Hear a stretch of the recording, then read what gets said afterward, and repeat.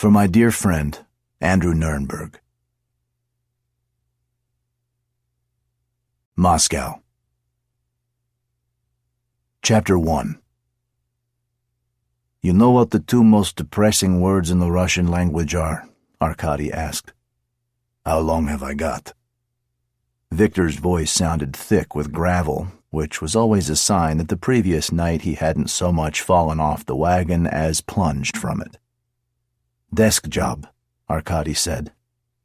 In the country which clasps tragedy to its breast, nothing is more tragic than a man with a desk job. As always, investigator, you zero in on the truth. Investigator, Arkady sighed. The only inquiry I've made in the past 3 months has been into the quality of the coffee here in Petrovka. Petrovka 38 was the police headquarters where Arkady worked as an investigator for the Office of Prosecution, and Victor was his good friend and assistant detective. What did you decide? That when the devil came to seduce Margarita in Patriarch Ponds, he stopped off on the way to install vending machines. Come on, Victor. What do you call an investigator who doesn't investigate? A crime, said Victor. It was, of course, Prosecutor Zurin who had confined Arkady to office duties. He had over the years sent Arkady to various extremities of the country on cases, to Kaliningrad, hard up against the Polish border in the west, and to Lake Baikal, halfway to the Far East, across endless rolls of Siberian tundra. Perhaps Arkady thought he could complete the compass by going to the far north or the far south. The Northern Fleet in Murmansk was always a hotbed of scandal, and any time spent there would play havoc with Arkady's circadian rhythms to an extent which would please even Zurin. The sun didn't rise for 6 weeks in the winter and didn't set for 6 weeks in the summer. Men went mad with monotonous regularity up there, and sometimes Arkady felt he had less far to go than most. As for the south, well, Crimea was Russian again now, and it was very nice at this time of year. Arkady had been there once with his first wife, Zoya, back in the days when every woman on the beach wore the same leopard print swimsuit because that was the only one on sale that year. As the saying went, the past was another country. Papers were stacked in ziggurats on Arkady's desk. He picked up a sheet off the tallest one and waved it vaguely in Victor's direction. Departmental Liaison Officer. Do you know what that means? That you attend endless meetings where you're neither wanted nor needed? Right, said Arkady. The ziggurat slid and toppled as Arkady put the paper back. A solitary sheet floated gently downwards like a snowflake. Victor stretched out a hand and caught it lightly between thumb and forefinger. What's this? He asked. What do you mean? The handwriting is so tiny it's illegible. I can't read a word of it. Can you read it? Of course, it's my handwriting. Go on then. He handed the paper to Arkady. Read it to me. Arkady hesitated. I can't read a word of it either, Arkady said. You should transcribe it onto the computer while it's still fresh in your mind. It's called age, Victor. Everything starts going with age. Chapter 2. It was June, warm enough for Arkady to take his jacket off and sling it over his shoulder. As he walked, he kicked up what looked like snow but wasn't. It was puch, fluff from poplar trees, which at this time of year could fall in blizzards. Moscow had hundreds of thousands of poplar trees, the planting of which was blamed on Stalin or Khrushchev or both. Piles of puch burned like gunpowder, so street cleaners drained high-pressure hoses on the flakes wherever they gathered. In Arkady's early days as an investigator, he heard the tale of the American ambassador who had such a bad allergic reaction to the stuff that he'd been evacuated to a hospital in Germany. Arkady regarded puch in the same way he regarded Moscow's traffic, as an annoyance so commonplace that acceptance was the path of least resistance. Zhenya was where Arkady knew he would be, because it was where he always was, at the chess tables in Gorky Park. Looking like a novitiate monk in his maroon hoodie, Zhenya crouched low over his table and stared at the board with such intensity that Arkady thought the king might give himself up through sheer fright. Zhenya's opponent was an old man in a flat leather cap, a thick tweed jacket and a pullover, a man in whose bones the long, cold winters clearly lingered even once summer had come. He sat back in his chair, pondered, then slowly moved his piece. Zhenya was a dervish, hands dancing over the pieces, crashing a bishop down here, slapping the chess clock there. Each move was designed to set a trap. The old man's queen was skittish and isolated. "Mate in 5, Zhenya said. "Let's play it out." "Why?" "I check here, your king goes there, check, check, pawn cuts off your flight." "Let's play it out." Zhenya shrugged. "Suit yourself." He made a show of impatience as the old man took his time over each move, until eventually it was done. Zhenya pocketed the 2 100-ruble notes tucked under one side of the board. He showed not the slightest trace of embarrassment. This was how he made his living. "I could have been halfway through my next game by now," Zhenya said. The old man got to his feet as though uncoiling. "I know." Arkady stopped his smile just short of a laugh. Only now did Zhenya even seem to notice that Arkady was there. He gave a sheepish grin and placed his hand awkwardly on Arkady's shoulder. For Zhenya, this represented unbridled affection. "Hi. How have you been? Haven't seen you for a while." They were father and son, officially if not biologically. Arkady had adopted Zhenya after finding him living in a casino off 3 Stations Square, and now they did all the things normal fathers and sons did. They argued their way toward common ground, sighed that the other didn't understand them, and wrangled over money both owed and needed. Zhenya had moved out of Arkady's apartment a few months back. "I've been here. How's Ladi?" "She's okay." Arkady knew Zhenya, so he waited. Zhenya said. "Things aren't so good." "Why not?" "She thinks I'm wasting my time here." "She's right. Don't start." "Zhenya, you have all the talent in the world and you're using a fraction of it. Hustling pensioners for a couple of 100 rubles, that's not a job." "It's a living." "Not the same thing." "It is. You should study 6 hours a day, play in real tournaments. If that's what you want to do and you commit to it, then I'll help you." "How could you help me? You don't even know basic openings." "Financially, I mean." Arkady gestured to the tables, listened to the clack of the pieces in the warm air. "The money you win here is cheap tricks, nothing more." Zhenya flapped a hand as though batting away flies. "How's Tatiana?" he asked. Arkady took the change in conversation for what it was. "Gone to St. Petersburg." "For how long?" "Gone, as in gone. She's taken a job there. Correspondent for the New York Times." "But you're still together?" "No." "Oh." Seeking the right words was almost a physical effort for Zhenya.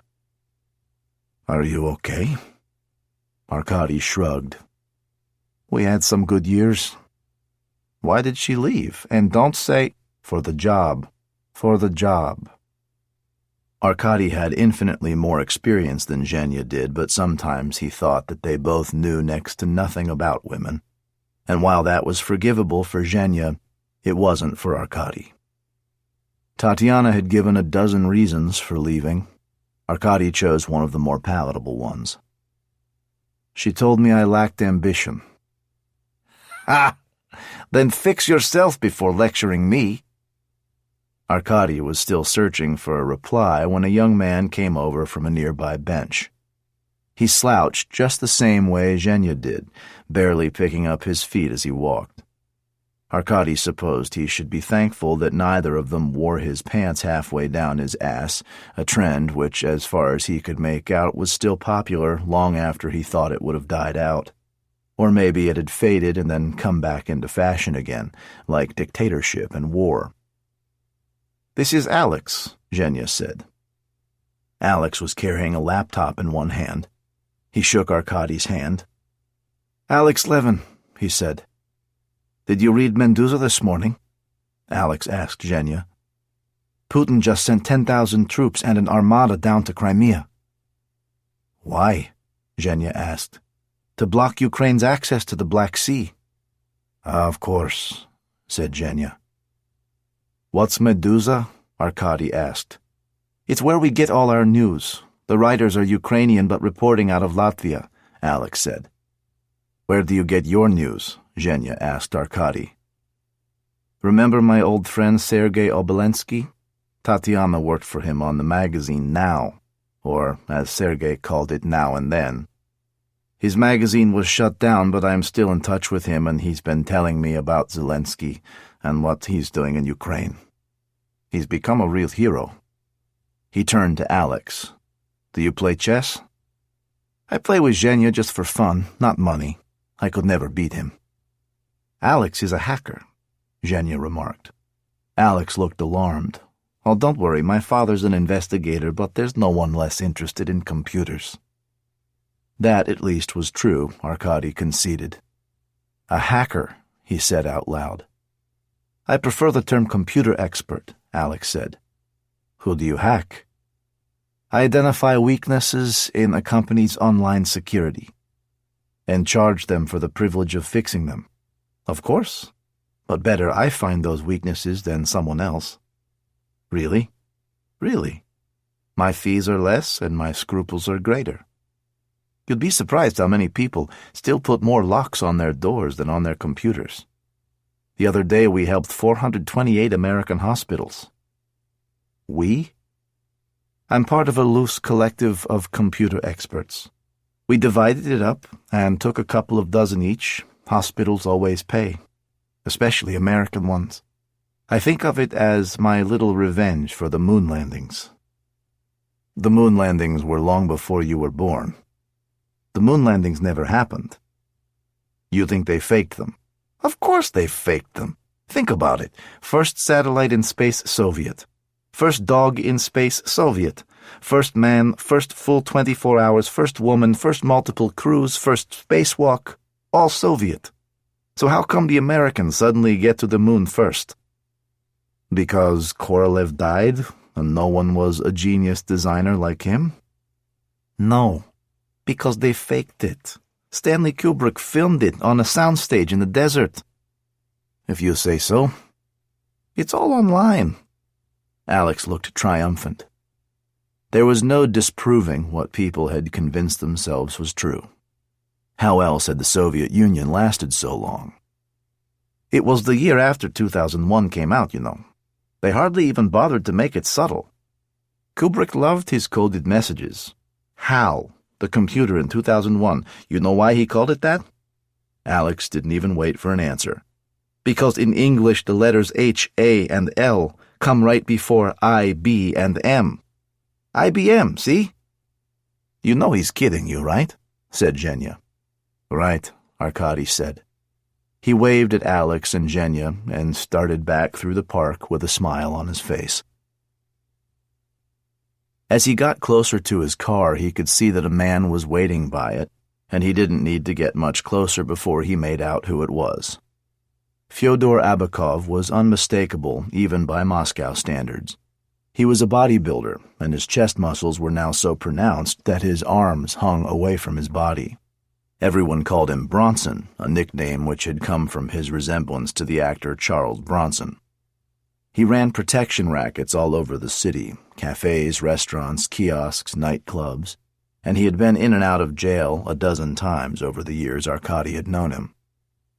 Bronson held out a hand. "I should congratulate you." "Why?" "I hear you were fired by that pig Zurin." "More or less. I work at a desk now." "Consider it a promotion. Can we talk?" Sure. I can pay you more than the prosecutor ever did if you'll do a job for me. I won't take stolen money. Then maybe you'll take pity on an old man and help me out. Bronson looked more pitiable than an outsized gangster had any right to. He took Arkady's silence as assent, at least to make his proposition. My daughter Karina has disappeared down the rabbit hole, and the assholes I hired to find her haven't gotten anywhere. Arkady smiled. You don't want to go to the police? I'd rather stick pins in my eyes. I should remind you that I'm still technically a police detective. Present company accepted, of course. Of course. Bronson fished in his pocket, brought out a photograph, and handed it to Arkady. Karina had curly, light brown hair and an abstracted expression. Arkady had never bought the idea that you could tell a person's main qualities from a photo. People changed and turned to show certain sides at certain times. A snapshot was just that, a temporary pause in time, and misleading didn't begin to cover it. Tell me about her, Arkady said. She plays the violin? She plays the violin. Arkady was surprised. Damn right she plays the violin, in a string quartet. They're very good. Does she have a boyfriend? You think I'd know?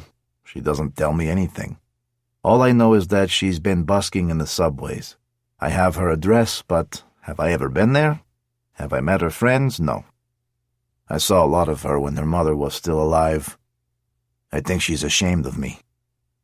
Do you think she was snatched in the subway? Who knows? That's why I need you. These kids have a whole different lifestyle. I have no control. She could be anywhere. But she always has that violin with her. Music is all she really cares about. Music and politics. Arkady's heart sank at the word politics. Politics in Russia was for the corrupt, the brave, and the foolish. What kind of politics? Some movement called Forum for Democracy, Forum for short. Anti-government. Isn't everybody? The wind rippled the river into ridges. Arkady blew at a piece of pukh hovering close to his face, and it danced away as it fell. So, Bronson said, will you help me? It wasn't that Arkady trusted Bronson, and he certainly didn't admire him. But at least Bronson never pretended to be anything other than what he was. Criminals came in all shapes and sizes, and there were two categories Arkady disliked above all. The small-timers who wheedled and sniveled and blamed the system, and the so-called businessmen who thought that putting on a suit and having a chauffeur drive them to work in an office absolved all previous sins in a baptism of respectability. Bronson was neither of those. He was a man true to himself and the world, and for that, maybe for that alone, Arkady liked him. Besides, he saw that the man loved his daughter and was distraught. I've got to have a completely free hand in this, he said. You can't interfere, and I don't want anyone to see us together, or I won't be able to find your daughter. You're sure I can't pay you? I'll do the same job for you either way, so no. Bronson clapped a meaty paw across Arkady's shoulder. It felt like being cuffed by a bear. Thank you. Chapter 3. Zhenya was waiting outside Arkady's apartment building when he returned. I'm sorry about earlier, he said. About Tatiana? It's all right. Okay if I come up? Of course. The apartment was in an old Tsarist building with a courtyard. Arkady was always slightly amazed that the developers hadn't yet come for this, as they seemed to be doing on every other street corner in Yakimunk. He could hardly move for signs proclaiming Painter's Village this and Composer's Village that.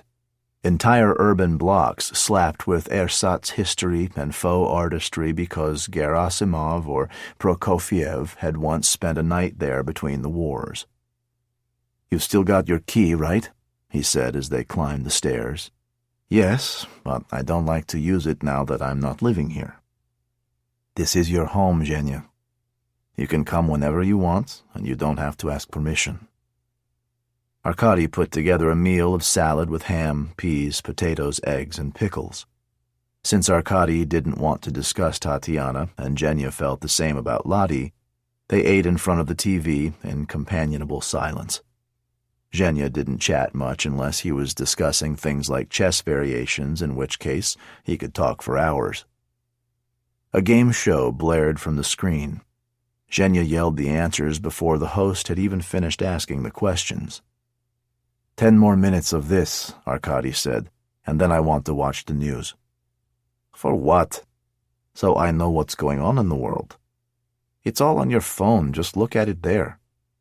Phones are for talking, TVs are for watching.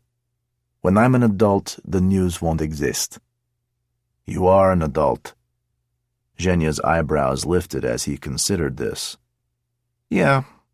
Anyway, if it's on the TV, it'll just be Putin this, Putin that, same as usual. Yes, but he's news. Not when everything he says is a lie.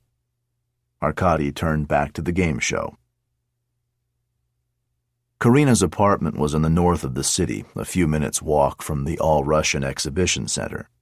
Stalin had chosen this park as ground zero for the glorification of the Soviet Union and its manifest achievements. A person could pass effortlessly from the Armenian Pavilion to that of the People's Education, from Estonia to the Central Industrial Zones. Grouped among the pavilions were oversized statues like the famous statue of the worker and kolkhoz woman raising a hammer and sickle together. Nearby, a titanium rocket soared skyward above its own exhaust plume. Arkady could almost bring himself to feel nostalgic. He fiddled with the lockpicks. They were slippery today, not balancing in his hand the way they usually did. Here, Victor said, let me. He took them gently but firmly, like easing a stick from a puppy's mouth, and set to work. It took him less than half a minute. It's a handy skill, he said as the door swung open. Neither of them bothered looking for an alarm box. Alarms in apartment blocks like these were not so much ignored as denied on an existential level. An extendable doorstop leaned against the wall, ready to be wedged hard under the handle from the inside and provide at least some form of resistance against forced entry. It wouldn't deter any but the most opportunistic and lazy criminals, which meant that its success rate would be running at around 98%. The apartment was 4 rooms small, a living room with a kitchenette on its side wall, a bathroom, and 2 bedrooms. The first bedroom they looked in belonged to Karina's roommate, name unknown. The room was spare. Sheets of music were neatly stacked beside a music stand. In a collage on the wall there were pictures of a girl with jet black hair and light brown eyes, sometimes smiling, sometimes serious, and occasionally challenging. Karina's bedroom was the better of the two. She at least had a view of the park. Arkady peered at the books on her shelves, flipped through her wardrobe, picked through her drawers. Searching was always an invasion of privacy, justified or not, and he had never lost the feeling of discomfort it gave him. He could tell everything and nothing about Karina and her roommate. The kitchenette was spotless. He took the calendar off the wall. The year was 2021 and the month September, so it was current. Music rehearsals were marked in red, forum meetings in green. The next one was tonight. A pair of ultrasonic pest repellents were plugged into sockets. 3 cans of pepper spray were neatly lined up in a cupboard. He saw toiletries, perfumes, and jewelry. They should have brought a woman with them to read these runes. A woman would know what should be there but wasn't, and what was there but shouldn't be. A woman would be able to tell if Karina had left in a hurry or at leisure. There was no sign of a violin, so presumably Karina had taken that with her. That was something concrete at least. That and the calendar. "How much did you say Bronson's paying you?" Victor asked. "He isn't." "Then you can't say he hasn't gotten his money's worth." Arkady took the calendar with him when they left. He felt as though he'd somehow been swindled at the fair. Chapter 4. The residents of Patriarch Ponds seemed very put out by the fact that a forum meeting was being held there. Arkady suspected that this was a good part of the rationale behind the choice of location in the first place. The heads of a dowager and a bald man appeared with cuckoo clock synchronicity at adjacent windows of an apartment building. "Quiet down!" yelled the dowager. "I'm calling the police!" the bald man shouted. There was optimism for you, Arkady thought. The meeting had attracted a couple of hundred people spilling out of the cafes and bars which skirted the edge of the pond. There was only one pond now, down from 3, but no one had gotten around to changing the name. Arkady saw people sitting on steps eating takeout. It felt like a carnival as much as a political meeting. "Why are so many people wearing green?" Victor said. Arkady looked. Victor was right. There were green t-shirts, green scarves, green bandanas, and baseball caps. He remembered that the forum meetings had been marked on Karina's calendar in green ink. "I do know, but I can't remember." It remained just out of reach. He could sense it floating nearby, something he'd read or something he'd seen. A cheer went up. A man with an eye patch bound onto a makeshift stage. "Zelyonka," Arkady said suddenly, his mind making a muscular leap at the realization. "Lebedev." He indicated the man with the eye patch. Had Zelyonka sprayed into his face by political opponents. "What's Zelyonka?" Victor's knowledge of the world was limited. He could remember things that happened decades ago, but found himself stumped by the most commonplace and recent events, depending on when, where, and how often he drank. "It's a brilliant green dye," Arkady said. "Maybe a disinfectant, I can't remember. It's impossible to get off once it's on you. Sometimes you can still see traces of it a couple of weeks later. In Lebedev's case, it was mixed with something caustic, so he suffered a chemical burn to one eye and lost most of his sight in that eye. Now they all seem to be wearing green in solidarity." "Did they ever find out who did it?" "Unlikely." Lebedev held up his hands, and the applause gradually died down. "My friends," he said. There was a slight echo on the microphone. "It's so good to see so many of you here tonight." "Locusts!" the dowager shouted from her window. "Buzz off, all of you!" "Come and join us, madam." Lebedev rode the swell of laughter. "Be part of the Green Revolution. Come one, come all. As long as you want change, you will always find a welcome here."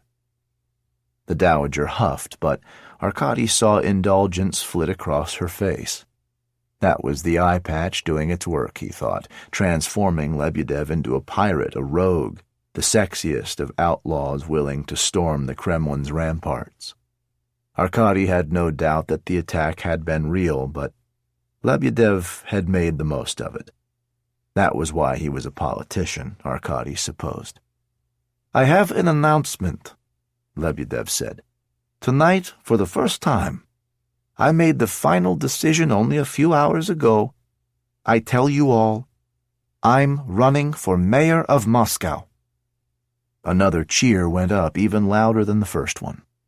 Arkady's view was obscured by a forest of arms, hands clapping high above heads, or fists punching the air. A couple of thick necks in front of Arkady and Victor were among the few who didn't cheer. Arkady noticed they weren't wearing green either. He nudged Victor and nodded in their direction. Victor made a "what else did you expect" expression. Of course, the FSB, the Federal Security Service, would be here. They would want people to know that they were here. They could easily have sent younger agents who could blend in better. The FSB always had reasons. The trick was to work out what those reasons were. "I'll need donations, of course," Lebedev said. "Please, spare what you can, even if it's not that much. We all know how awash with money our politics are and how you need to be either an oligarch or in the pocket of one to achieve office. Let's change that. I don't want 1,000,000 rubles from one person.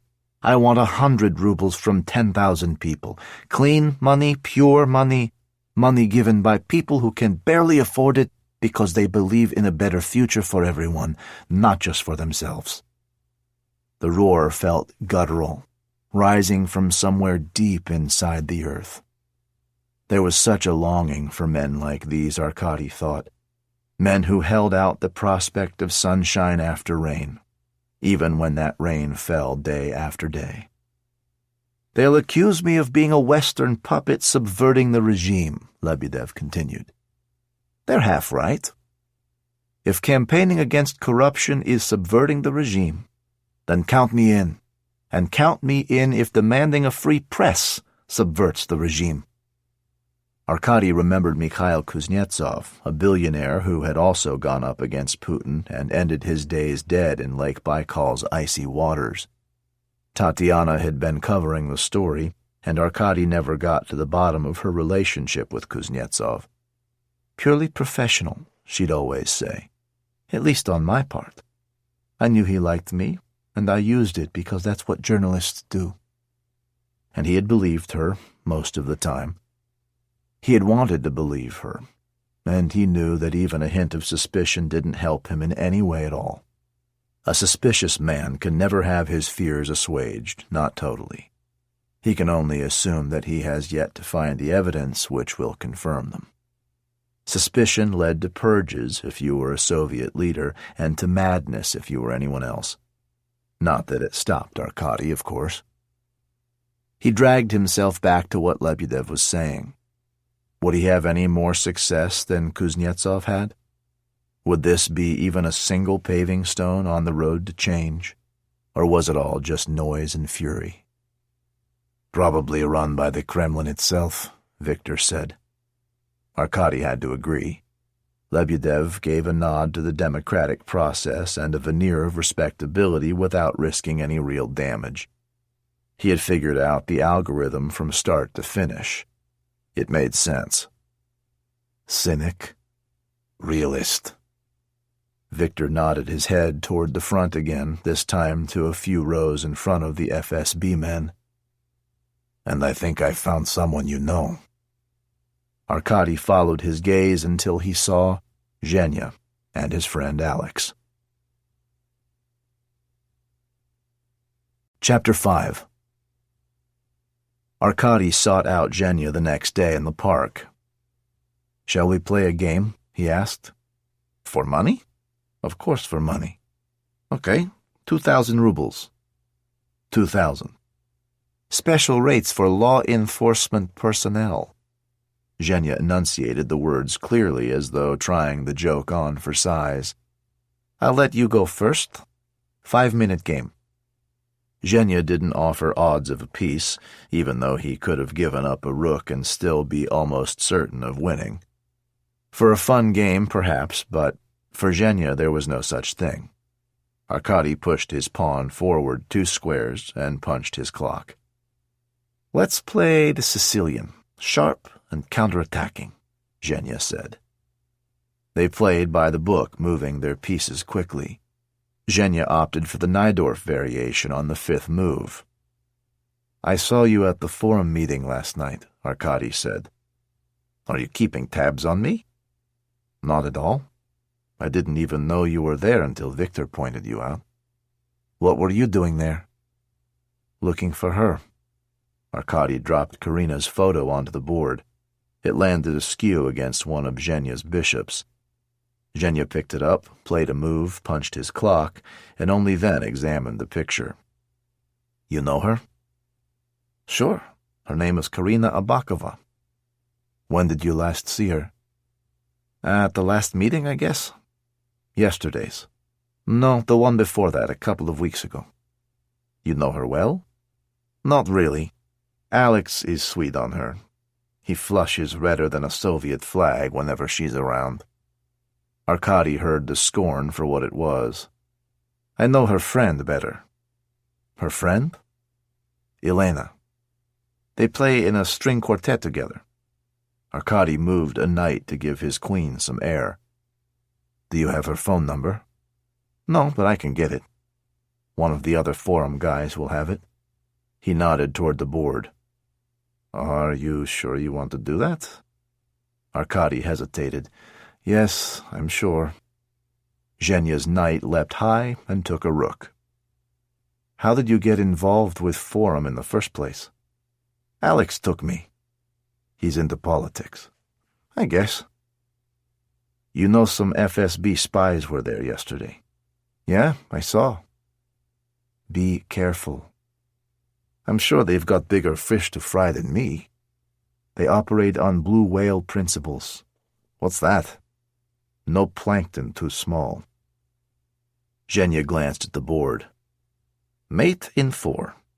Don't be like the asshole yesterday and play it out. I wouldn't lie to you about this. That was true enough, Arkady thought. Zhenya won games with cheap tricks, but tricks weren't lies. Chess was a game of insight. Nothing was hidden. It was all there if only one was good enough to see it. Can you ask Elena to meet me here tomorrow? What time? Noon. Arkady stood up and laid a stack of rubles down on the table. Chapter 6. Arkady recognized Elena the moment he saw her, and the look she gave him was no less challenging than the one he'd seen in her bedroom. I must apologize, Arkady said. My colleague and I searched your apartment the other day. We were looking for clues that might help us find Karina.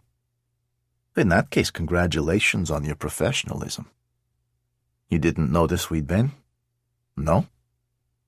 But I took a calendar from the kitchen. I thought it had fallen down behind the stove. It sometimes does, and it's hell fishing it out again. There was a crowd by the chess players today offering advice and laying bets on their favorite players. Arkady gestured toward the fountain in the distance. Walk with me? Sure. Kiev, Arkady said. Excuse me? Your accent. I can hear hints of Kiev. Very good. I lived there since 2014. She paused, waiting for him to make the connection. Again, it took him a moment longer than he felt it should have. Crimea, he said. You're originally from Crimea. Very good. You're a Tatar. It was in her face, slightly tanned skin, a tilt to the eyes, high cheekbones, and a watchful defiance. Many Crimean Tatars had left the peninsula for Kiev after the Russian annexation, an invasion or a reclamation, depending on whose side you took. Karina's not a Tatar, but she's from Crimea too, she said. I didn't know. He had never thought to ask Bronson about his family history. That's one of the reasons we hit it off. She's sympathetic to our cause, unlike most Russians who live there. No one dares to denounce the invasion. She does. And you play in a string quartet together? Yes. She's first violin, I'm second, but for the moment I'm playing first while she's gone. Kind of a coincidence. What is? You're both from the same place, you play the same instrument, you're fighting for the same thing. We became roommates after I met her at Forum. And she hasn't told you where she's gone? No. Does that worry you? Yes. Does she normally take off without telling you? No. Elena sighed. But I probably shouldn't worry. She knows how to take care of herself. Her father doesn't think so. Of course he doesn't. He's her father. That doesn't make it less true. She's fearless. Lots of people like to say they are, but most of them don't mean it. She does. You and Karina are involved in an anti-government organization. You know that the FSB monitors groups like Forum, and sometimes they bring people in for questioning. Maybe she's met a man. Does she often? Sometimes. They never last long. I don't bother getting to know them. Saves time. You don't think this is about a man, do you? No, I don't for some reason. They reached the fountain. Elena's brown eyes turned a brief hazel as they caught the sun. There's a demonstration planned for the weekend, she said. You should come. Lubyanka. Even now the name sounded like a gunshot. Once a prison, it was now the headquarters of the FSB. Beyond the yellow brick facade were cells burrowed deep into the city's bedrock, boxes devoid of light and hope. There, prisoners had been tortured and killed first by the NKVD, then the KGB, and now the FSB. Arkady asked for Marina Makarova, a forensic pathologist he had known for years. He was told she'd be right out. He wasn't asked if he wanted to go up to her office, and if he had been asked, he would have refused. He always kept the main door in sight when he came here. Marina arrived with a clacking of heels and a pair of air kisses that stopped just short of Arkady's cheeks. "What can I do for my favorite investigator?" "I'm looking for Karina Abakova." "And you think she might be here?" "It's a possibility. She's a member of Forum." "Arkady, you know I can't disclose the names of our guests." "Guests. But you can tell me if you don't have someone here." Marina sighed. "For you? I suppose." "Forum, you say?" "Yes. We spend more and more of our time with groups like that. It used to be all Chechens and Ossetians. You knew where you were with them. They'd kill you as soon as look at you. Now it's kids with cell phones who think they're going to change the world. It's hardly the same." "Of course not. That's my point. I never felt I was wasting my time with the Caucasus. But these kids, how long do you think they would have lasted with the Soviets?" "But now the Kremlin considers them a threat too." She put her hand on Arkady's arm. "Leave it with me." "How's Tatiana?" "Gone to the Winter Palace and the Bronze Horseman." Mariana made no attempt to hide her glee. "Well, you know where I am." Arkady had scarcely arrived back at his desk when Zurin came in. He was wielding a sheaf of papers like a cudgel. "What use are these to me? Totally illegible." He slapped them down hard on Arkady's desk. Dust motes rose in indignant protest. "Even a child has better handwriting. Renko, you're getting sloppy. Rewrite these forms so I can read them. What's the matter with you anyway?" "I'm not sleeping well." "Why?" "Don't know why." "Well, do something about it. See a doctor." Chapter 7. It was a sleep-inducing scene.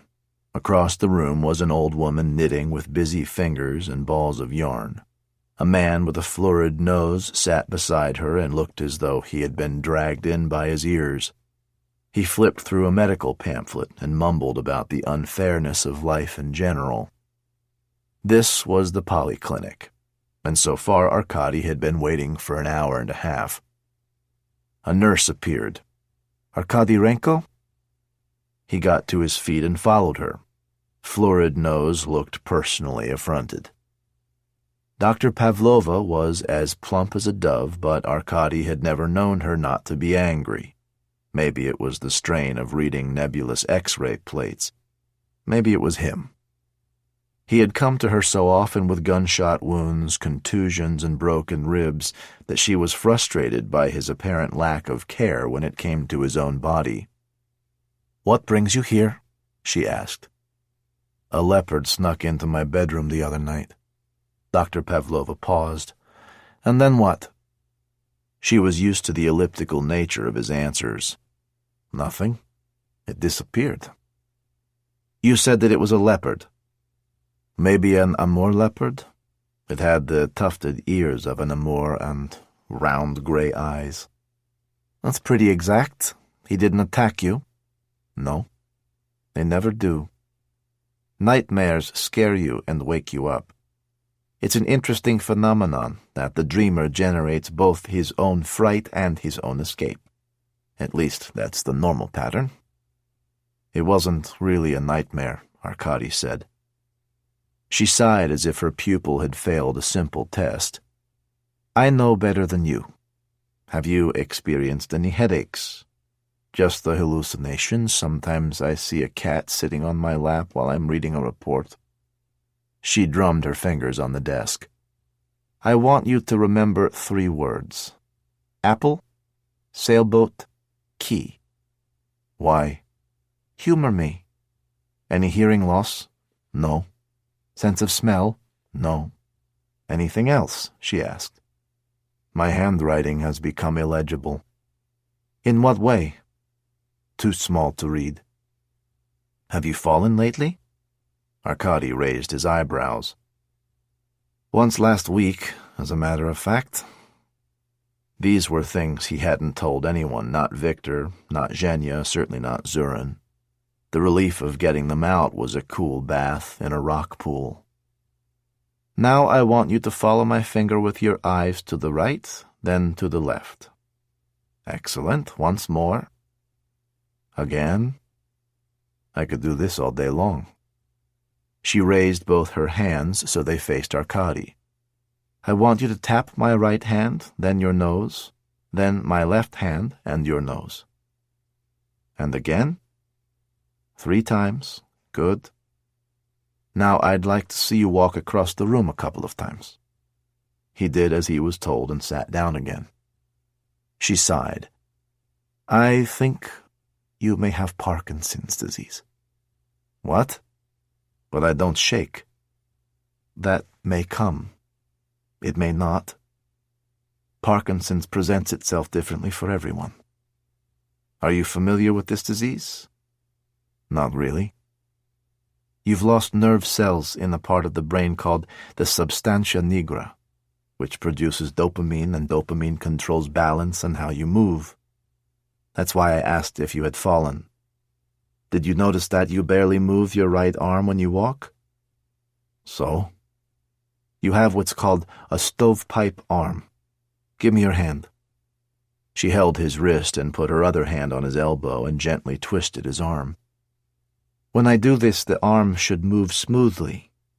Instead, it ratchets as it moves. The handwriting, the lack of depth perception, and hallucinations are all classic signs of Parkinson's. His world was slipping from under his feet. Is there a cure? Not yet. Will I die of it? You won't die of it. You will die with it. You may die because of it. What do you mean? If you fall and break your hip, you might not live through the operation. In the later stages of the disease, you may find it difficult to move around and die of pneumonia. What should I do? Remember apple, sailboat, key? I'm going to make an appointment with a neurologist I want you to see. He'll recommend medications, maybe vitamins. Be aware that medications used to control Parkinson's can cause impulse control disorders, excessive shopping, increased sex drive, compulsive gambling, binge eating, things like that. Do you feel you may be susceptible to any of those? 1 or 2. After you've seen a neurologist, I'd like to see you again in 3 months. Arkady didn't move. Dr. Pavlova's expression softened. I know it feels like a brick wall has just fallen on you. But it'll be years before you're incapacitated, and therapy will help a lot in the meantime. If you are going to get a serious disease, Parkinson's is by no means your worst choice. I can look forward to a slow death, you mean? Not at all. No slower than the rest of us, at any rate. Arkady got to his feet. Well, thank you. I guess I'll see you in 3 months. There was a bench outside the clinic. Arkady sat down and closed his eyes. He thought about Tatiana, with whom he had thought he would spend the rest of his life. She was gone, and he was just getting used to her absence, and now he had a disease without a cure. He wondered if life was worth living. There were, he supposed, 3 ways to deal with this new problem: acceptance, confrontation, and denial. Acceptance was not so much a strategy as an aspiration. It would come in its own time, presumably once he'd exhausted every other option. Confrontation was all well and good, but it would elevate the disease to a station more central and important than Arkady wanted it to be. He had heard too many people talking about their battles with disease as though triumph were simply a matter of moral fiber and determination. The problem with that was while his body was the battlefield, he wasn't willing to fight. That left denial. If he pretended that he didn't have it, he could ignore the ways it was affecting his life. Denial sounded good. Chapter 8. The demonstration that Elena had invited him to was at Sparrow Hills, south of the city, and Arkady knew from the moment he arrived that there was going to be trouble. Every protest was a riot in waiting, but this one was a certainty. A motorcycle gang circled the crowd, riding deliberately close to the protesters and revving their engines as they roared away.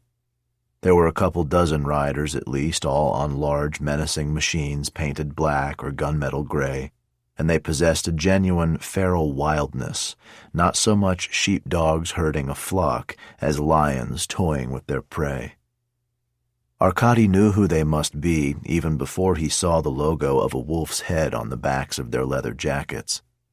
The werewolves were a gang that acted as outriders for the Kremlin. They had fought alongside Russian forces during the invasion of Crimea and the Donbass in 2014, and they regarded it their duty to propagate and influence what they called old-fashioned patriotic values. It was rumored that they received several million rubles a year from the government. Putin himself had even been seen riding a motor trike with them. A banner fluttered in the wind like a medieval knight's standard, a picture of Putin shaking hands with the werewolves' leader Yashin. There were police here too, but Arkady knew which side they'd be on. "This is about to kick off." Victor had to shout in Arkady's ear to be heard above the noise of the motorbikes. Elena was on the edge of the demonstrators handing out leaflets. Arkady waved. She came over, quickening her pace to dodge between two of the werewolves. "Victor, this is Elena," Arkady said. Victor gave him a knowing look. Arkady nodded toward the werewolves. "Have they bothered for him before?" "They show up every time we have a demonstration."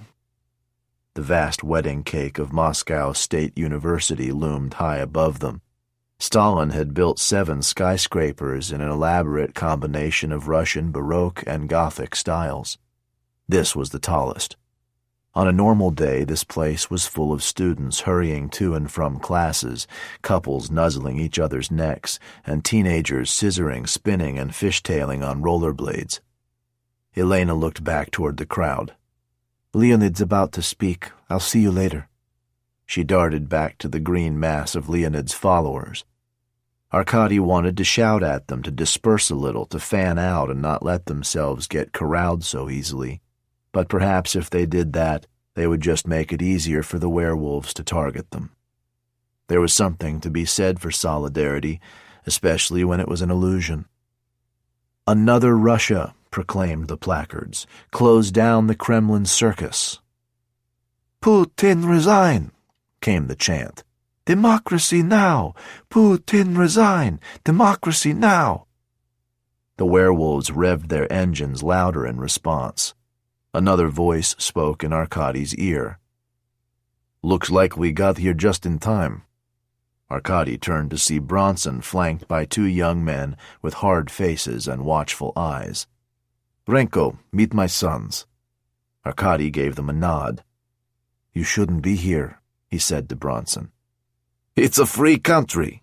Bronson laughed uproariously at his own joke and moved on with his sons until they too were enveloped by the crowd. Lebedev appeared, and once more the cheers and the engines tried to drown each other out. A megaphoned voice crackled, "Disperse, or special measures will be used." Arkady looked over at the senior police officer on site, but he was just standing with his arms folded watching the crowd. The voice belonged to a werewolf with hair dangling halfway down his back and a studded leather bracelet around each wrist. "Go on, all of you. Break it up. Fuck off home." "Shit," said Victor. "Who let him out of his cage?" The nearest werewolf came at them hard and fast, wielding an iron bar above his head with one hand as he rode with the other. Victor, showing astonishing timing, reached up, grabbed the bar, and pulled the rider off his bike. The man hit the ground and clutched his shoulder with a cry of agony. The bike skidded on its side, sparks flying, until it came to rest against a grassy bank. Two werewolves jumped on Victor, punching and kicking him until he fell to the ground. Arkady waded in and got a backhand to the jaw for his trouble.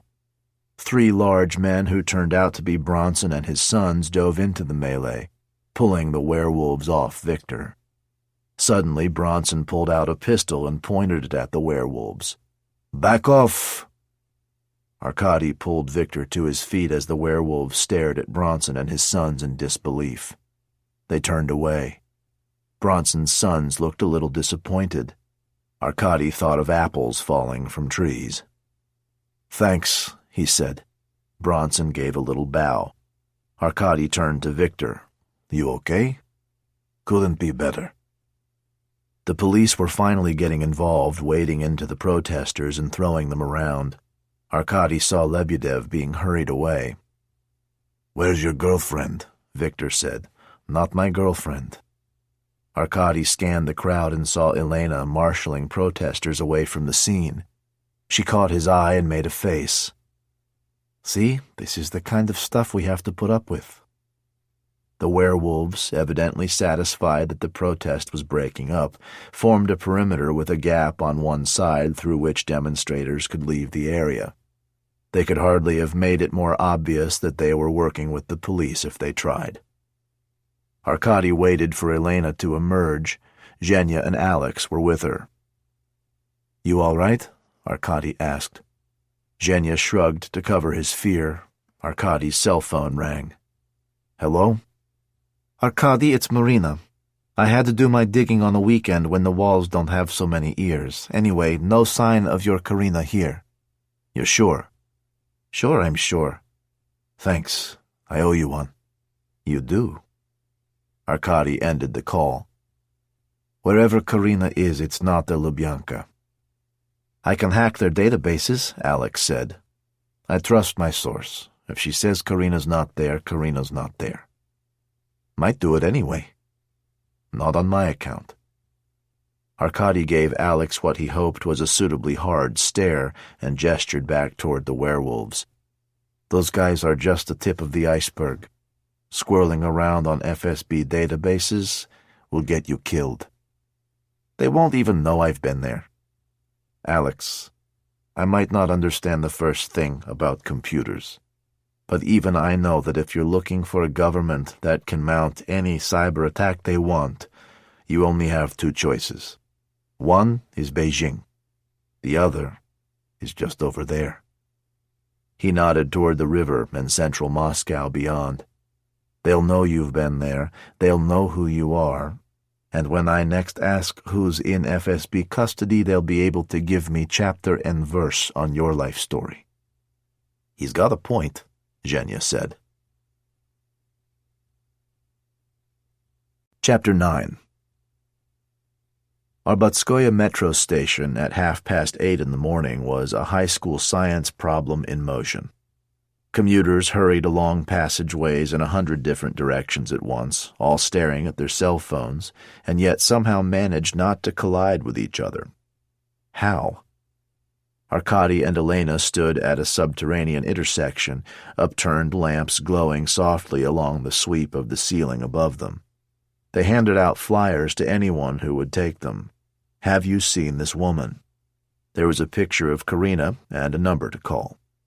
No offer of a reward, though anyone who knew anything concrete would certainly ask for one. "Tell me again how often you busk here," Arkady said. "Once a week on average, sometimes more, sometimes less. It all depends on how many performances we have. Real performances, I mean." "Paid ones?" "Of course. How else can a musician make money? How much do you make? For a performance or a couple of hours down here? Either. For the concerts we make what the venue was prepared to pay. Some days are good, others are terrible. Some places pay well, others don't. We haggle a price and either take it or leave it. Down here, there's no haggling. If you add up what we earn by the hour, I'd say we're paid less, but surprisingly well, considering we're underground. Usually we're paid in loose change, but people are sympathetic to young musicians, and now and then we'll throw in a 20. I presume you're good. Yes, not Moscow Symphony Orchestra good, but I hope more than good enough. In a sane world, good musicians wouldn't need to supplement their income busking for kopecks. Yes, but sadly we don't live in a sane or fair world. They stayed until 11 when the morning rush had thinned and the tourists began to emerge. Sometimes Elena explained it was better to busk when there were fewer people around, counterintuitive though that might sound.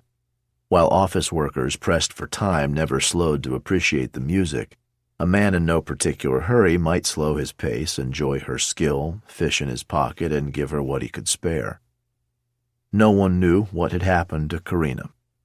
That was the flip side of busking. Few people would recognize a musician outside their professional setting.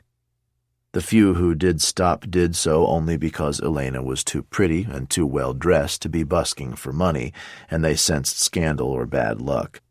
As for Arkady's investigation, this was a total waste of time. Not that he minded. He got to spend time with Elena. It was easy, but then again it often was to start with when conversation with somebody new was an interesting distraction. People often said that the best way to get over someone was to get under someone else, but Arkady had never quite believed that.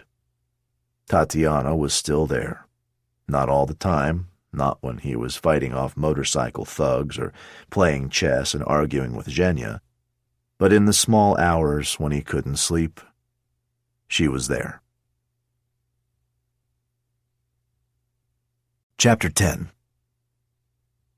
Leonid Lebedev had taken over part of the old Red October chocolate factory for his birthday party. Photographs of happy guests were up on Instagram almost before they'd been taken.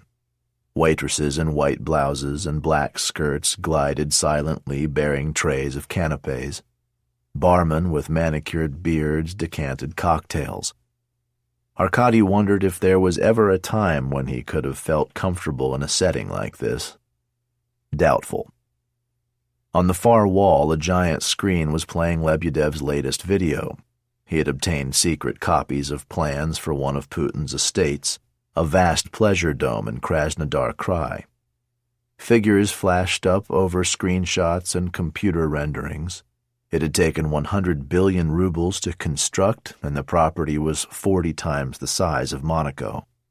It was an underground ice palace with 2 helipads, a church, an amphitheater, a vineyard, an oyster farm, long stretches of private beach. Lebedev appeared next to Arkady. "It's like a separate state," he said. "It's where he will flee when we depose him." He didn't bother to introduce himself.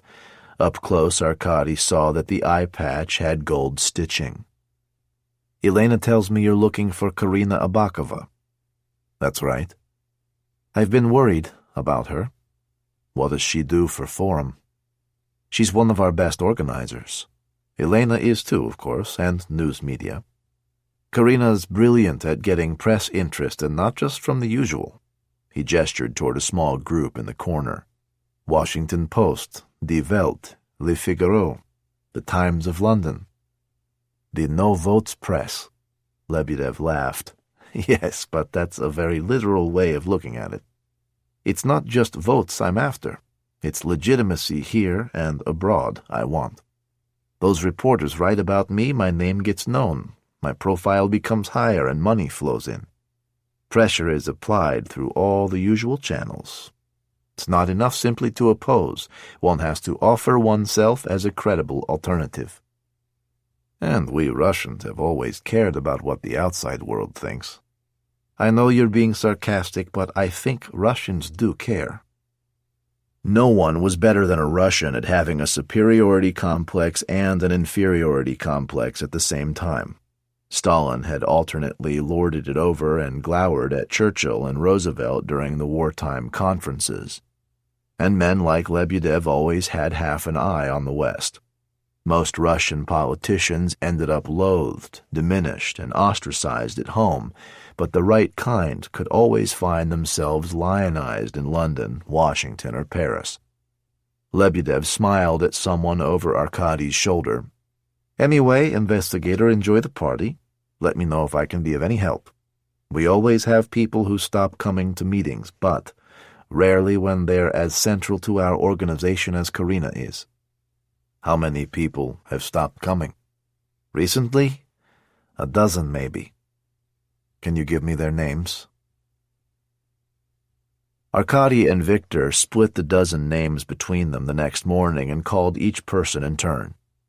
By the time they'd finished, they had found 4 who were disillusioned with Forum, 3 who had been too intimidated by the werewolves at previous rallies, a married man and woman who had moved back to Nizhny Novgorod after their work contract in Moscow had come to an end, one who was in jail for shoplifting, one who told them that he had never helped the police and wasn't about to start now, and one who admitted that he had only gone to the meetings to get laid and had found himself disappointed in that regard.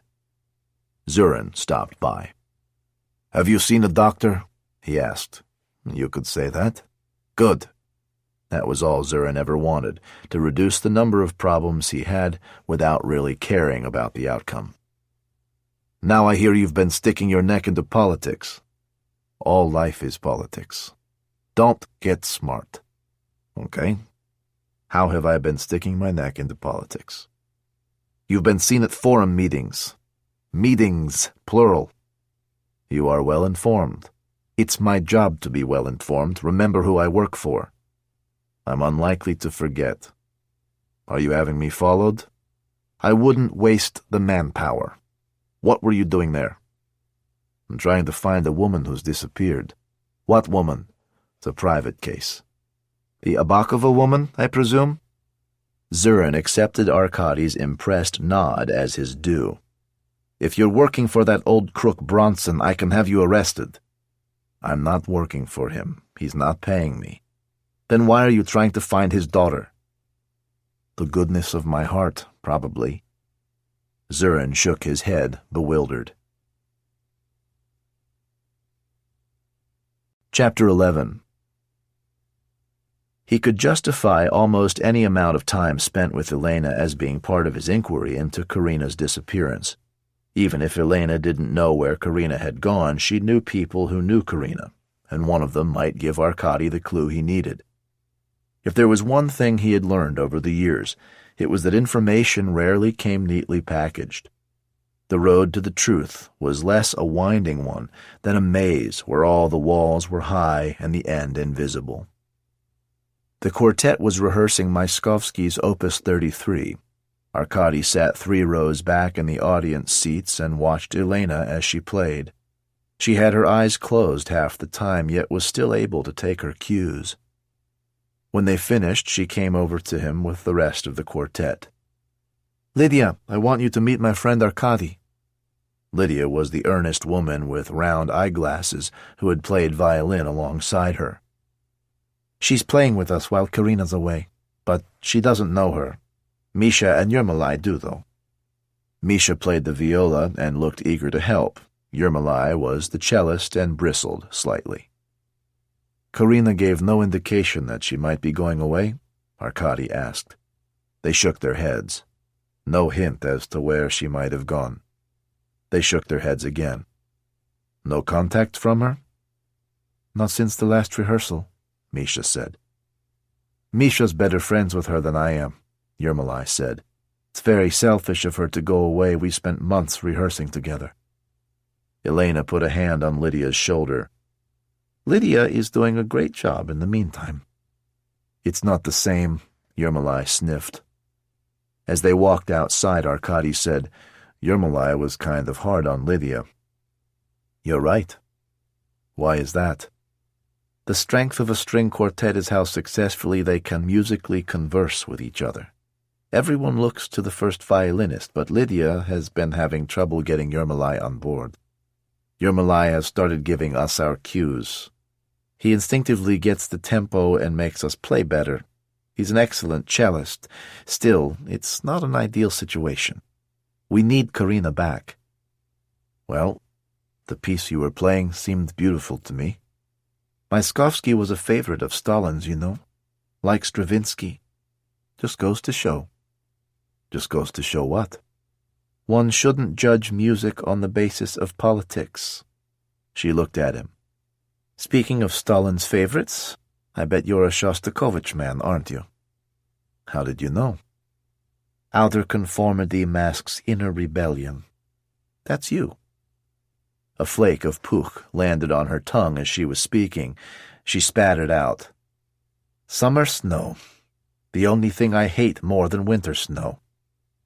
Arkady reached out to catch a flake on his hand. Then you must hate all of Russia all year long. How do you feel about Russian people? It's only the long-suffering ones I can't stand. Are you one of those?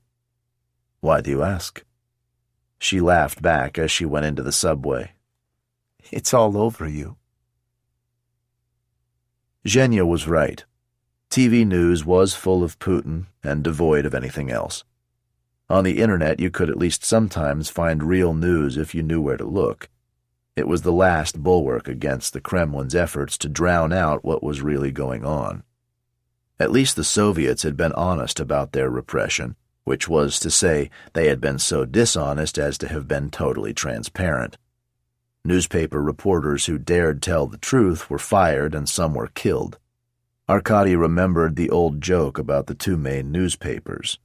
Pravda, truth, and Izvestia, news. There was no truth in Pravda and no news in Izvestia. He was just about to turn in when Elena rang. Can you come over? She spoke fast, her voice high and cracking. What happened? I think I was followed home. Why do you think that? Because they're still sitting in a car across the street. They? Yes, 2 men. I'll be right there. It took him longer than he expected. Even at 11 o'clock, Moscow's streets were still alive and the traffic still atrocious. He parked outside Elena's apartment and immediately saw the car she meant. A dark Volvo, boxy and forgettable, and both front seats filled by men in cheap suits. No license plate. They may as well have painted FSB on the side. Arkady got out of his car and walked across to the Volvo. It was foolish taking on the FSB so openly, but since they saw him arrive and since they probably already knew who he was, he didn't have much to lose. He leaned in at the driver's window and smelled salami and beer. Can I help you? Arkady said. What are you doing out here, Renko, looking for trade? The passenger laughed, or rather snorted. The driver started the car and without looking pulled out, forcing Arkady to quickly step back. He watched until the Volvo's taillights had disappeared before walking back across the road and ringing Elena's buzzer. It's me, he said over the intercom. They've gone. I was watching. She buzzed him in. She hugged him briefly but fiercely as he entered the apartment. Welcome to my place for the second time, she said with a smile. Can I get you anything? Thank you, no. Tell me what happened. I took the metro back after saying goodbye to you. It's only a 5-minute walk from the station to here, but I realized there was a car following me. How?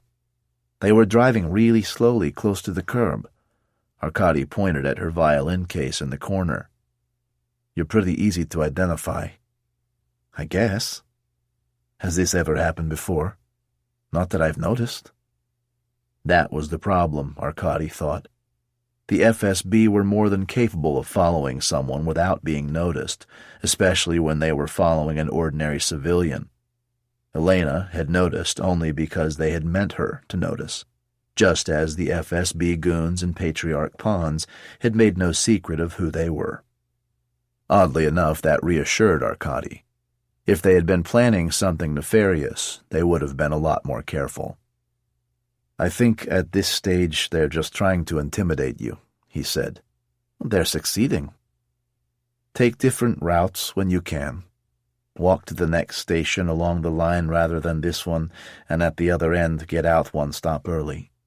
Maybe put your violin case inside a bag. He paused. What exactly is it you do for Forum? I consult with Leonid on messaging and help set up meetings. So you're pretty invaluable to the organization. No, Karina is much more important to the organization. Leonid used to run it by himself, but once his followers multiplied, he asked for volunteers. I met another volunteer that you know, Alex Levin. Oh, yes, he's a little goofy, but I like him. Why do you say goofy? He always wears a hoodie and he doesn't walk, he shuffles. When he isn't working, he has his nose in the book. I think he's shy. Arkady was glad Alex couldn't hear all this. How do you know him? She asked. He's my son's friend. They play chess together over in Gorky Park. Now Elena was embarrassed. He's a great worker, she said lamely. Arkady moved towards the door. Remember to take different routes home.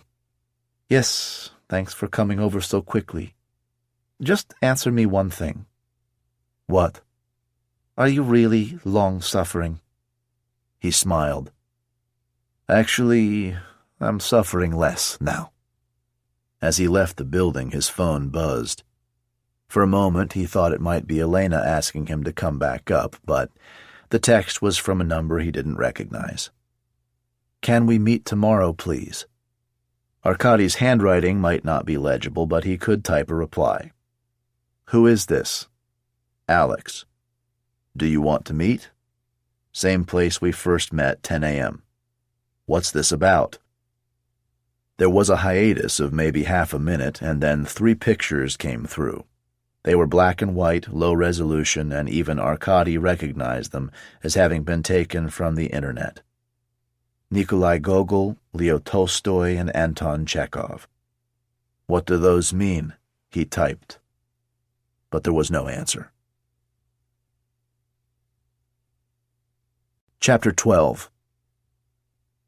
Arkady was half asleep, held in the perfect but unsustainable equilibrium between wanting to stay in bed and needing to get up, when the phone rang. He rolled over, saw Zurin's name on the screen, and groaned. The only thing worse than answering was not answering. Ranko, Arkady said, get yourself to Gorky Park. Arkady was about to say he was going there later anyway, but even through his grogginess he remembered that the less he told Zurin about his search for Karina, the better. Why, what's happened? A young man's been found dead there, at the chess tables. Arkady tried Zhenya 5 times without success as he drove to the park, somehow managing to steer and sound the horn simultaneously with his one free hand until he realized that hurrying was futile. The dead man, could be Zhenya, could be Alex, could be neither, wasn't going to be any more or less dead, and the last thing Arkady needed was to get in an accident. Alex was the one who had texted him last night and sent a cryptic message, but that might not mean anything. Zhenya and Alex were close, so Alex could well have shared anything he'd found with Zhenya. And if someone did want to warn Arkady off, then how better than getting to Zhenya? Zurin had already shown his willingness to use Arkady's love for Zhenya as leverage against him. He had held Zhenya under house arrest in Moscow, effectively a hostage, in order to make Arkady, who was in Siberia, do something he didn't want to do. Arkady knew he'd never forgive himself if harm came to Zhenya on his account.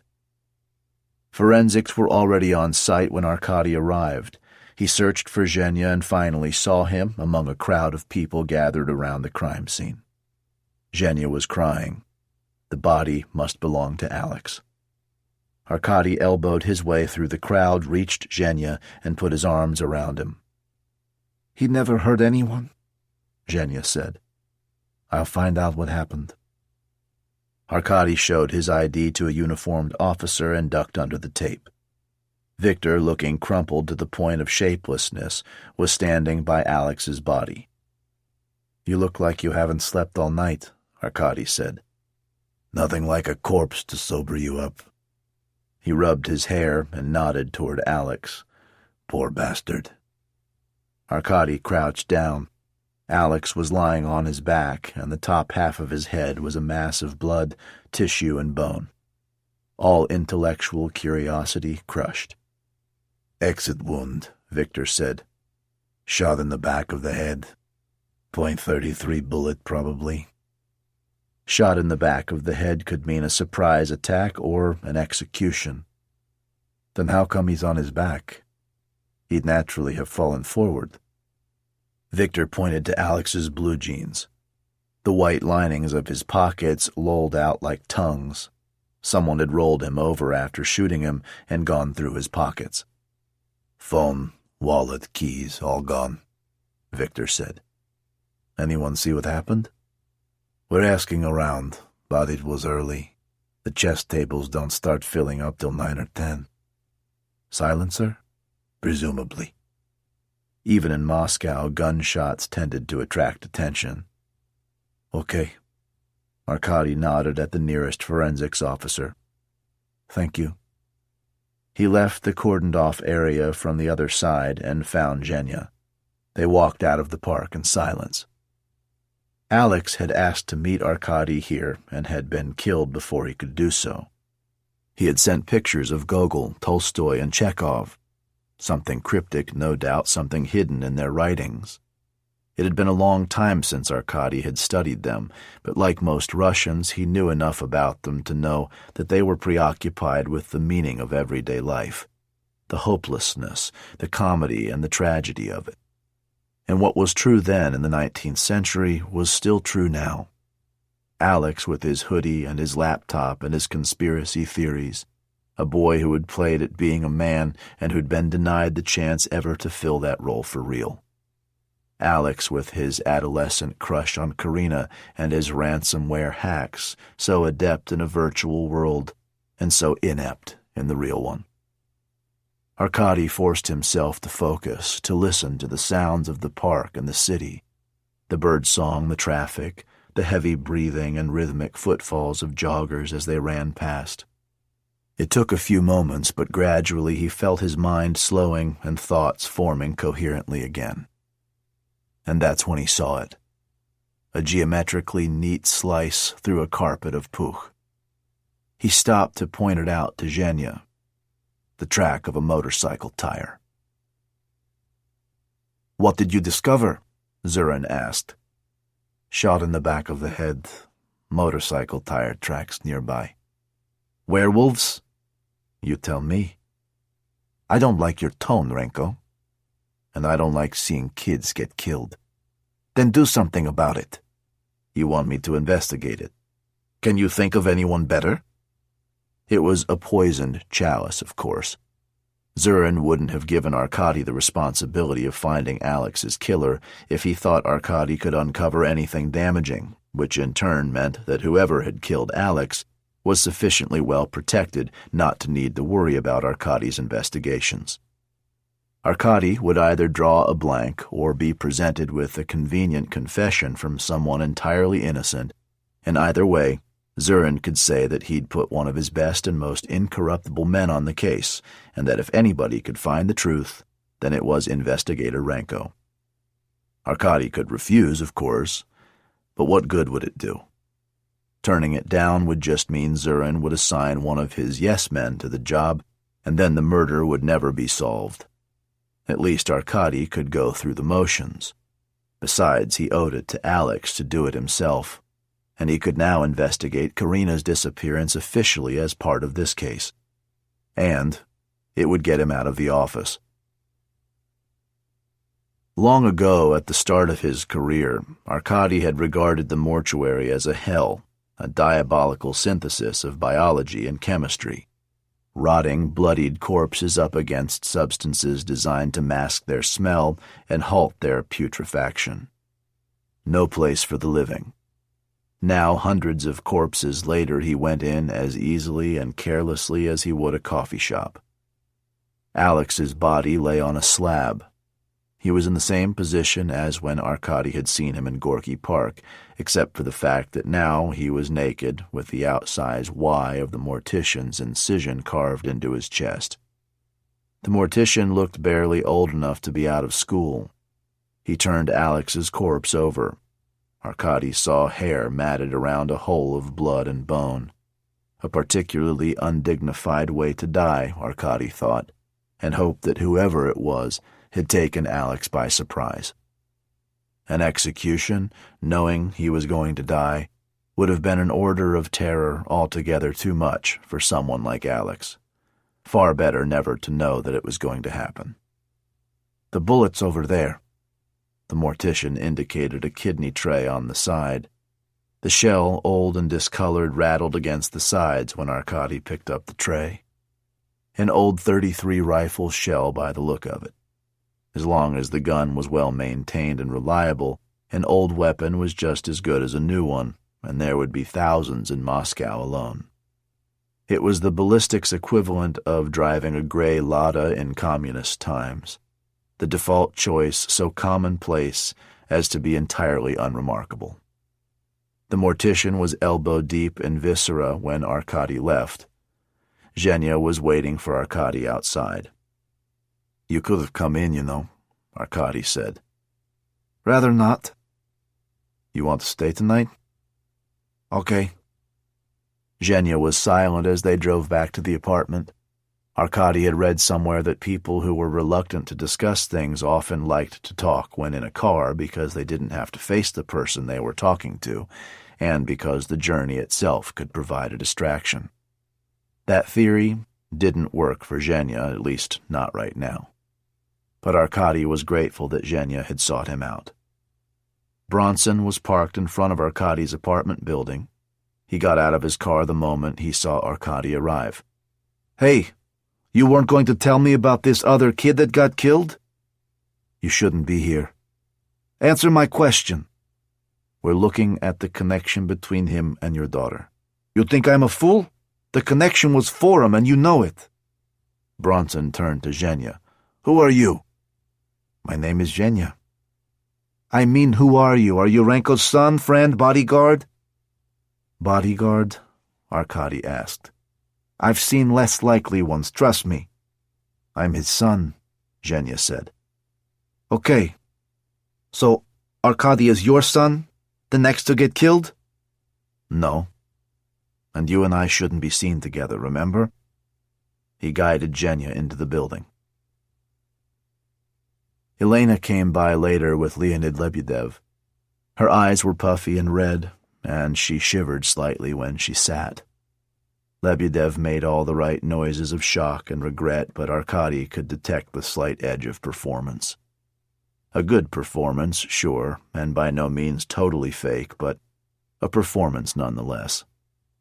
"We should stop the meetings," Elena said, "at least for a while." "Why?" Lebedev said. "Why? Why do you think? Alex is dead. Karina's missing. I have a pair of goons follow me home. Putin's own Hell's Angels beat us up whenever we have a demonstration. That's why we need to ramp it up." "Tell me you're joking. Tell me you're not so naive. We're a threat to them, can't you see? They do all these things because they're scared of us. If we back away now, even for a moment, they'll know that we're scared of them too. We need to organize another rally." Arkady knew some version of these lines would appear in Lebedev's next speech. Chapter 13. Gogol, Tolstoy, Chekhov. Gogol and Tolstoy in particular had been masters of astronomy, presenting common things in an unfamiliar way in order to wake the audience up and make them see the world with a fresh perspective. Gogol had written books about a nose and an overcoat. Tolstoy had used a horse as a narrator. Gogol had made a total hash of his job at the University of St. Petersburg, missing most of the lectures he was supposed to give, muttering unintelligibly on the odd occasion he did make it. He'd have fit right in at Zurin's office, Arkady thought. Tolstoy fought in the Crimean War, including the 11-month siege of Sevastopol.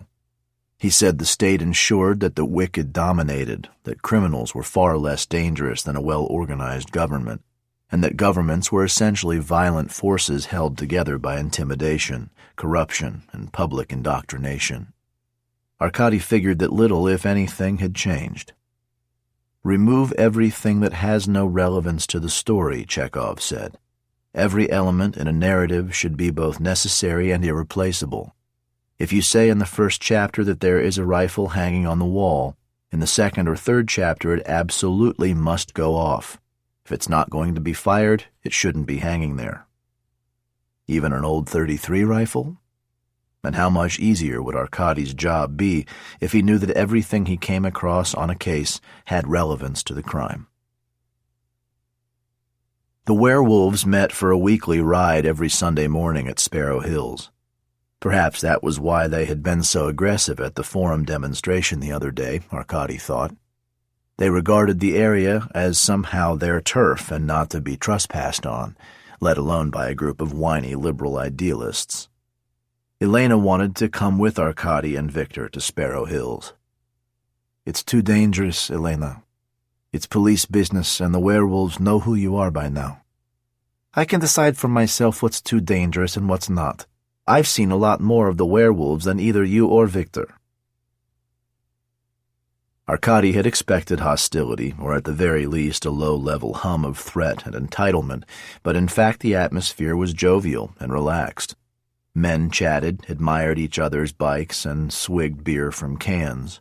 Beer didn't really count as alcohol in a country where men drank vodka and real men drank brake fluid. A couple of the werewolves recognized Arkady and Victor, but no one held their gaze too long or raised their voice too loud. "Officers of the law, I presume?" There it was, Arkady thought, just when he had thought it might not come at all. The speaker was small and tanned, his skin the texture of leather and his hair twisted into a white rat's tail which hung between his shoulder blades. He was sitting on a low wall where several antique guns had been laid out. There were pistols, rifles, even flintlocks and muskets. "Yours?" Arkady asked. "I'm a collector." The man reached out a hand. "Dima Balakin." "May I?" "Please." Arkady picked up the rifle and turned it over in his hands. A .33, as he'd known it would be. Alex was shot with a .33 rifle, and motorcycle tire marks were found near his body. Coincidence? Or was it confidence to the point of insolence, the kind of thing done by a man who knows he will never be brought to trial? He had the distinct impression of being toyed with, the one man in the whole place unaware that he was the butt of a joke. He could take the weapon as evidence, but that might risk an adverse reaction. A quick glance at Victor confirmed it. "I just bought an old 1940s Mosin Nagant," Victor said. "Aha!" Dima's eyes lit up with the joy one connoisseur finds in another's company. "A man who knows what he's talking about.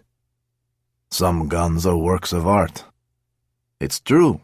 I have a few that are that old and even older than that," said Dima. Victor and Elena started to browse through the guns. Arkady looked at Dima's bike, all black and crouching low to the ground as it leaned on its kickstand. "Beautiful machine, no?" Dima said.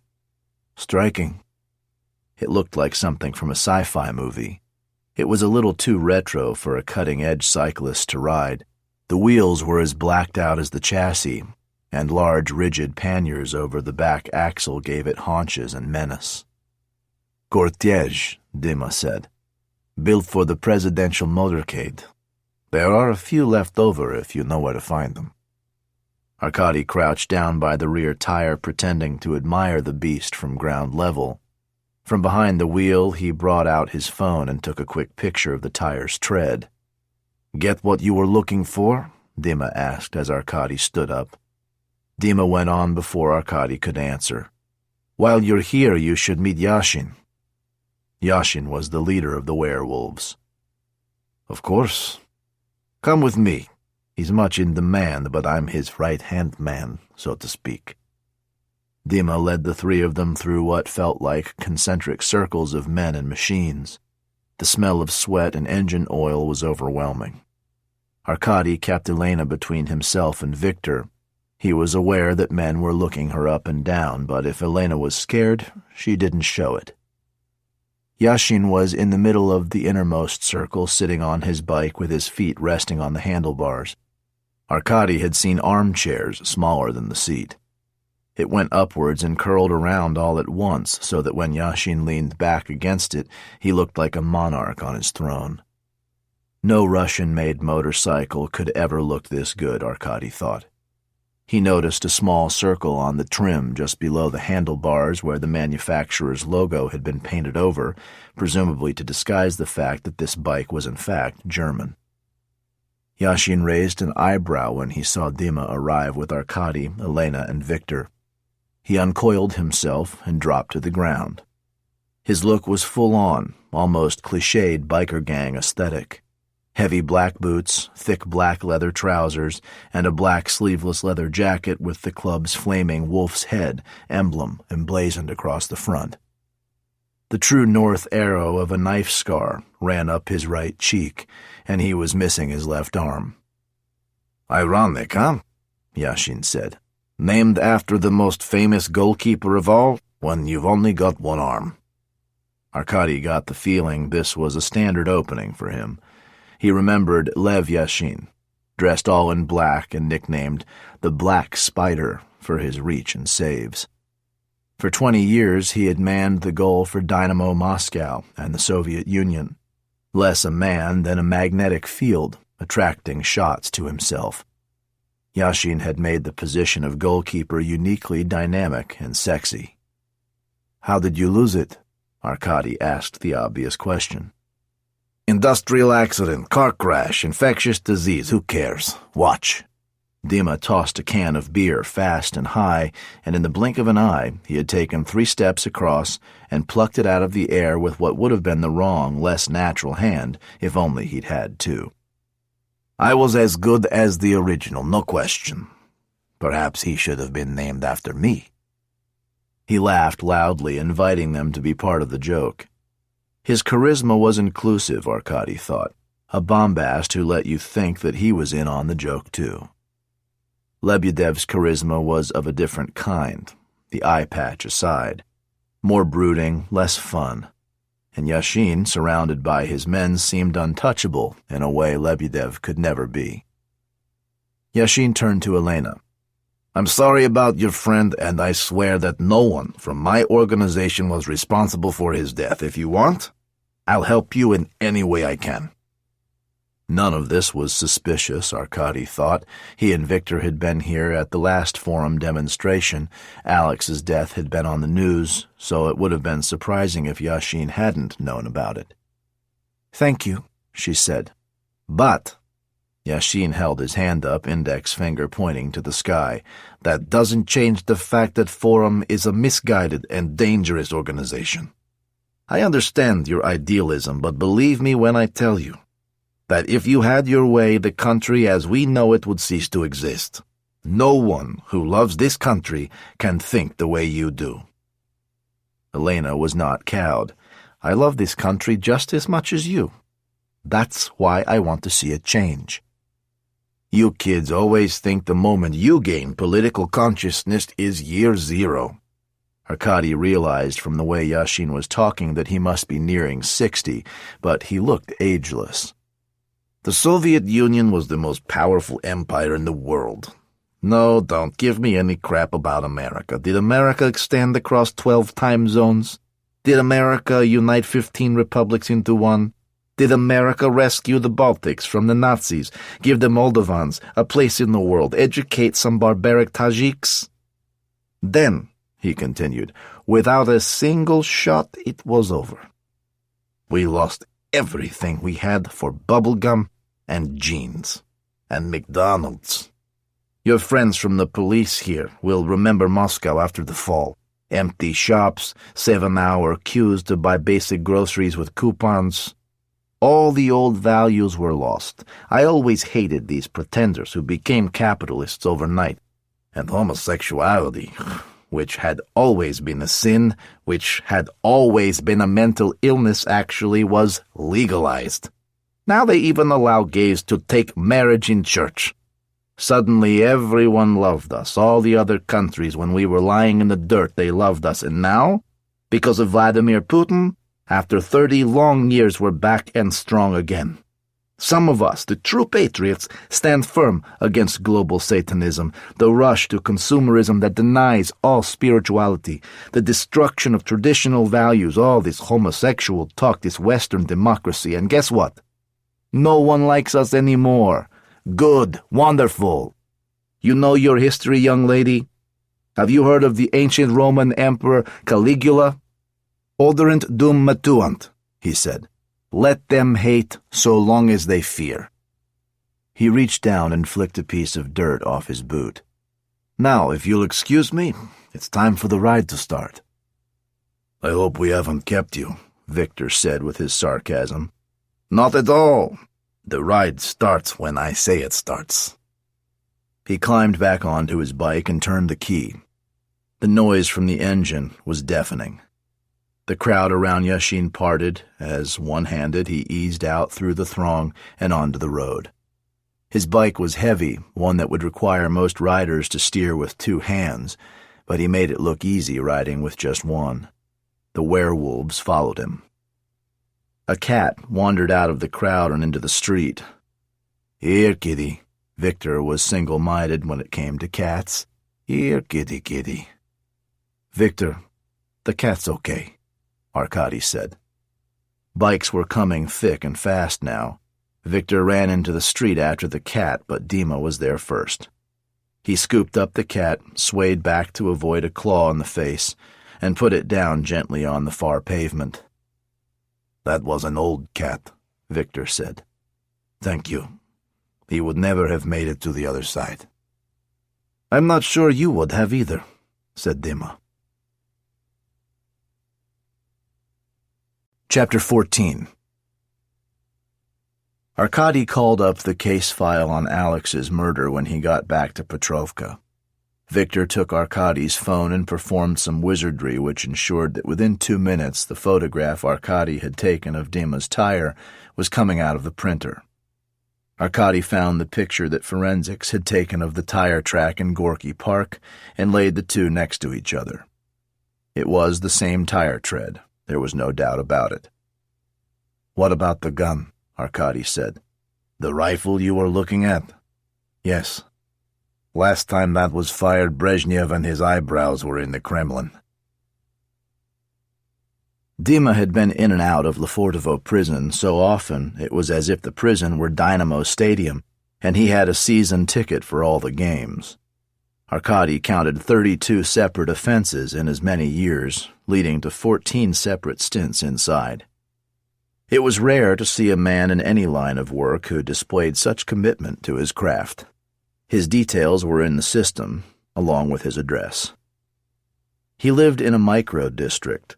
You could find this kind of housing on the outskirts of every post-Soviet city, usually near the airport and always near subway and bus stations to make it easy for people who lived there to get to work. They were packed with stalagmite tower blocks in shades of gray and white and were made from components prefabricated in factories before being slotted together like a city of Lego. There was no day too sunny, no mood too joyous, and no smile too wide that could not be extinguished by 5 minutes in one of these soulless vacuums. Arkady gave silent thanks that he didn't have to live in one of them. Not yet, at any rate. I was wondering when you would come, Dima said as he opened the door to them. He led them inside. The place was spotless. Cabinets on the walls full not just of antique guns, but cap badges, medals, hip flasks, and more. My father was a veteran, Dima said, and it was all there in those 5 words. A love, a way of life, disappointment, and pride in equal measure across the generations. Arkady showed him the photos. They match. They do, Dima agreed. But I feel there's a but coming. You feel correctly. Go on. I wasn't writing it. Can you prove that? In a manner of speaking. He took his phone out, scrolled back a little way through the camera roll, and handed it to Arkady. Start from there. Look at the timestamps. The first photo was of Dima in a bar with some friends, a group selfie taken at 9:04 p.m. on the evening Alex had called Arkady. He swiped through. Drinking games, 10:37 p.m. One man passed out while another made a stupid expression, 11:23 p.m. Blurred streetlights, 1:01 a.m. The bedroom of what looked like a brothel, 2:46 a.m. An overhead light without a shade, a young woman with bright red lipstick, and a void behind her eyes. 2:49 a.m., a line of cocaine on a table. 3:12 a.m., a video of him having sex with the young woman, with her encouraging him as though he were a racehorse nearing the winning post. Arkady saw that the video lasted almost 2 minutes and moved on to the next pictures. Some more drinking, this time with a couple of new people who hadn't been there before. 4:16 a.m., 5:24 a.m., 6:02 a.m. Whenever Dima's face appeared in the photos, he looked so drunk that Arkady was impressed he could still stand. Then a cafe for breakfast, 7:11 a.m. Location services are on so you can see where they all were taken, Dima said. That was beyond Arkady's technical ability. He handed the phone to Victor, who showed him how it worked. Arkady conjured a map in his head, placing Dima at specific points in time and space across the night. At no time could Dima have gotten to Alex and killed him in Gorky Park, even if he had been sober. Then who took your bike? Arkady said. Dima shrugged. Because whoever it was, you had it back by today. Werewolves borrow each other's bikes all the time. We're very much a brotherhood, you know. We have a slogan. What's mine is ours. Bikes, women, vodka. We're very communist. Do you know who had your bike that night? As a matter of fact, I don't. Would you tell us if you did? Of course not. Chapter 15. There were around 100 people at the string quartet's concert, enough to make it seem like a good crowd and small enough to feel intimate. Arkady tried to make himself enjoy the concert and appreciate the quartet as an ensemble, but he had trouble looking away from Elena. She looked beautiful, dressed in dark green, with her hair pulled back into one long braid. He sat near the back so he wouldn't distract her, though he knew she was too professional to let her attention wander. The piece was dissident and melodic at the same time, but music was never just music. For him it evoked memories of the past, places he had been and people who he had loved. He had to admit that Parkinson's played with his emotions and might have something to do with the way his eyes teared up as he listened. He drove her home afterward. "It's funny," she said. "I love being second violin. Being first violin suited Karina, and being second suits me. All four of us are supposed to be equal, of course, but it never works that way. There's a reason they call it playing second fiddle. It's always said as an insult, but it shouldn't be. It's the bridge between the leading first violin and the other instruments." He lost his footing on the way up the stairs to her apartment. It was a sudden thing, unexpected. He looked down and his feet seemed miles away, as though he were looking through the wrong end of a telescope. He reached for where he thought the step must be, but how could he control such distant limbs? Then he was falling, arms out in front of him, and Elena grabbed for him. With her help, he pushed himself upright and recovered his balance. "Are you okay?" she asked. "Yes." "What happened?" "I don't know. I slipped. Second time today." He navigated the remaining stairs, moving deliberately and slowly. Once in the apartment, he collapsed onto the couch. Elena made tea and poured out 2 cups for them. "Now," she said, "what happened there?" "What happened where?" On the stairs. I slipped. You looked like you fell, not slipped. And I saw the way you went up the rest of the stairs. You're not drunk, that much is clear. No, I'm not drunk, just tired. Do you always fall over when you're tired? Sometimes. Then you must be a mass of bruises. Tell me, she said. Tell you what? Tell me what's wrong with you. Nothing's wrong with me. She sipped her tea and regarded him over the rim of her teacup. She neither smiled nor moved, did nothing to put him at ease. Arkady was amused. It was one of the interrogator's oldest tricks, using silence as a weapon. I have Parkinson's disease, he said. It was a stigma. He hadn't thought of it that way before, but of course it was. Why else, his own denial apart, would he not have told anybody else about it? The moment he told someone about his diagnosis, their perception of who he was would change. Everyone cares about the opinion of others, and Arkady was no different. He didn't want to be treated as though he were an invalid. He had always assumed he was healthier than the average Russian male. Not, he had to concede an especially high bar. She put her hand on his knee. I know a few people who have it, elderly relatives back in Kiev. I learned certain coping strategies that they could use. Did they listen to you?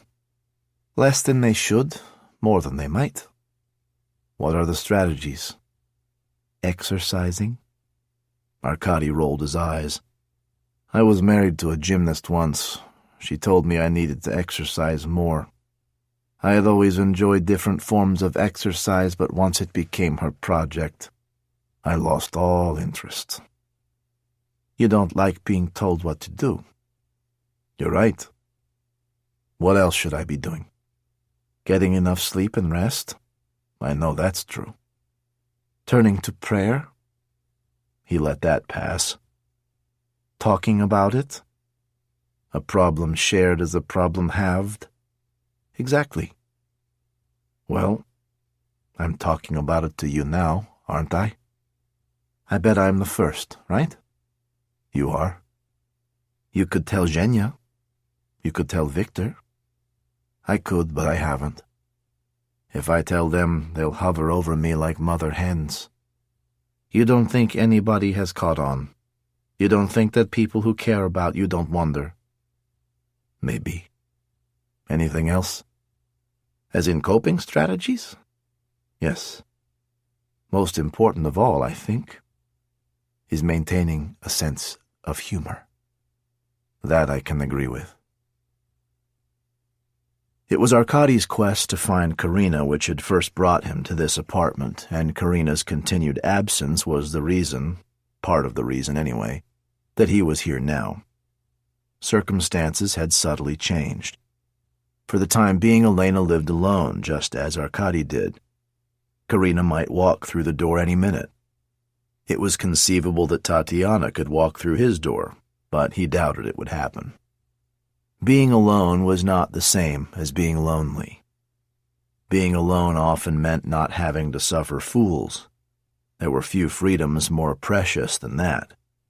He missed Tatiana, but he hoped that soon he would adjust to the empty apartment.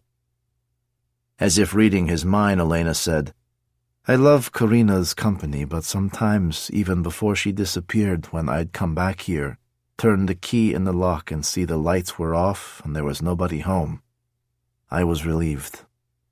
It's not that I didn't want her there. I didn't want anyone there. I could do what I wanted. Would you rather I was gone? Arkady asked. No, don't go. Stay the night.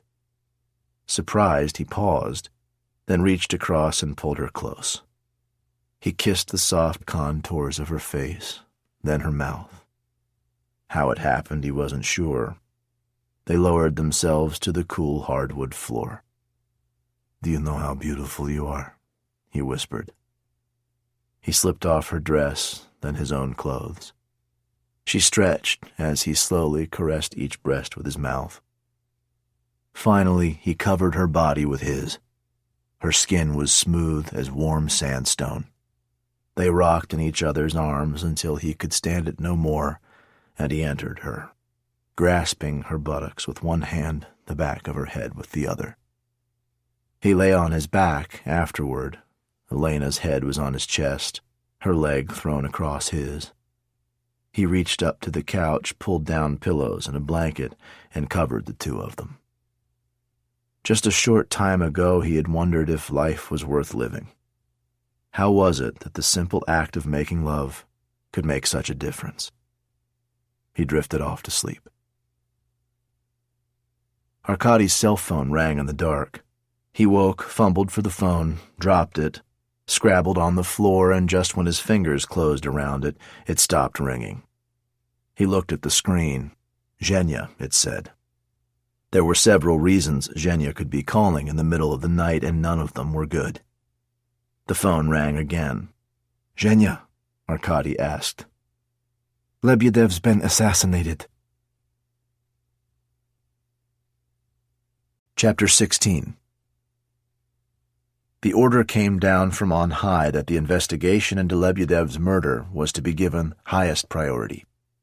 A joint task force comprising all relevant agencies was established, and together the finest law enforcement personnel in the entire Federation would work tirelessly, brilliantly, and in an exemplary multidisciplinary fashion to bring the perpetrators of this vile calumny to justice.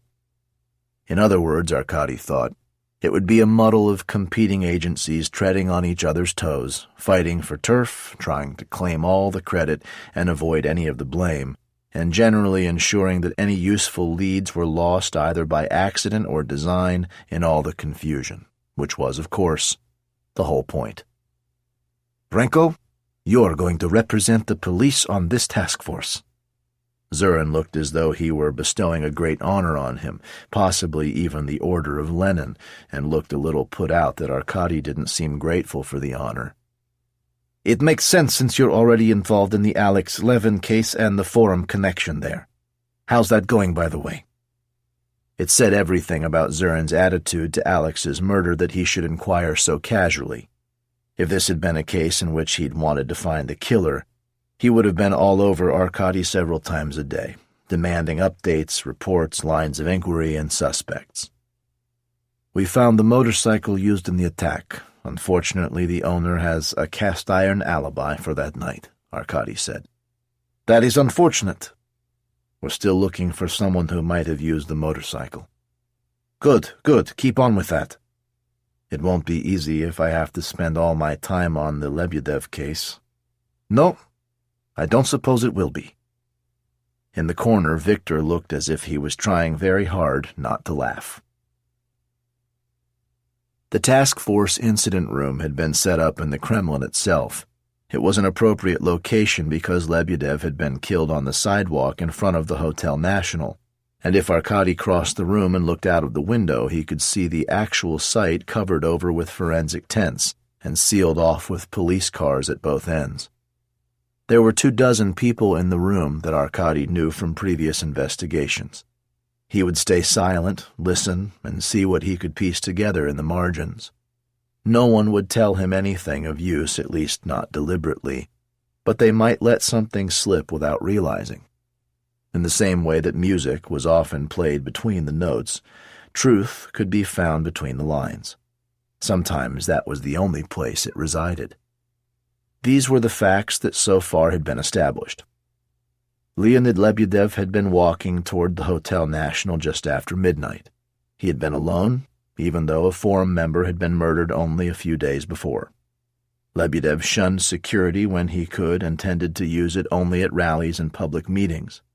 He liked to be accessible, to move around the city just like an ordinary citizen rather than a politician removed from the masses. The FSB must have been watching him for months. They knew where he lived and how he lived. Lebyadev being any place at any time would not have been a surprise to them because they were always with him. They might as well have introduced themselves. Lebyadev had been walking on the left side against the flow of traffic rather than with it. A man on a motorcycle rode toward him from Red Square heading south. He slowed and fired 4 shots at Lebyadev from no more than 6 or 7 feet. 2 to the head, 1 to the torso near the heart, and a 4th that grazed his right arm. The accuracy of the first 3 shots suggested that this last one caused only a superficial wound because Lebedev was already falling. The bullets came from a standard Makarov pistol. Arkady understood that some of this information was guesswork. A municipal street-cleaning truck had been parked on the street, and at the moment of the attack both Lebedev and the motorcyclist were obscured from the security camera's view. Only one camera was operational. In normal circumstances, there would have been several cameras on both sides of the street, but supposedly these had been turned off for routine maintenance. The only camera that had been turned on belonged to a TV company in a building 200 feet away, a distance which would have made the footage unclear even without the street-cleaning truck. The motorcyclist turned around after the attack and retraced his route to the north. The street, like every other street within 3,000 feet of the Kremlin, was under constant surveillance. The idea that all the security cameras would be turned off at the same time and that a street-cleaning vehicle would be allowed to stop there was suspicious, to say the least. And why would the motorcyclist do a U-turn after the attack unless he knew that to continue south was to risk coming close enough to a security camera to be recognizable? The quickest, most obvious thing to do was to get out of there as fast as possible, which meant continuing in the direction he was heading. 4 tourists had been coming out of the hotel, a married couple and 2 men who didn't know each other or the couple. They had all been interviewed and their statements taken. None of them saw anything that could identify the motorcyclist. No number plate, no description of the bike beyond the most generic. The driver of the street cleaner had pulled over for a short nap, having been on shift for almost 18 hours at the time, and was awakened by the gunshots. They all attempted to help Lebedev as he lay on the ground, but he was dead before they reached him. If Arkady was right, the FSB were there to check that the operation went smoothly. If Lebedev had survived the initial attack, one of them would have finished him off while helping. 5 Chechen nationals at 3 separate addresses were arrested early in the morning on suspicion of involvement. 1 was killed while resisting arrest. The other 4 were being questioned in custody, and their statements would be made available eventually. This was standard procedure. None of them had anything to do with the murder, Arkady was sure. They all were wanted for various other crimes that they may or may not have committed, but there was so little evidence that even the FSB couldn't have them arrested. This was the next best thing. Lock up Chechens for crimes they hadn't committed, safe in the knowledge that they probably hadn't been locked up for things they had done. And the man shot resisting arrest would have been a straight case of execution. The briefing ended. The leader of the task force asked, "Are there any questions?"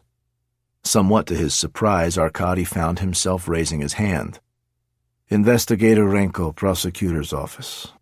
I would like to interview the suspects and the witnesses myself." Even as he spoke, he wondered why he was doing this. Probably because most of the proceedings were such a farce.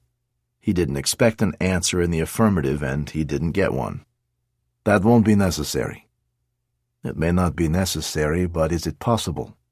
"No, it won't be possible either." Arkady waited on the bank while Yashin swam. Borisovskaya Prudy Park hummed with activity behind him. There were football pitches, playgrounds, tennis courts, skateboard parks. But Arkady remembered when this had just been a pond where trees were mirrored in the water and where fishermen sat from dawn to dusk to avoid their wives. How could a man swim with only one arm? Rather well, as it turned out. Yashin's arm emerged and disappeared in hypnotic rhythm, and from the wake left behind his legs, Arkady could see that he was constantly correcting course to compensate for being pulled to one side. Yashin turned and headed for shore. Arkady had been waiting for an hour. He could happily wait another hour. The sun was on his face, and for a while he could forget the investigation. There was nothing for him to do at Petrovka. All things considered, he'd rather be here. Yashin stood up in the shallows. Water trailed off him as he walked the last few steps. He seemed taller than he had at Sparrow Hills, and the muscles of his chest were plates. Tattoos chased each other over his skin, dragons, stars, the gold onion domes of St. Basil's, and wolves, of course, peering around the side of his ribs and leaping across his shoulder blades. "Have you been waiting long?" Arkady stood up to greet him. Yashin adjusted the silver crucifix around his neck. "I swim here every day. Place is one of my favorites.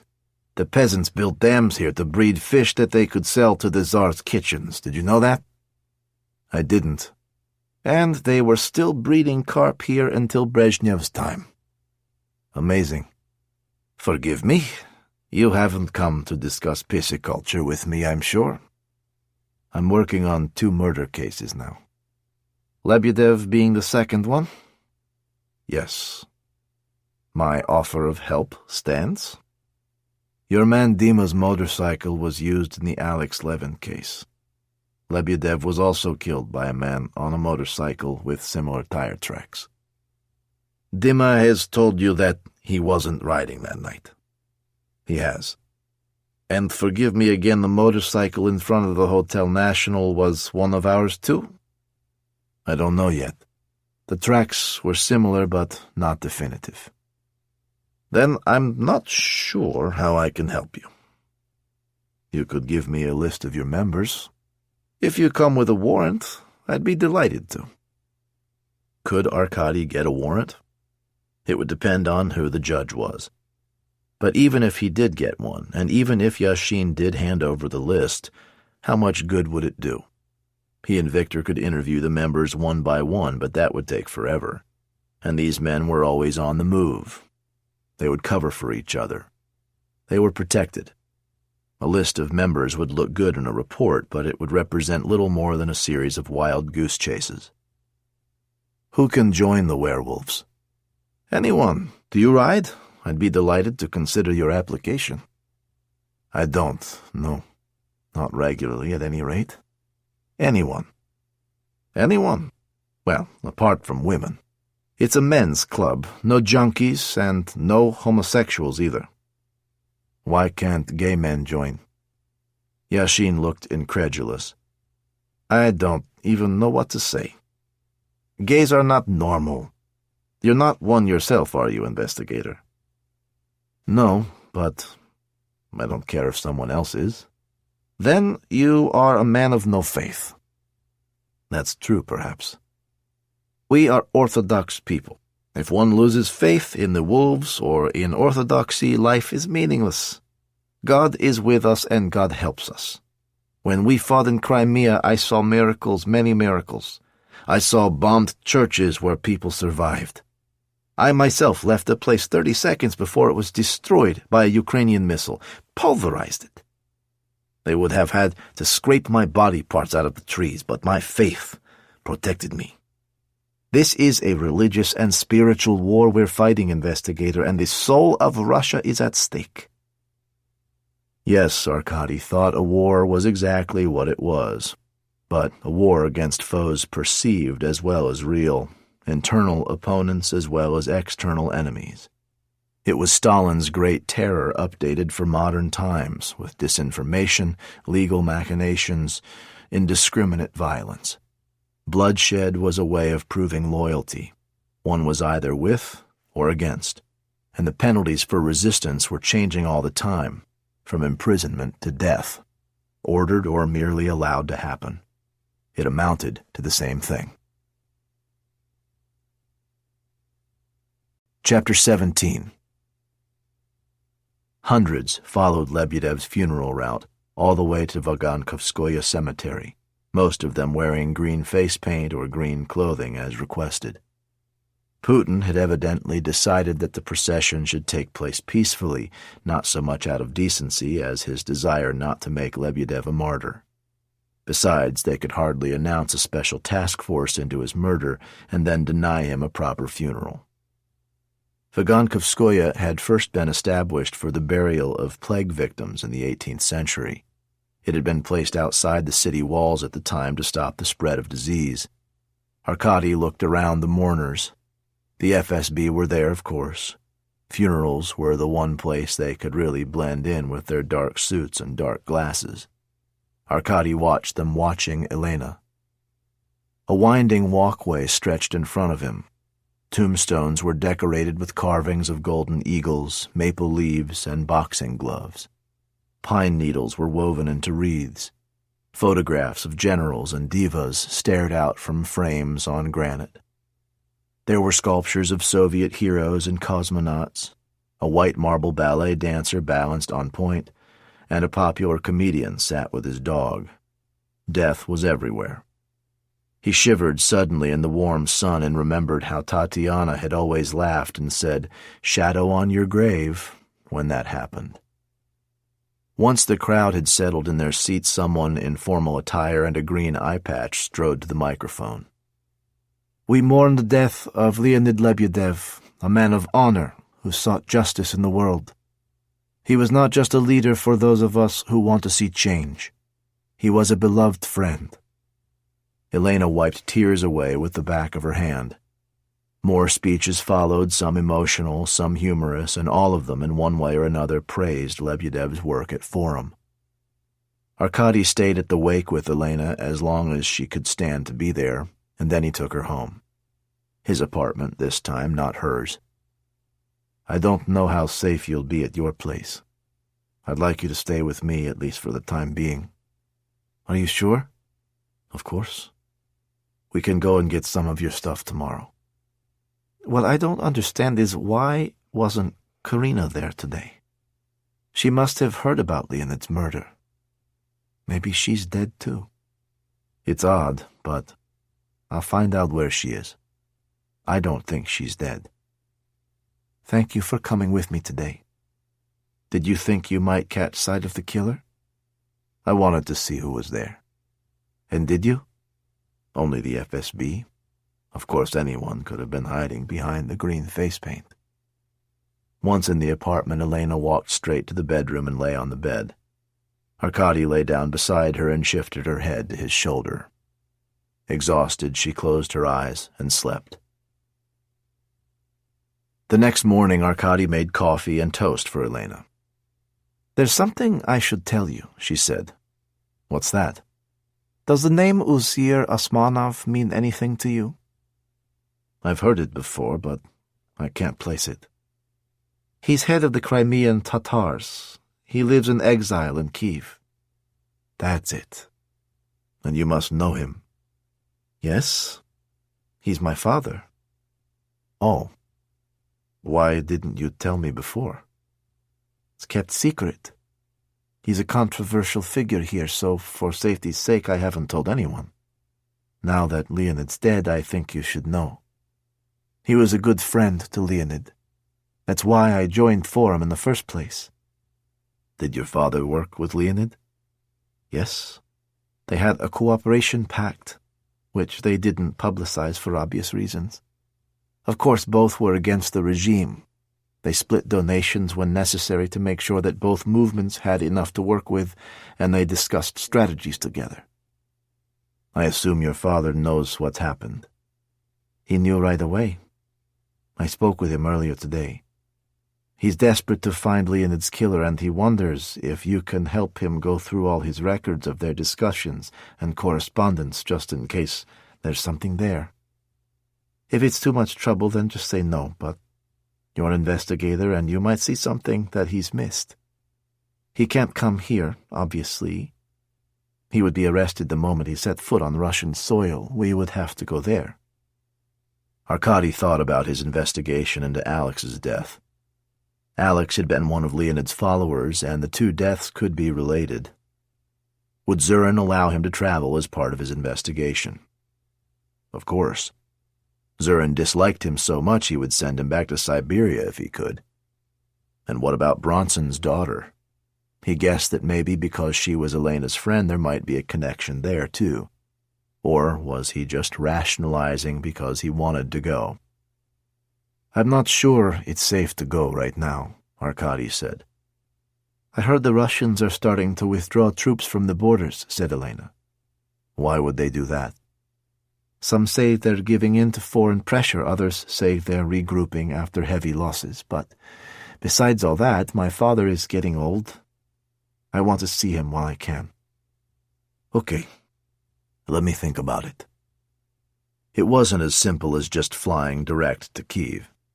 There were no flights anymore, not when it looked like Russia was withdrawing simply to marshal troops for an invasion.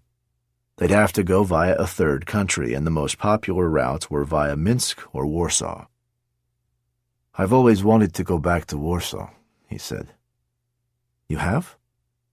My mother was born in Warsaw, and I remember happy times there with my grandparents. So, let me look into flights. That's not going to be possible. Why not? I can't fly. Can't or won't? They're the same thing in my case. Offer me 1,000,000 rubles and I still couldn't get on a plane. So, how are we going to get there? Drive? Chapter 18. Arkady called Victor before he left. Your what? Elena and I will be driving to Kiev to see her father, he repeated. You've really fallen for her, haven't you? I always knew you were crazy, but this takes the cake. Why not wait till the fighting actually starts? Might be even more fun. Apparently the Russians have pulled back from the border. I don't think we'll have trouble. Are you stupid? They left plenty of troops there. They just stepped out for a tea break. They'll be back with more troops. How do you think they'll react when they see you have a Tatar woman with you? Because there's no mistaking that. And what do you think they'll do to her when they find out she's the daughter of Uzir Osmanov? They won't. I can't believe you're doing this. Did you tell Zorin? Of course. He couldn't be happier to see me go. And Zhenya? He wanted to come with us and join Zelensky's army. Figures. I'll look in on him. Thanks, Victor. They argued even before setting off. Are you sure you can drive? Elena asked. Yes, of course. It's just that this is one of the reasons I don't tell people. Sooner or later they treat you like an invalid. Arkady, you fell on my stairs. So? So driving a car is a whole lot more dangerous than climbing stairs. You're worried about road safety in Russia? She lifted her hands and conceded the point. It comes and goes, you know, but I don't have trouble driving. You mean the symptoms come and go? Yes. I can go for days at a time feeling fine, then something will come on me out of the blue. Then it goes away again. Like a change in the weather. Not exactly. Elena flicked around the radio stations. Reception wasn't good, but she finally found a rap station and settled on that. He tolerated it for a few minutes, then reached over and turned it off. I'm sorry, I can't stand rap. Annoyed, she said nothing for the next few miles. He decided to change the mood. Tell me something. Do you think I'm too old for you? Too old? Well, I am 110 years old. She laughed. No, I like that you're older. You're grown up, unlike other men I've gone out with. You don't have to prove yourself, you just are. Maybe I should be asking you. Am I too young for you? No such thing. She laughed again. Now, I know you don't like rap, but you have to like this. She opened her purse and brought out a CD. I hope this car is old enough to have a CD player. It is. This won the Eurovision Song Contest, she said. No, don't look like that. It's called 1944, and the chorus comes from an old folk song which every Crimean Tatar knows. Arkady recognized the sound of the duduk, a wooden flute at the start. The melody and the drone played beneath it, insistent and haunting. The musicians were channeling the pain of their ancestors. The singer sang an urgent staccato, switching from English to Tatar and back again, spinning out her tale, and when she neared the end, her voice broke. You can't teach that, Elena said. The way she ends the song. Did you like it? He chose his words carefully. I think it's extraordinary. I'm glad. She pressed a button on the CD player, and the song began again. The highway unrolled beneath their wheels. Traffic was light, and they made good time. I'm sorry you didn't get to go back to Warsaw. Why do you remember it as a happy time? My grandparents were delighted to spend time with me and my mother. They seldom had the opportunity. They never visited you in Moscow? No. They didn't get along with my father. Why? He was cruel to my mother, and they could see that. What was your mother like? She was brave. She wouldn't back down, and he punished her for that. The crazy thing was that he was in love with her. She was beautiful, and men were drawn to her. And of course, that drove him out of his mind. The general wasn't above hitting his mother, and Arkady had always felt guilty for not being able to protect her. Maybe that was why Tatiana had left. She had constantly put herself in dangerous situations for the newspaper, and he had constantly tried to stop her. She felt smothered by him, and she left. They passed signs for Selyatino and Nerofominsk, towns unknown to Arkady. After a few hours they reached Obninsk, where they swapped places and Elena drove. Arkady studied the directions Victor had sent him. In about 3 hours we're going to reach Bryansk. I'll take over then. I think we have to change to A240 to avoid a road closure. Victor had said that the road was closed by Russian soldiers. Not a good sign. He sat back and gazed at rivers that wound in and around green farmland. Time could go in 2 directions at once. Heading toward the future was also heading toward the past. During the Second World War, Arkady's father had fought both the Nazis and the Ukrainians, who at that time were seeking their independence from what was the Soviet Union. Long months of summer turned to autumn, then winter as campaigns were conducted with no regard for human life. The Butcher of Ukraine, they called him, and General Renko had worn the moniker with pride. That's what you need in life, he told Arkady. The will to do what others won't, the fortitude to rinse yourself in blood rather than wash it off. The general had never had any time for Americans except for one. Patton, he said. Now there's a man who understood war. He would say, no bastard ever won a war by dying for his country. Every man walks in his father's footsteps one way or another, and these were so bloody they squelched. Arkady? He snapped back to the present. Sorry. Are we stopping? We need gas. Okay. You wait here.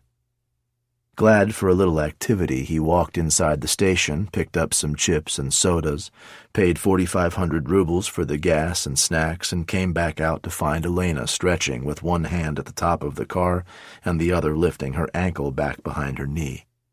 He started pumping gas. Are you a runner? He asked. No, just stiff. How much longer do you think? About 8 hours, I'd say. She groaned. I'll drive. We're close to Bryansk, only 95 miles from the Ukrainian border. I'll visit the restroom first. Back in the car, Elena fell asleep almost immediately. Some people could fall asleep anywhere, anytime they wanted. It was an art.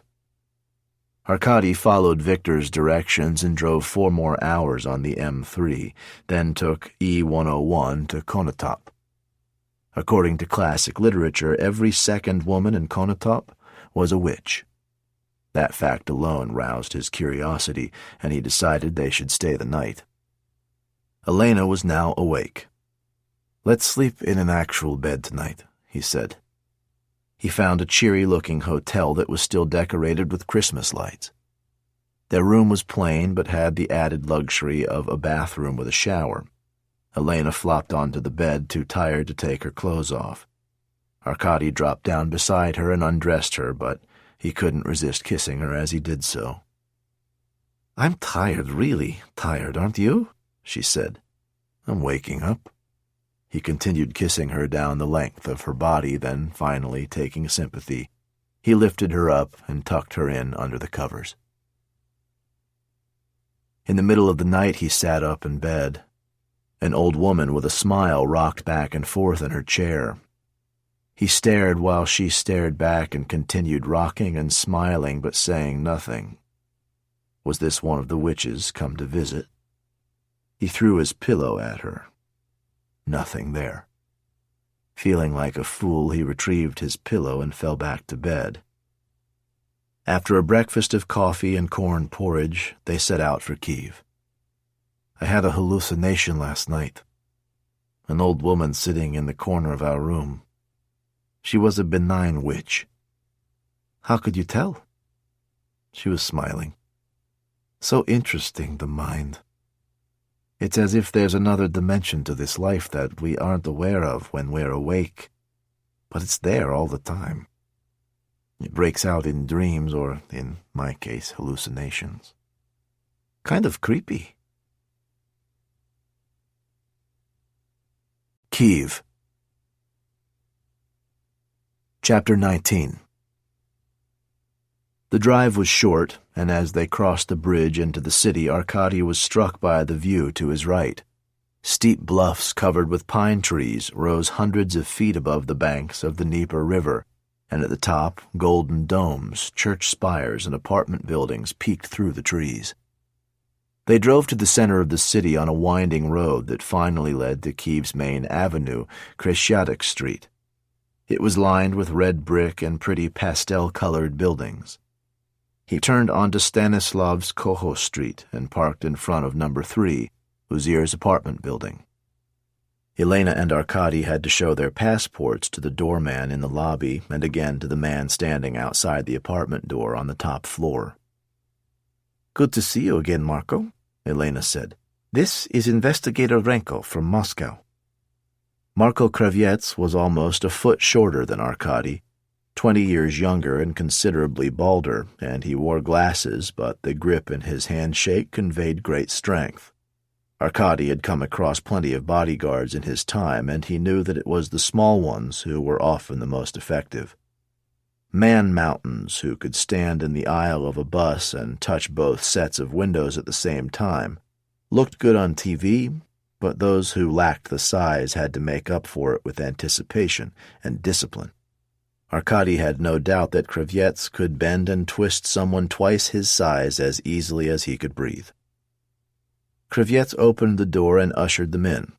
Passages from the Quran had been framed and hung on the wall beside the Crimean Tatar flag. Uzir was sitting at a small table reading a newspaper. He looked up and caught sight of Elena. His face lit up. He pushed himself to his feet and drew his daughter to his chest. Arkady felt like a privileged bystander and unwelcome interloper at the same time. "Papa," Elena said as she disentangled herself, "this is Arkady." Uzir's face was all creases and crevices, lines scored with steppe dust and lagoon salt. A bump on his forehead marked where over the years he had bowed his head to the floor in prayer. He offered his hand. "Thank you for coming," he said. They spent the afternoon in Uzir's study going through his correspondence with Leonid Lebedev. He had printed out all the emails and placed them in a ring binder. He brought out boxes filled with bank transfers, policy documents, and personal letters between himself and Leonid. "Elena has vouched for you," he laughed. "Otherwise, I would no more share these with a Russian investigator than fly to the moon." Arkady didn't tell him that the FSB had probably read them all anyway, and if they hadn't, they could do so any time they wanted. Elena and Uzir retreated to a couch at the other end of the room where they could talk without disturbing Arkady. He went through all the paperwork and noticed that Karina Abakova's name appeared here and there on several of the business documents, but there really was nothing there, not that Arkady could see. He asked Uzir for certain clarifications. Who was this person? Which meeting did this note refer to? But even those failed to provide evidence worth pursuing. Arkady reminded himself that this was the way it went on almost all investigations. Endless trawling through information for no return. Clues didn't handily present themselves as such. They had to be sifted, refined, eked out, nuggets of gold in the silt, and there was always more silt than gold. He was disappointed. "Have you found anything useful?" Elena asked. "Nothing," he said. Uzir's expression was crestfallen, and Arkady attempted to reassure him. "At least now I have a better understanding of what you and Leonid set out to accomplish when you created Forum. I'm not giving up." Before leaving the study, Uzir wanted to show Arkady the things he still kept, memories that he still held tight. He brought out a roll of cloth, unwrapping it slowly and carefully as a museum curator would when showing his artifacts to an honored guest. Out of one fold came a long marama, a headscarf made of white silk embroidered with repeated patterns of the Tree of Life. Another unrolling revealed silver earrings, then a silk glove, then a bracelet and ring. "Your wife's?" Arkady asked. "Yes, Elena's mother. She died before we were allowed back." Uzir dabbed at his eyes. "You must think me very sentimental," he said. "Not at all," Arkady replied. "You said she died before you were allowed back. Back from where?" "Uzbekistan. Let's have some tea. It's a long story and my mouth is dry. Elena, you've heard this story 100 times, but I hope you will join us." Uzir poked his head into the kitchen to ask for the tea, then led Arkady and Elena to the living room. A few minutes later, a woman in a brightly embroidered dress entered the room carrying tea and biscuits on a round brass tray. As she poured the tea, the silver and gold baubles on her wrists jangled. "Arkady, this is the lady who takes good care of me. Sarah is her name, and Sarah, this is Arkady Renko, a good friend of Elena's." Arkady rose to greet her. Elena gave her a long hug. "Wonderful to see you," Sarah said. "It's been a long time," said Elena. "Too long." Once Sarah had left the room, Elena prompted her father to begin. "How old were you when you left Crimea?" Uzir took a sip of his tea and smoothed the table's wooden surface as if it were sand. "Generations of my family had lived and died in Crimea, but Russia wanted to be rid of us and move Russians in to become more than a minority of the country's population. I was 7 years old when they came, old enough to remember it all. Too young, perhaps, to appreciate the full horror for which Allah be praised. Men in uniforms, or should I say men in different uniforms. We'd had the Nazis, of course, but now they were gone and in their place came Russians. NKVD, people whispered. NKVD. I didn't know that the NKVD meant Russian secret police, but I knew they were bad, and that they didn't like us. They accused us of having collaborated with the Nazis. That was another word I had to learn. We hadn't collaborated, of course, unless by collaboration they meant going about our lives. The irony of it was that we behaved no differently with the Nazis than we did with the Soviets. We didn't want either of them there. It only took 3 days. Started on the 18th of May, 1944, done by the 20th. There were almost 200,000 Tatars in Crimea, and they deported every last one. Every man, woman, and child. They came with guns. Pack up your stuff. Get on the trains. Go. The trains were meant for cattle, not humans. They were supposed to be 50 people in each car, maximum. But they crammed in 100, maybe 120, and there was no way we could escape because all the doors and windows were bolted shut. If you had food and water with you, then you guarded it with your life. Literally.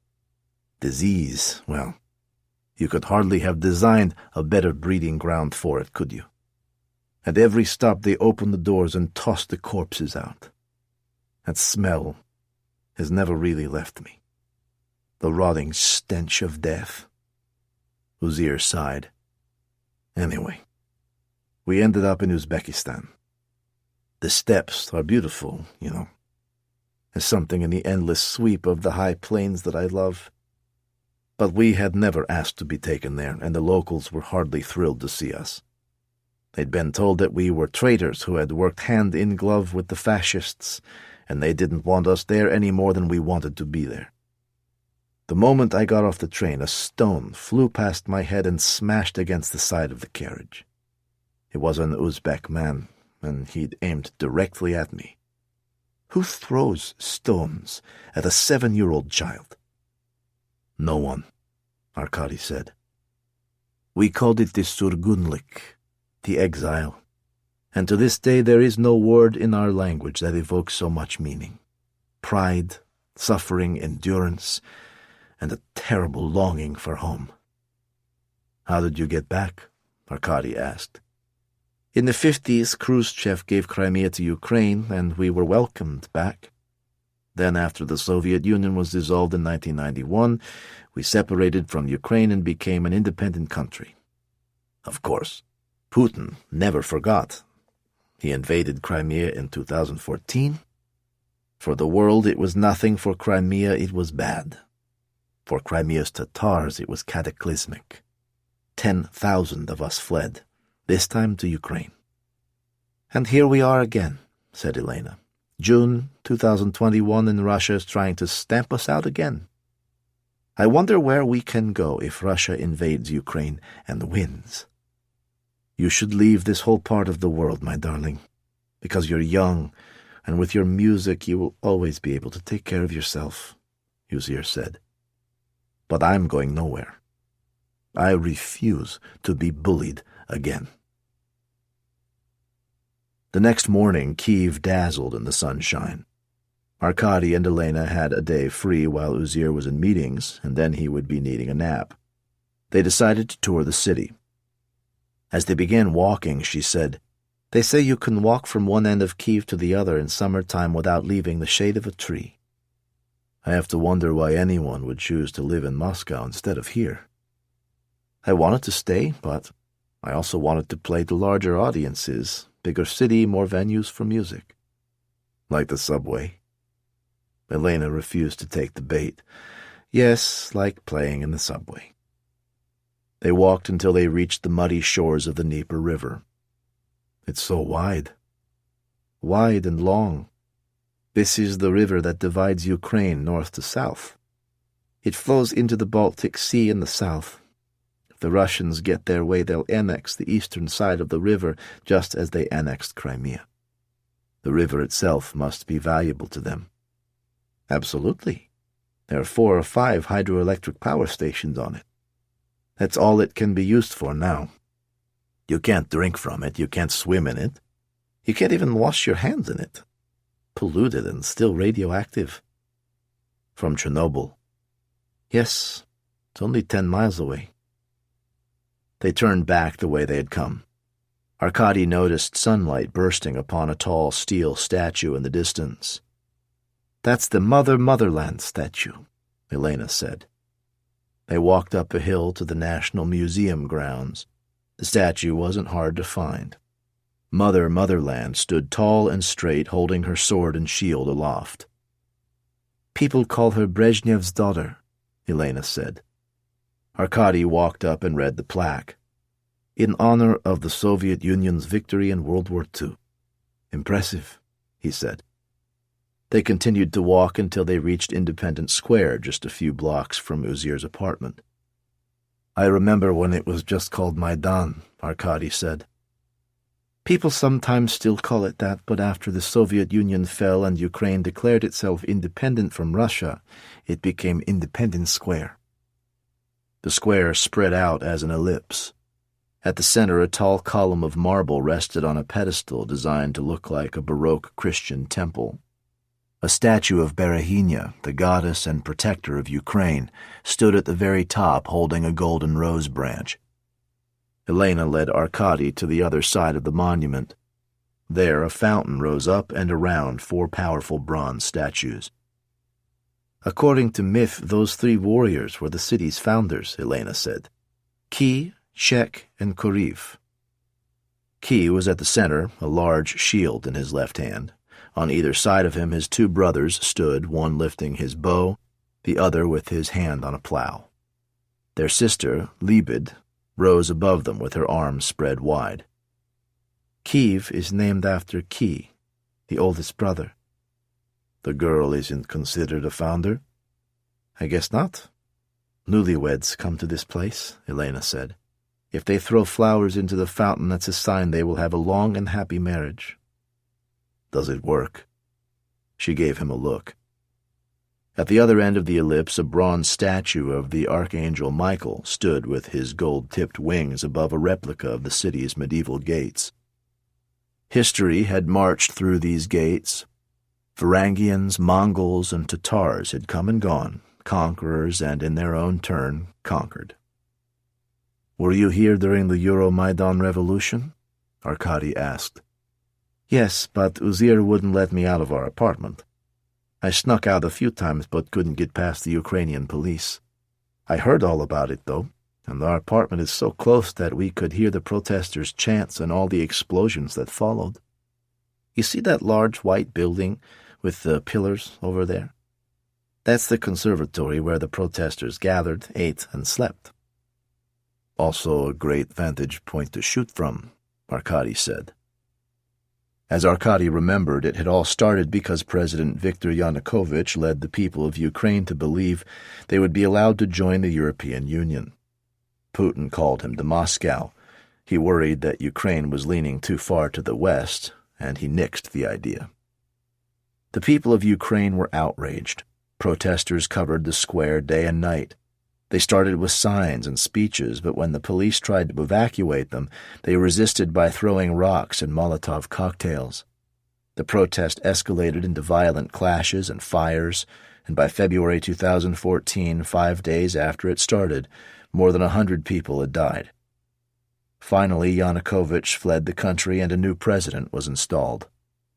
It was called the Revolution of Dignity. Soon after, Russia went to war with Crimea and annexed it. As if reminded, Elena looked at her watch.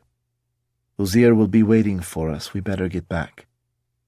As they left the square by Rahinia and Michael watched over them, a goddess and an archangel standing guard over those who walked through its ancient gates. Arkady hoped they were up to the job.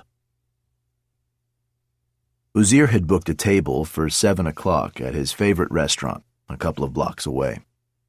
Kravets walked with them. He was assigned to Uzir's protection by the SBU, the security service of Ukraine.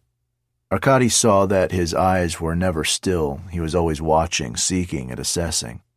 Every approaching pedestrian was a threat, and every passing vehicle was a menace until otherwise proven. The city hummed. At outdoor tables, waitresses scurried between the pavement and the kitchen with trays of cocktails and bruschetta. Guests at a gallery's opening night clinked glasses and kissed air.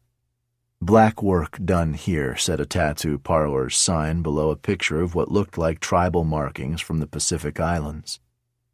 "Bulgakov used to live here, you know," Uzir said. "I didn't know. He wrote one of my favorite books, The Master and Margarita." "And mine, too." Painted ravens soared across one entire exterior wall the size of a tennis court, the sole white one amid all the black like a glimmer of sunlight. "There were real ravens here at one time. They belonged to Grisha, a mafia captain who ran a small crew of foot soldiers and reported to the Godfather. He looked like a professor of literature, tall and tweedy with glasses, and he used to come out with things that made me wonder how he'd ever been in the mafia, let alone done time.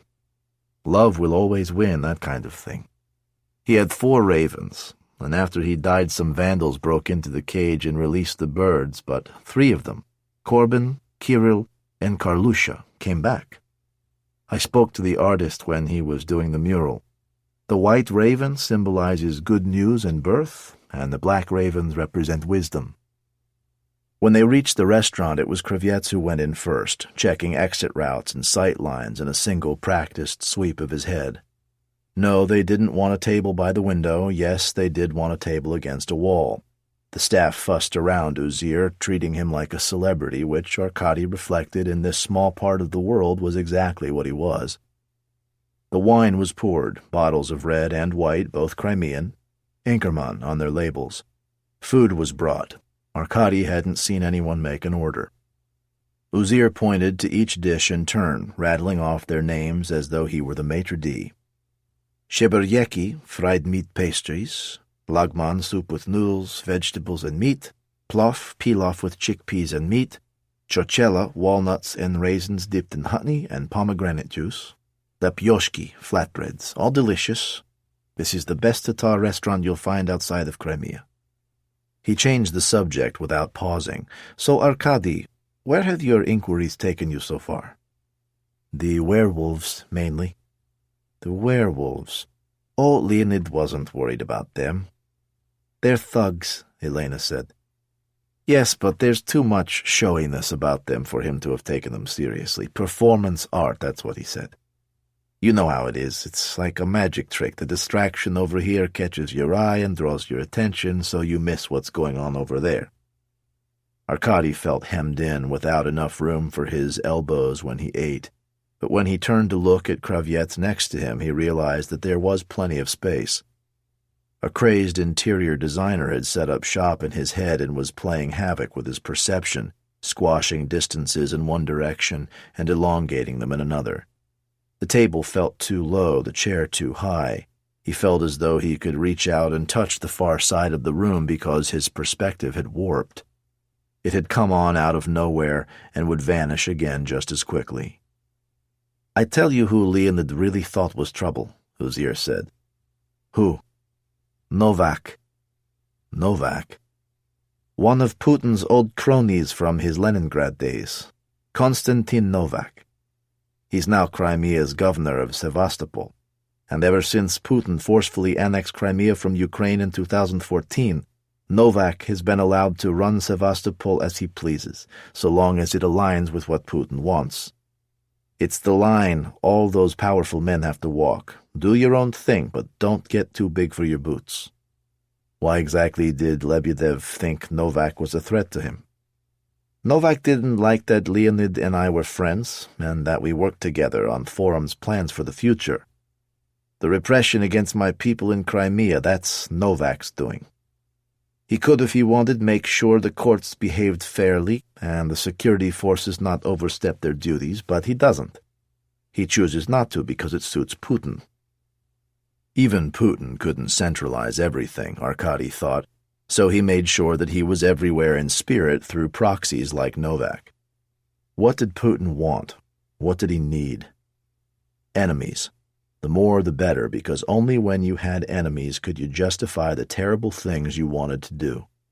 The Tatars were his enemies, the unwashed, the other. It came back, Arkady knew, to three things: money, propaganda, and terror.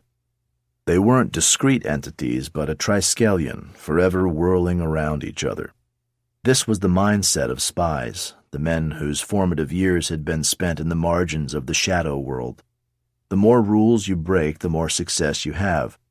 The game never pauses and never stops. There are no periods of war and peace, just active hostility and retrenchments. There are no threats other than those which can be talked up, or in many cases made up, the better to justify eliminating them. There are no social problems that would be solved if solving them would reduce people's dependence on the state. There are no grand plans, no master strategies, just the lust for power, the insane, addictive desire to accumulate more and more because too much is never enough. Arkady remembered a Soviet-era film in which a king brainwashes his people by using warped mirrors. It's like the kingdom of the crooked mirrors. Exactly. And how do you make those mirrors straight again? I talk to the Western media for all the good that it does. If no one knows about us, how can anyone help us? Oh, I don't kid myself that it has any more than a small chance of working, but even that's better than nothing. Who do the Western media care about most? Ukraine first, then Crimea, then the Tatars, a third so distant they can hardly see us. Chapter 20. It was dark by the time they left the restaurant, the sky stained indigo beyond the streetlights. Arkady was careful how he walked, though the worst of his symptoms had receded. He knew, too, that any unsteadiness he was feeling could be blamed at least in part on the wine. Kravets took the lead, with Elena and Uzir behind him, and Arkady bringing up the rear. He watched father and daughter, and the way their heads almost touched as they conversed. A trio of teenage girls walked past in gales of laughter, stepping off the pavement and then onto it again, to avoid a black Mercedes limousine cruising like a shark through shallows. This could be Paris or Rome, Arkady thought. The air was still warm, the young and the beautiful unafraid. Every city center was a mirage, he knew, whitewashed and historic for the tourists. But now and then, it felt good to surrender to the illusion. Up ahead, a moped weaved its way through slow-moving traffic toward them. Arkady sensed rather than saw Kravets stiffen, and for a moment he wanted to scoff. Come on, it's just some kid on a moped. But then people who rode mopeds in city centers on warm nights did so in jeans and T-shirts, not in full leather. Kravets pulled out his gun, but a pistol had already appeared in the rider's hand. 2 shots rang out. The report was deafening at such close range. Kravets pushed Uzir and Elena down and then covered them with his own body. The rider gunned his engine and sped away.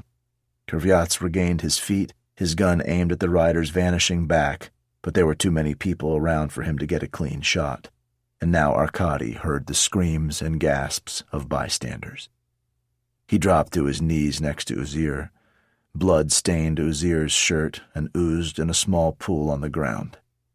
Arkady took off his jacket, opened Uzir's shirt, and pressed it against the wound in Uzir's chest.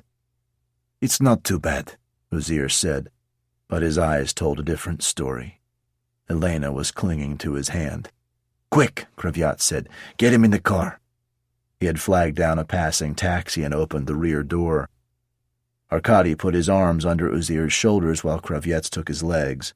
There wasn't much to the old man, but even so his body felt limp and heavy. Arkady's hands were slick with Uzir's blood, and he had to adjust his grip to keep hold. Uzir winced as they put him in the back. Arkady and Elena climbed in alongside him with Kravets up front. "I need this like I need teeth in my ass," the driver said. "You'll have to pay for the cleaning, you know." "Shut the fuck up and drive," Kravets said. "We'll get you there, Papa." Elena spoke as though talking to a small child. Uzir's forehead was covered with sweat and his breath was coming fast and ragged. He closed his eyes, opened them again, and stared at Arkady and Elena as though he was having trouble focusing. "How long till we get there?" Arkady asked. 3 minutes, Kravets replied. Uzir's eyes had closed again. "Drive faster," Arkady shouted. "I'm getting there as fast as I can, goddammit!" The driver pulled out past a dawdling Fiat and ran a red light. Horns blared, brakes screeched. Arkady saw another car lurch to a stop so suddenly that the driver was thrown forward in his seat. They pulled up in front of a large building with National Emergency and Trauma Hospital above the entrance. Kravets was out of the car before it stopped moving. "We need help," he shouted. "Now!" A couple of paramedics were smoking outside the door. They threw their cigarettes to the side, grabbed a stretcher that was leaning against a wall, and ran over. They moved with confidence, men who had done this 100 times before and who knew haste was the enemy of speed. They sized up Uzir's condition, shook the stretcher so the wheels came down, eased him out and onto it, and took him inside. They waited and fretted. Kravets paced. Arkady understood. It had been Kravets' responsibility to keep Uzir safe. He'd done everything he could. Arkady couldn't fault him. Elena chewed her nails and silently wept. Arkady knew better than to reassure her. There was a time when he would have tried to say or do something, but now he knew that all she wanted was that he be there beside her. A steady stream of people came in, the casualties of an average night. A man with a bandage pressed across one eye, a woman in a wheelchair who was breathing with the help of an oxygen tank. Nurses took names and performed basic triage. A doctor arrived. The white of his coat set off the black rings under his eyes. He addressed Elena as the next of kin. "First of all, your father's alive." She pressed her hand to her chest and exhaled. There were 2 bullets. One entered his lower back and punctured his left lung. The other pierced his back, cut through the rib cage, and entered the right lung. We think the first bullet has also damaged his spleen, but we can't be sure. We've attached him to an IV, inserted a tube into his rib cage, and drained the air that had seeped into his chest cavity. That brought his pulse back. His pulse had stopped? Yes, for a few moments. How are his chances? Arkady asked. It's still touch and go. He's lost a lot of blood. He gestured through the main doors where a crowd had gathered outside. Arkady saw TV cameras.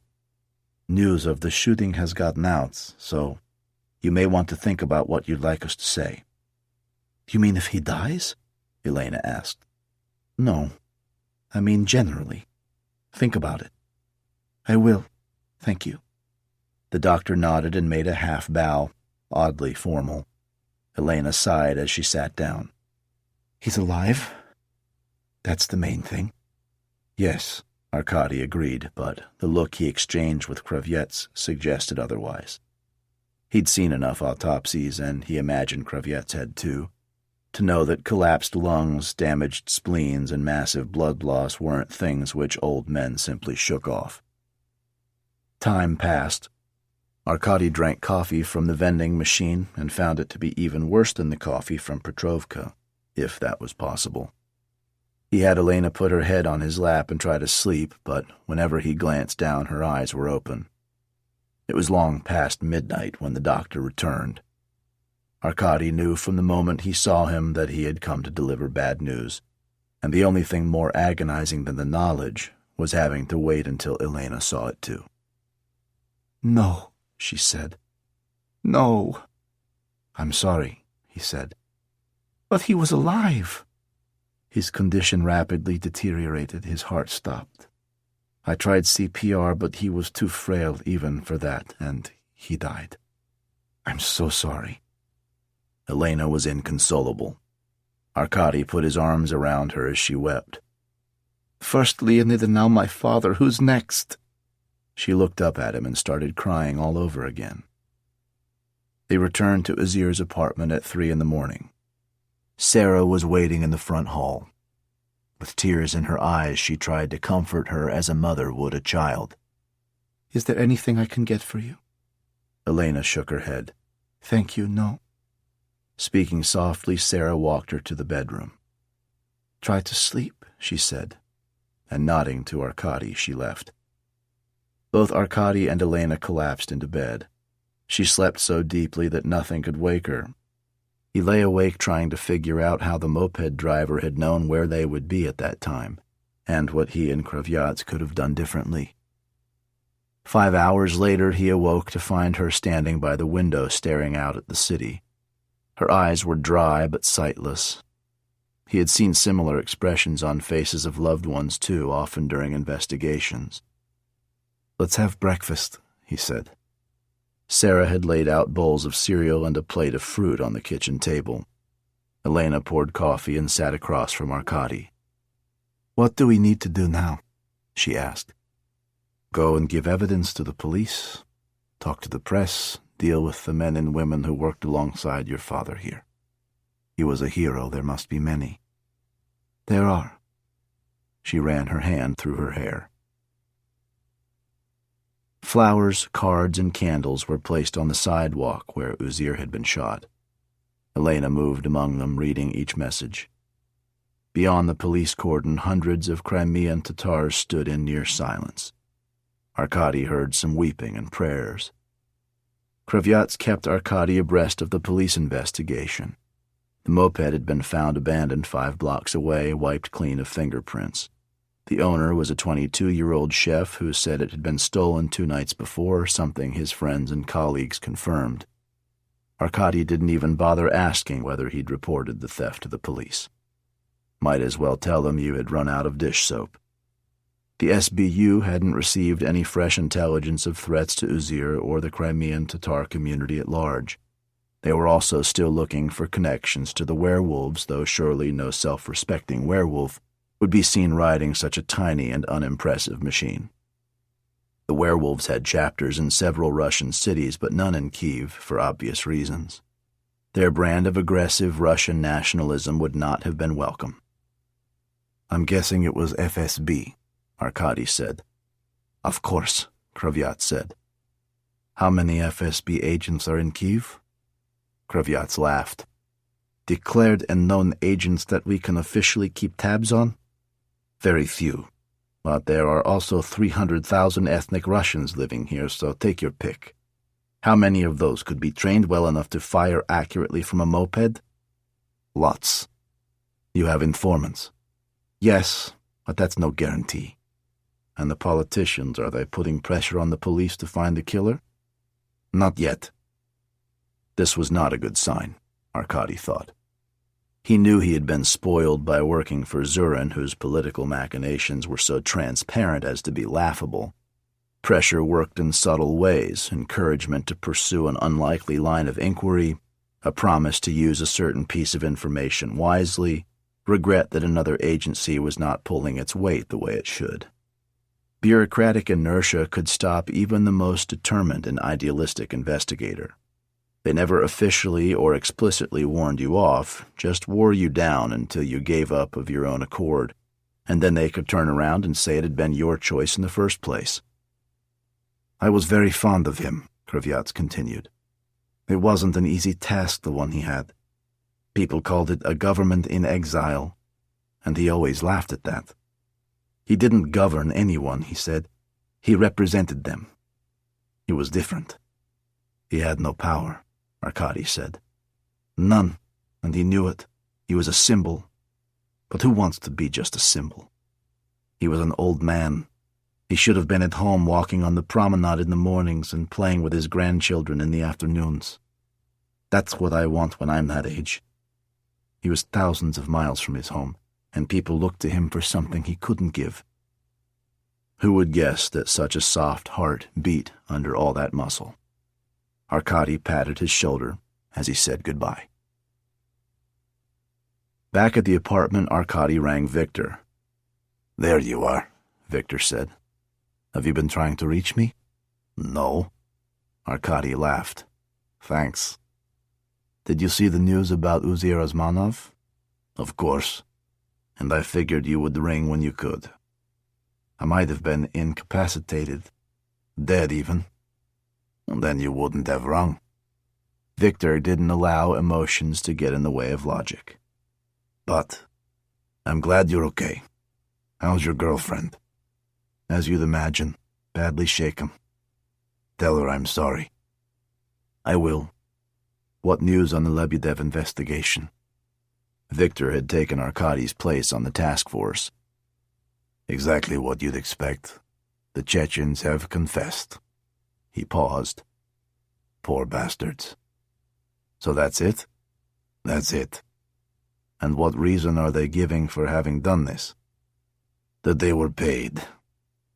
The cynicism of it, Arkady thought. It was a foolproof method. After waiting a day or two, FSB laid the blame on Chechens to cover up crimes of the state. They couldn't even be bothered to ascribe some fictional ideological motive to them in their fictional confessions. Even in the land of make-believe, they had to be portrayed as filthy mercenaries.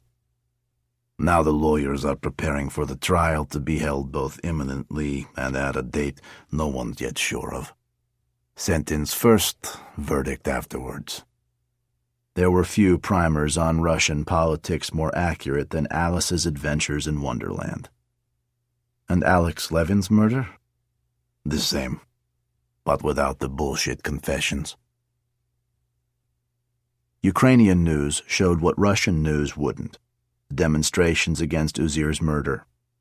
Crimean Tatars came in the thousands to the city centers, to Lenin Square in Simferopol, to Nakhimov Square in Sevastopol, and to Independence Square in Kiev. They held up pictures of Uzir and placards that said, "Tatars belong here," and "Putin, are you the killer?" In Moscow, Yashin leaned against his bike and stared down the lens of a TV camera. "The Crimean Tatars were deported in 1944 because they were collaborators and traitors. Now they are protesting against Russia. Soon the werewolves will be going south to Crimea, as we do every year, and let there be no doubt, when we are there, we will defend ethnic Russians as we always have. We don't go looking for a fight, but we will not shy away from one either. And to the Tatars, I say only this. Crimea is no longer your country. If you get in our way, you will be deported again, and this time you will never be allowed back. He said it in the same reasonable tone of voice he had used with Arkady by the pond in Moscow, but the malevolence below it was so strong that even here in Ukraine, Elena shuddered. The footage cut back to Crimea. A man in a suit was standing behind a bank of microphones. "That's him," Elena said. "That's Novak." Arkady examined Novak through the screen. A pasty, doughy face with the beginning of jowls spilling over his collar and eyes deep-set and suspicious. The face of a certain type of Russian.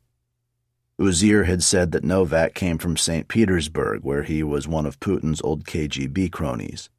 They all had that look about them.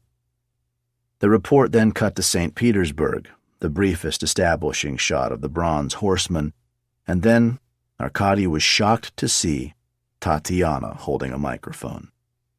Tatiana Petrovna, New York Times correspondent, said the caption. A breeze ruffled her hair as she spoke. "I had the privilege of speaking with Uzir Osmanov several times over the past months. He was an eloquent and passionate advocate for the Crimean Tatar men and women who have been forgotten for too long." He looked away from the screen. If Elena hadn't been there, he would have changed the channel. He was shocked to see her so suddenly still out there, still telling the truth. Would she have had the same reaction if she saw him suddenly on her television? That was always the great unknown when someone had gone, because gone didn't necessarily mean forgotten. At the very least, Arkady thought he wanted Tatiana to remember him. All this went through his mind in a flash, and on top of it came an equally sudden surge of guilt. He was here with Elena, who needed his support, and he shouldn't be agonizing over a woman who had walked out on him. "That's her!" Elena exclaimed. "That's her!" For a moment, Arkady thought Elena was talking about Tatiana, and he wondered how she was able to recognize her. But when he looked at the screen again, Tatiana was gone, and the camera was back on Novak. There were 3 people standing behind him as he spoke, 2 men and a woman. Arkady looked closer and saw who the woman was a split second before Elena said it out loud. "Karina."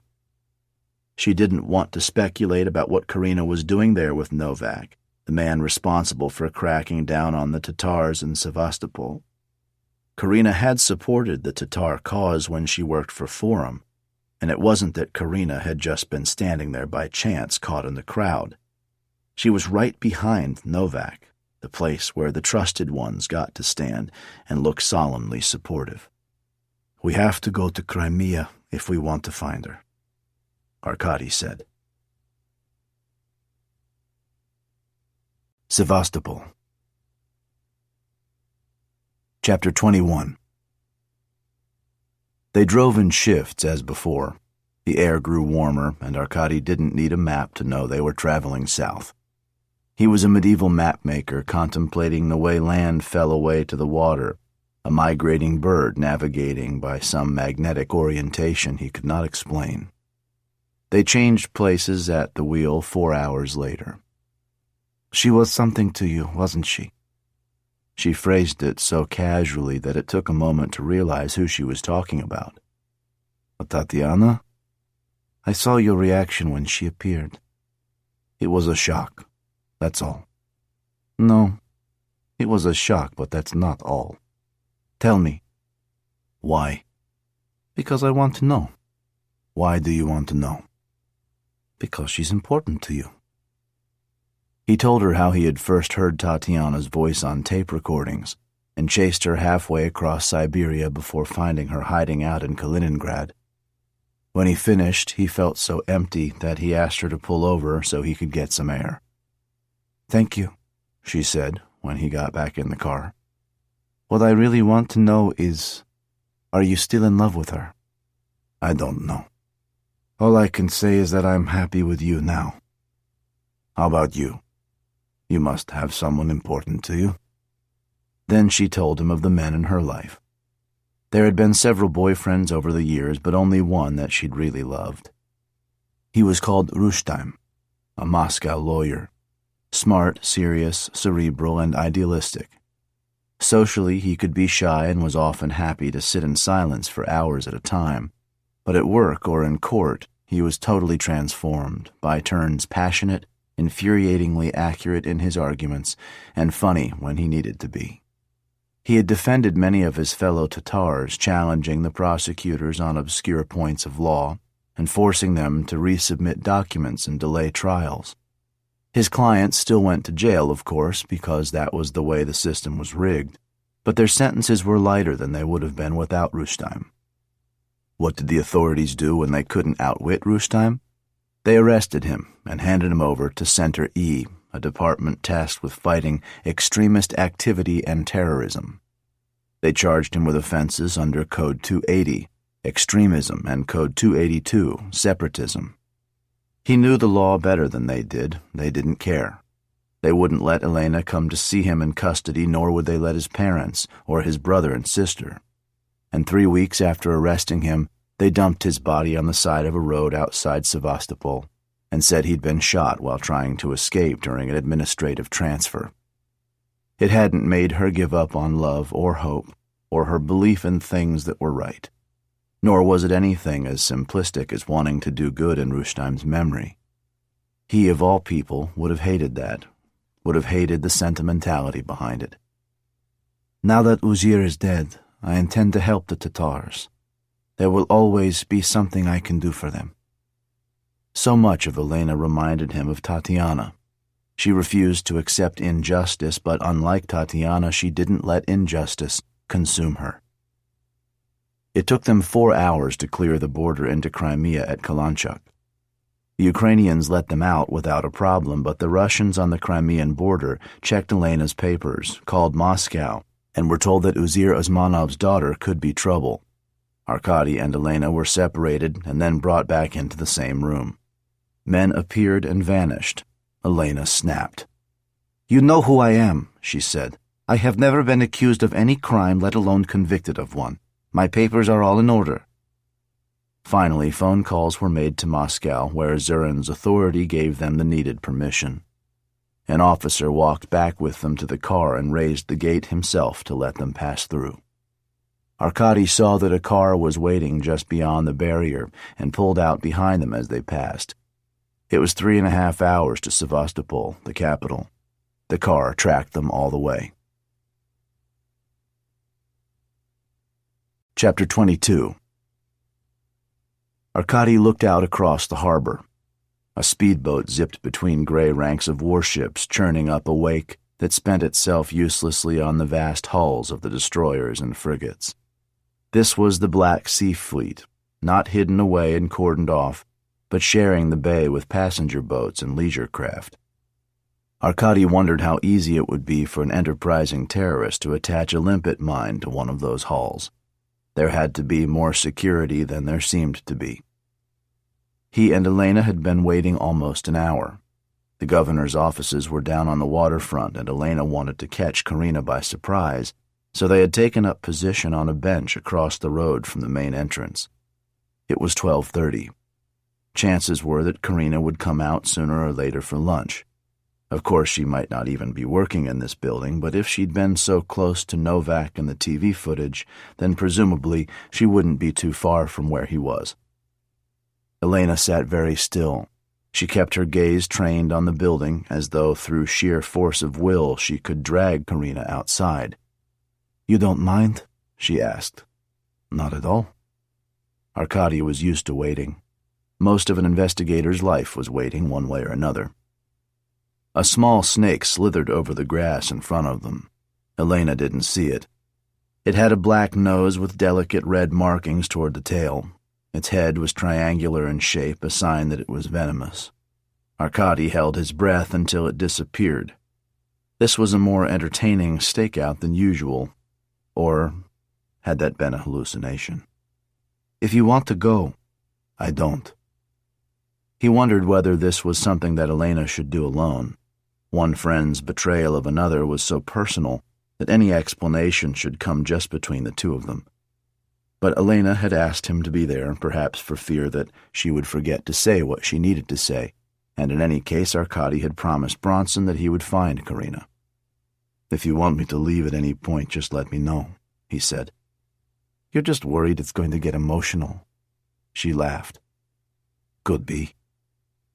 Downtown Sevastopol was a peninsula, just like Crimea itself was a peninsula within a peninsula. It was bounded by the inlets of South Bay and Artillery Bay, and its buildings boasted Venetian arches and columned balconies. Here was where families came every summer evening for a promenade, strolling along avenues and boulevards, breathing in the sea air, stopping to speak with people they knew, or simply smiling at others who also had the good fortune to have ended up here, rather than in one of Russia's many small, grim towns. "There," Elena said softly. Arkady looked. Karina was coming out of the building, chatting with another woman. She swept her sunglasses down from the top of her head as she stepped into the light and hitched her handbag a little higher on her shoulder. Elena started moving, quickening her pace to step between passing cars as she crossed the road. Arkady followed. "Karina!" Elena's voice was loud and firm. Karina looked around, momentarily confused, trying to see where the call had come from. "Here!" This time Karina saw her, and the shock seemed to stop her dead. She stood stock still, staring at Elena. Then she said something to the woman next to her, who nodded and walked away. "What a surprise," Karina said as she approached Elena. "I bet it is." Karina stopped a few feet from her, unsure whether she dared reach out and hug Elena. Elena didn't make it easy for her. She stood without a smile. "This is Arkady Renko of the Moscow prosecutor's office," Elena said. Arkady stepped forward and shook her hand. "Your father asked me to find you. It hasn't been easy." Karina ran her hand through her hair. "I can explain." "Can you?" Elena asked. "I can." She paused. "Well, I can try." She took them to a cafe 3 blocks away, far enough from the office not to run into anyone she knew.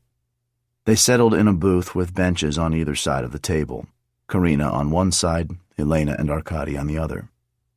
Arkady signaled for the waiter to bring 3 glasses and a bottle of wine. He filled the glasses and handed one to her. She nodded gratefully. "I turned myself inside and out trying to figure out how to tell you, but I couldn't, so I did the one thing I shouldn't have done. Nothing. I took the coward's way out and left without a word. I'm sorry." "But why? I don't get it. People were worried sick about you." "I know.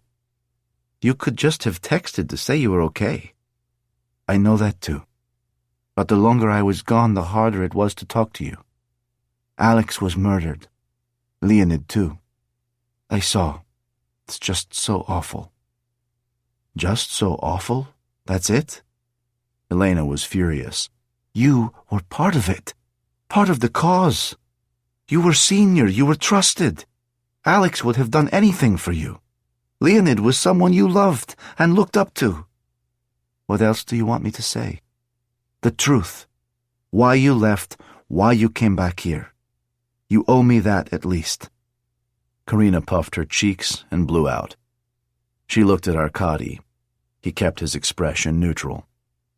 "I left because I was disillusioned with Forum." "You mean you were scared?" "No, I was disillusioned." "You stopped believing in the cause?" "No, I always believed in the cause. I still do." "Then why?" "I didn't believe we were getting anywhere. All the work we put in and no effective outcome." "How can you say that? We had protests, rallies, and media coverage. Our people have been killed. If we didn't have an effect, why would they go to such lengths?" "They kill people because they can," Karina said. "Yes, we had rallies and people turned up, but it was a drop in the ocean. It's a drop in the ocean at the moment, but it will build. Everyone who's gone up against Putin has thought that. And guess what? He's still there. and they're either dead or exiled. There wasn't much arguing with that, Arkady thought.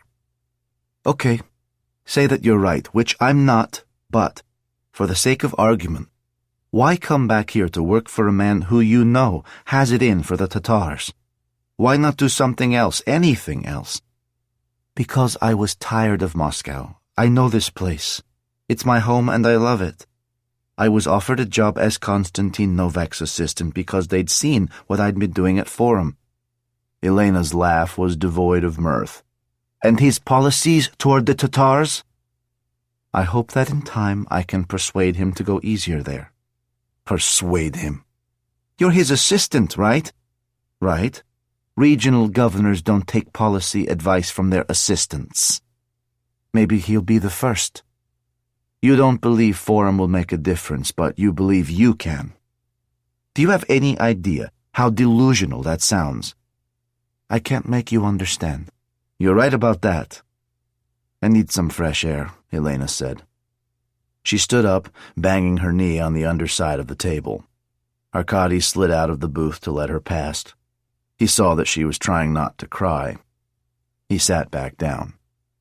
Do you have the same number your father has for you? Yes. I have that too, but can you write down your address so I can tell him where you are? I'd rather not. He'll send some of his goons down to bring me back to Moscow. I don't even want him to know I'm in Crimea. Listen, you don't have to call him. I'll call him. I'll tell him that you found me and not to worry. I'm okay. He's my client. I have to talk to him. Let me give you my number, just in case.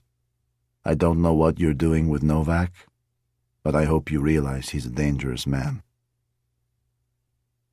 Arkady left Karina and found his car. Elena was waiting in it. She had obviously been crying. He put his arm around her and drew her close. There was nothing he could say.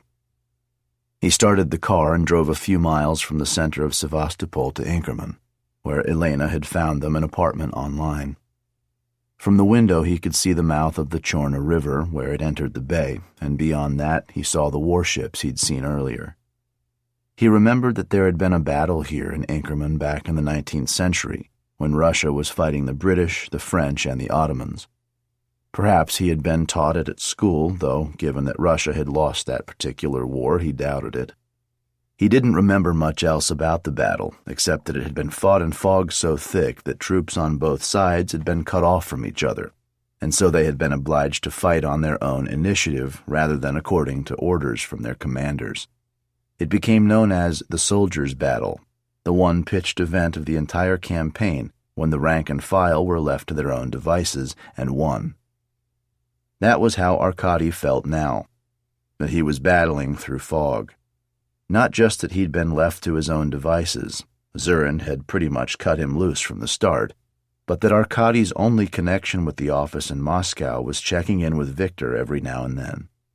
By this stage he usually had some idea of what was going on and who was responsible, and from there it was simply a matter of finding enough evidence to bring charges that would stick. But here he had no idea.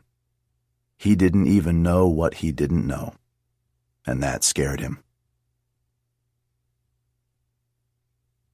Chapter 23. Bronson caught the first flight down from Moscow and demanded that Arkady take him to see Karina. I have to, Arkady told Elena. He's one of the reasons I'm here. Fine, Elena said, just as long as I don't have to see her. Arkady took a taxi out to the airport. He saw Bronson from halfway across the arrivals area. Bronson seemed oblivious to the way people were staring at him, though maybe if you looked like Bronson, you were so used to people staring at you, it became the norm. He embraced Arkady and asked him questions all the way into town. How had Arkady known Karina was here? What reasons did she give for her disappearance? How did she seem to him? Arkady answered as fully as he could, but skirted around anything to do with Elena. I knew I could count on you, Bronson beamed. Like I said, it was luck. I saw her on TV, total chance. Ukrainian TV, not Russian TV, which you'd never have seen unless you'd been in Kiev to start with. You say it was luck, but you know and I know there's no such thing. Arkady didn't feel like getting into a semantic discussion. The taxi dropped them right outside the governor's office. 2 security men moved swiftly to head Bronson off as he walked in. He looked as though he could sweep up one in each arm and crack their skulls without breaking stride, but he stopped and smiled at them, which was in some ways even more terrifying. "I'm here to see my daughter," Bronson said. His name was taken, a call was made upstairs, and Bronson and Arkady were asked to wait on chairs by a window. The security guard kept a nervous eye on Bronson as though he might turn on him at any moment.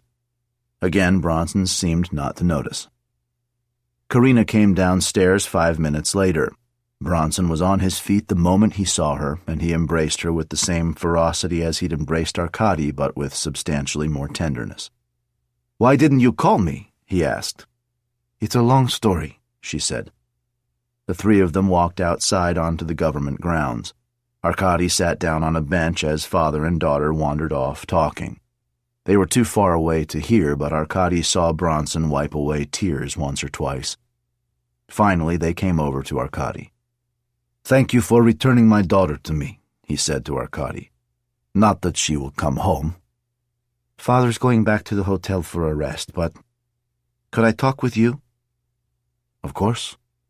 She turned to Bronson. "Father, I'll meet you at your hotel, and after you nap, I'll take you to a good Crimean restaurant." She waited until Bronson found a taxi before speaking.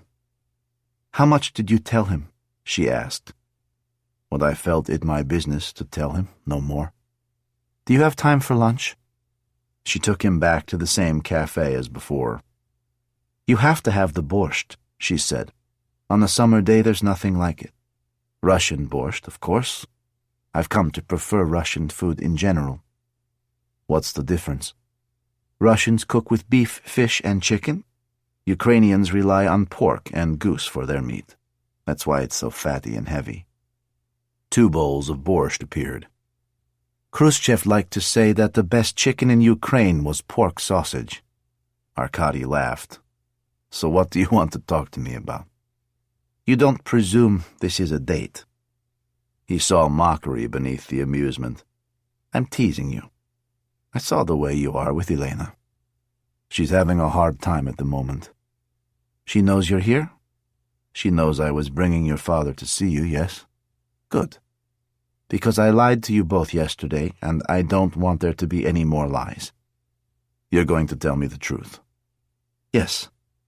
"Don't you think it would be better if Elena were here too?"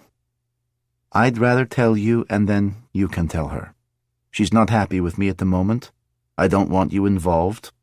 On the other hand, I want her to know that I didn't just walk out and betray her, and that there are good reasons for doing what I'm doing." Arkady was used to the way people talked around difficult subjects before finally getting there. "You have to promise to only tell Elena." "Who else am I going to tell?" "My father, for one." "Your father asked me to find you, nothing more. But 3 people have been murdered since your father hired me. If what you've got to tell me has anything to do with those murders, I'll use that information. Otherwise, I promise only to tell Elena." She took a deep breath. "I didn't go to work for Novak because I wanted to. It was Leonid's idea. He heard a job vacancy had just turned up there, and he encouraged me to apply. He couldn't write me a recommendation, of course, because Novak would have been suspicious right away. But he called in some favors, friends from the old days. That got me in the door." "Why did he want you to work there?" "Novak is an ally of Putin's. He's a powerful man, and like all of Putin's friends, he's rich. Leonid wanted me to find ways to discredit him. He knew it wasn't enough just to proclaim Forum the future. He needed to discredit the opposition." "How did he expect to do it?" "He wanted me to uncover something criminal that Novak had been up to. Something really criminal, something which would compromise him when it came out." "Such as what?" "Leonid thought that Novak might have stolen money from the government to build a yacht for himself that cost over 1 billion rubles." "So? Have you found anything?" Yes, but they may lead nowhere, and I don't think I can risk taking documents out of the building. You're sure no one there knows who you are? Yes. How? I've worked and lived thousands of miles away, and even when I was there, nobody even knew what I was doing for Leonid. They just thought I was his girlfriend. Were you? Yes. Then it must have been a terrible shock for you when he was killed. You never let on? Never. I cried my eyes out every morning before I left home and every night when I came back. When Novak said we should celebrate Leonid's death, I plastered on a smile and raised my glass. Who else in Forum knows about what you're doing? No one. Just me, now that Leonid is dead. No one at all. No one at all. No paper trail or electronic traces either. It was an idea we discussed in person and only ever in person. Leonid said we had to compartmentalize.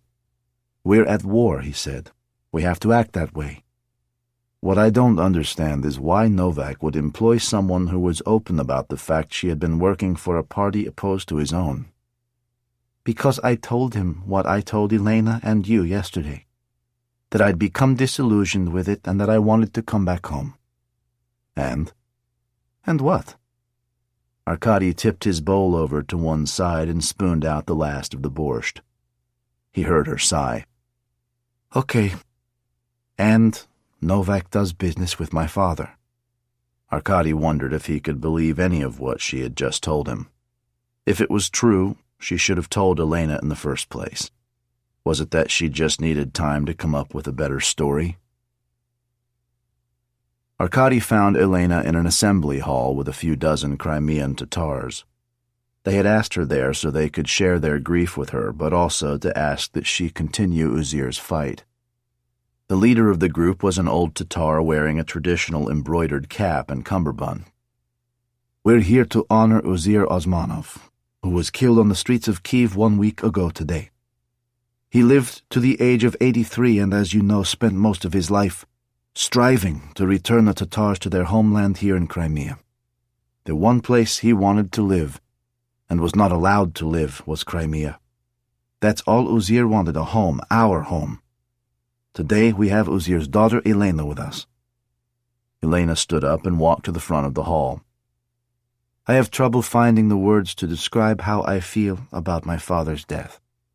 I'm better at expressing myself with music, so I would like to play Bach's Adagio in G minor for you. She tucked her violin under her chin, raised her bow to the strings, and played with such purity and sadness that tears came to the eyes of everyone who listened. There was an unmarked car outside the assembly hall. Arkady tipped an imaginary hat at the driver, who scowled. Are they bothering you? He asked as they left the hall. No. If anything, I find it reassuring. How? It means that at least they're where I can see them. It was logic, Arkady conceded. Russian logic, of course, but then Crimea was Russian now. He drove her back to the apartment in Inkerman. He wanted to tell her what Karina had told him, but he didn't trust the FSB not to have bugged his car. He parked, and as they walked to their apartment building, he told her what Karina had said. She stepped back to see his face. You believe her? Elena asked. I don't know. Chapter 24. It was easier than Arkady had thought to get to see Novak. He sent the request through Karina herself, as would have been the case even if he'd had no connection to her. I am Arkady Renko, investigator with the Moscow police. I am working on the case of Uzir Osmanov and would appreciate the opportunity to talk with you. The reply came back within the hour. I am not sure how much help I can give you, but would of course be delighted to assist in any way possible. The phrasing, Arkady noted, was almost identical to that of Yashin. He wondered whether his inquiries with Novak would be similarly fruitless. They emailed back and forth on possible times for the interview. Arkady, of course, had no pressing commitments, but Novak could spare only a few minutes here and there in between meetings. Eventually, Novak had come back with something Arkady hadn't been expecting. I have to take a trip tomorrow out to the east of the peninsula. and if you are amenable, we can talk in the car. It will take most of the day there and back, so I understand if this is a time commitment you can't afford, but you would be most welcome." Yes, Arkady had replied, that would be fine. And now here he was, settling into the back of a black Mercedes limousine with Novak alongside him and a chauffeur up front. "You don't mind if my assistant tags along?" Novak asked. "Of course not," Arkady said, nodding toward Karina as though they'd never met. Karina sat up front with the chauffeur, and Arkady pulled the glass screen across so that he and Novak could talk in private. If Karina could listen, then there was a chance she could say or do something to give herself away. A remote chance, sure, but she was untrained, and Arkady wanted to keep variables to a minimum. Besides, Novak would expect Arkady to close the screen. Walls and employees had ears. Novak gestured to a small mahogany cupboard in front of them. "Wine, champagne, vodka, please help yourself." "Thank you, no." Arkady was conscious of the shabbiness of his clothes against the white leather seats. He couldn't remember the last time he had been in something so luxurious. The air conditioning made him shiver, and the double glazing on the windows was so clear that the world outside passed by like a silent film. "So," Novak said, "Uzir Osmanov. Terrible business. I hope the investigation is close to finding the guilty party, though, of course, I understand that you're limited in what you can tell me." "Yes, but limited also in the sense that it is the Kiev authorities taking the lead. I was there as part of inquiries into the murder of Leonid Lebedev. Another terrible business. I know it's a risk that all of us in the political arena have to accept as the price for public service. But still, it's always a tragedy when it happens." "Did you know Uzir Osmanov?" "Of course. I met with him several times over the years before he left for Kiev." "And how did you find him?" "On the personal level, I liked him very much. On the political level, we had our differences, as you would expect." "He says he left for his own safety." "Then that was his choice. To the best of my knowledge, he was never threatened, let alone arrested, certainly not by anyone in an official capacity. Perhaps he had some unsavory encounters with local thugs. We have a small element of those, regrettably, just as every city does. He said that you had encouraged a crackdown on the Crimean Tatars here. I have instructed law enforcement to perform their duties. There are many members of the Crimean Tatar community who belong to banned Islamic extremist organizations. Would you rather I turned a blind eye to that?" He said that those charges are all trumped up, and that innocent men can spend 20 years in jail for something they didn't do. If you have specifics from any of these cases, I would be happy to have them investigated and check that proper oversight was followed. Islamic extremist terrorism is the scourge of many countries, and unfortunately, we are no exception. Crimea is an integral part of Russia, and I make no apologies for standing firm against any and all those who would try to undermine that. In other words, you take your orders from Moscow. I adhere to the law. I can assure you, investigator, that I'm nobody's poodle, nor is anyone else in Sevastopol. This has always been a city which marches to the beat of its own drum. It was like trying to trap an eel and always losing his grip. Novak proclaimed his commitment to the law and his pride in Crimea. Arkady tried to get through the bland political answers to get the grit beneath. It was an easy, cheap, and not altogether accurate accusation to make that all politicians were criminals, but they certainly knew their way around a lie, and more to the point, around lying as a default policy when answering even innocuous questions. Why had Novak invited him to spend most of the day here if he was going to be so uncooperative? They could have done this in one of those snatches of minutes between meetings. Arkady gave up, or rather he let the conversation drift on to other matters, hoping that he could return to the topic later and perhaps catch Novak with his defenses down. Novak passed the rest of the journey expounding on the virtues of Crimea, as though he were a medieval potentate showing Arkady around his personal estate. It was a diamond, a teardrop hanging suspended from the mainland by the thinnest of isthmuses, And to look at it on the map was to believe that one day it could just fall away forever into a warm maritime embrace. Its coasts traced curves so voluptuous an Armenian woman would have been proud of them. They were on the same latitude as the south of France here. Did Arkady know that? This was where Romanov czars and Politburo bigwigs had come. It was the playground of the rich and famous, and always had been, even when being rich and famous had been officially frowned upon. Novak pointed at orchards whose trees groaned beneath the weight of apricots and peaches, at vineyards marching across fields in even ranks, at small coastal villages nestling in the lee of cliffs. The sea, which had been on their right all journey long, now seemed to swing around until it was straight in front of them. Arkady saw two slivers stretching across the water all the way to the horizon that were a road bridge and a rail bridge side by side, thin strips of engineering genius standing proud and vulnerable against the vastness of the water. There was a turnout just before the bridge began. The chauffeur pulled over, parked, and came around to open Novak's door. The air was warm after the air conditioning. Arkady stretched his legs and back, uncoiling. Karina smiled at him. Novak gestured across the water. The Kerch Strait. Here, Crimea. There, Russia. In between the Kerch Bridge. 18 kilometers, $2 billion, 3 years. Built by my companies under my personal supervision. We had to deal with tectonic faults, mud volcanoes, and thick layers of silt. I found the best engineers in the world. The president himself laid the first pillar at the beginning of construction and came to open it at the end, driving the very first truck across, free of charge to drivers in both directions. Impressive, Arkady said. Novak looked at him, perhaps seeking evidence of sarcasm, but Arkady was perfectly serious. As a young boy, he'd been enamored of their beauty and fascinated by the engineering it took to build them. That fascination had never completely left him, and so it was that he could stand here, look out across the strait, and feel that Novak had earned his right to boast.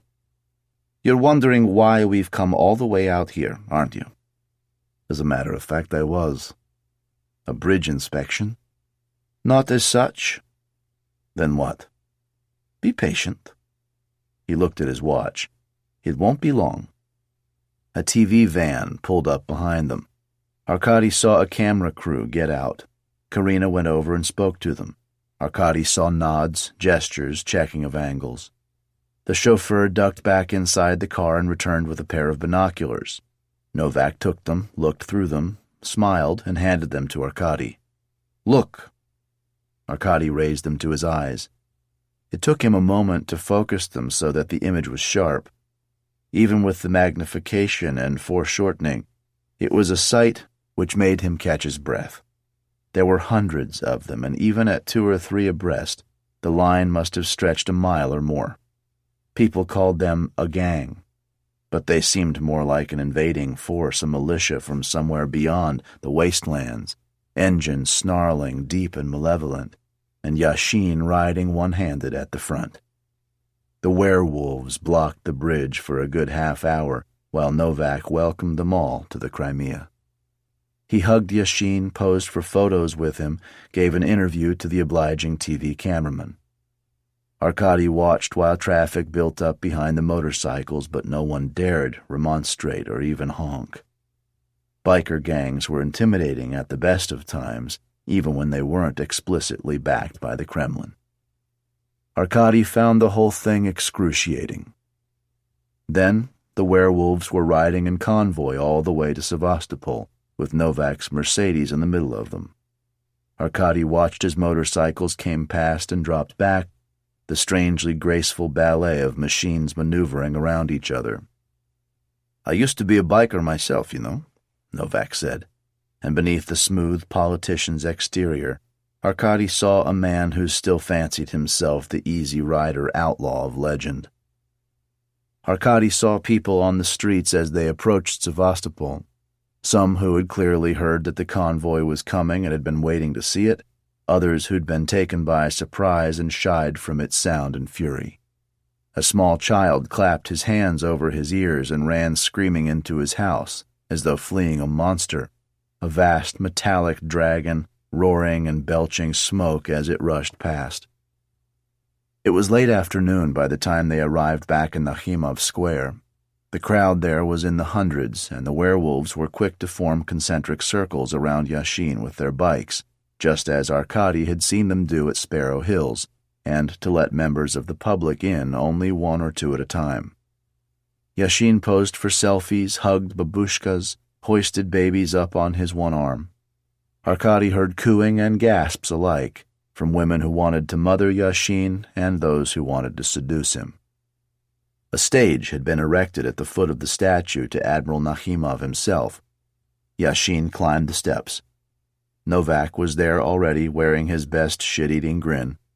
The men embraced again, and Novak handed Yashin a microphone. "We came here in 2014, Yashin said, and the crowd cheered. "We came here in 2014 to restore this beautiful place, this special place, to its rightful status. It was a tectonic shift for Russia. For the first time, we showed resistance to the growing savagery of the West, the rush to consumerism that denies all spirituality, the destruction of traditional values, and the threat of American democracy. Sevastopol has long occupied a treasured place in the Russian hearts and minds, and will always do so. It is both our honor and our responsibility to be here for Mother Russia." The crowd roared. Arkady knew there was a thin line between standing up for one's beliefs and being swept up in other people's madness. Knew, too, that the line was drawn differently depending on who you were. He wondered where his own line was and how close all this came to crossing it. Impressive? Scary? A bit of both? He recognized the voice in his ear immediately, and as ever it was as though she had plucked the thoughts straight from his head. When he turned to look at her eyes carried the same challenge they always had, her mouth the same flicker of amusement. "Tatiana," he said. Chapter 25. If it had been a shock seeing her on TV, it was nothing compared to seeing her in the flesh. He was struck again by her gray-green eyes and her smile full of humor. When Arkady spoke, the words were inept, and while it was a warm evening, it had nothing to do with the heat he felt. A man thinks he is over a lover, that she is only a distant memory, and then she appears out of nowhere and he feels only an unfathomable sense of loss. "It's no less of a shock for me," she said when they had found a side street. "Probably more," Arkady said. "I saw you on TV the other day talking about Uzir Osmanov. I should have realized you would be here." "Wherever the story is." "And the story is?" "The mood among the Crimean Tatars following Uzir's murder, and what it has to do with Putin's angels coming down here." "And you? Why are you here?" In a few words, he told her what had been happening since he left Russia. "Are you in love with her?" she asked. "I'm with her." "That's not what I asked." "That's the only answer you're going to get." "I'd like to meet her." "Why?" "Curiosity." "You don't get right of approval, you know." "No?" She put her hand on his forearm. "We have to talk about it, not right now, but sometime." "What's there to say? You had enough. You left." "For an investigator, you have no understanding of human nature." She knew how to get to him. "Also, as an investigator, you never asked the right question." "Which was?" "Was there anything you could have done to make me change my mind?" "I knew there wasn't." "No, you assumed there wasn't." "If I'd asked you that, what would you have said?" "It doesn't matter what I'd have said." "It does." "No, it doesn't. What matters is that had I said something, then it would have been up to you to decide whether you were prepared to accept it." Arkady reflected that he had rarely won an argument with Tatiana. "Perhaps we can help each other," he said. "Professionally." "Nice dodge." It's all I've got right now. Okay, professionally, what do you have for me? At the moment, not much, but I'm looking for a murderer. You're looking for a story. If we find something that might be of interest to the other, it would be helpful to share, right? Thesis plus antithesis equals synthesis? He laughed, spoken like a true Soviet. Originally Hegel, though. Logical. Her turn to laugh. You have my number? She asked. Not anymore. I had to resist the temptation to get in touch with you. Clearly it worked. Here, let me give you my number again. No need. Oh? I can still remember it. She smiled. How annoying for you. Very. Karina and Elena had agreed to meet for breakfast at a waterfront cafe. Arkady drove Elena down there, and as always, the FSB followed. You should take those guys on a car chase, Elena said. Give them something to do. She raised her voice. Flash your lights if you can hear me, gentlemen. Arkady glanced in the rearview mirror. Their lights didn't flash. No bug here or no sense of humor there, Elena concluded. The two are not necessarily mutually exclusive. He stopped in front of the cafe. That's true. She kissed him. Arkady watched her go into the cafe before checking his mirrors and pulling out into the traffic. The FSB car didn't follow him. Their orders were to stay only on Elena. He would find a cafe of his own, take a coffee in the morning sun, and phone Victor. A traffic light was turning red up ahead. If Arkady hit the gas, he could probably just about make it in time. But it was a beautiful morning, and he had nowhere particular to be, so he coasted gently to a stop and waited. On his right, he saw a pedestrian area leading down to the shore. Two men were arguing, not a full-blown argument, perhaps, but certainly a heated discussion. The one on the left was chopping the air with his hands, and whatever point he was making, it was clear that he was unhappy and agitated. The one on the right was making placating gestures, which was ironic, Arkady thought, as the man on the right was Bronson, and he could have snapped Novak's neck in a heartbeat. There was a free parking space up ahead. Arkady slid his car into it and got out. Novak wagged his finger at Bronson and turned away. Arkady saw his Mercedes idling at the curb. The chauffeur got out to open the door. Bronson pulled out his mobile phone, stabbed at the screen, and held it to his ear. He saw Arkady walking up the path and gestured to the phone. Arkady shrugged and sat down on a nearby bench. Bronson didn't look especially happy, but Arkady didn't care. Call me back. Bronson barked into the phone and ended the call with another violent stab of a meaty finger. He turned to Arkady.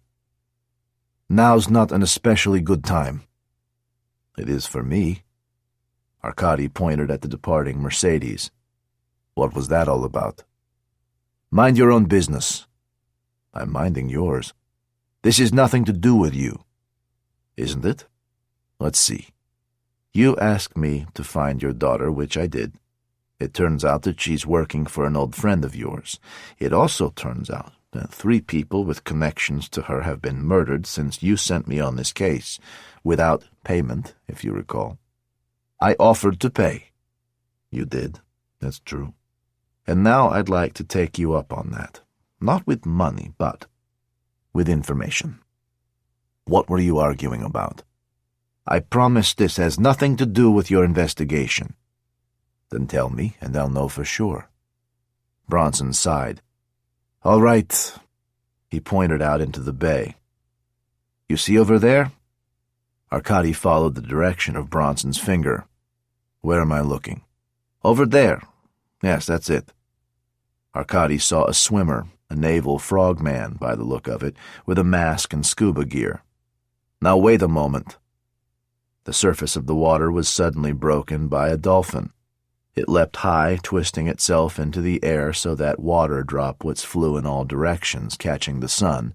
Then it dove back under the water and began to swim fast toward the frogman.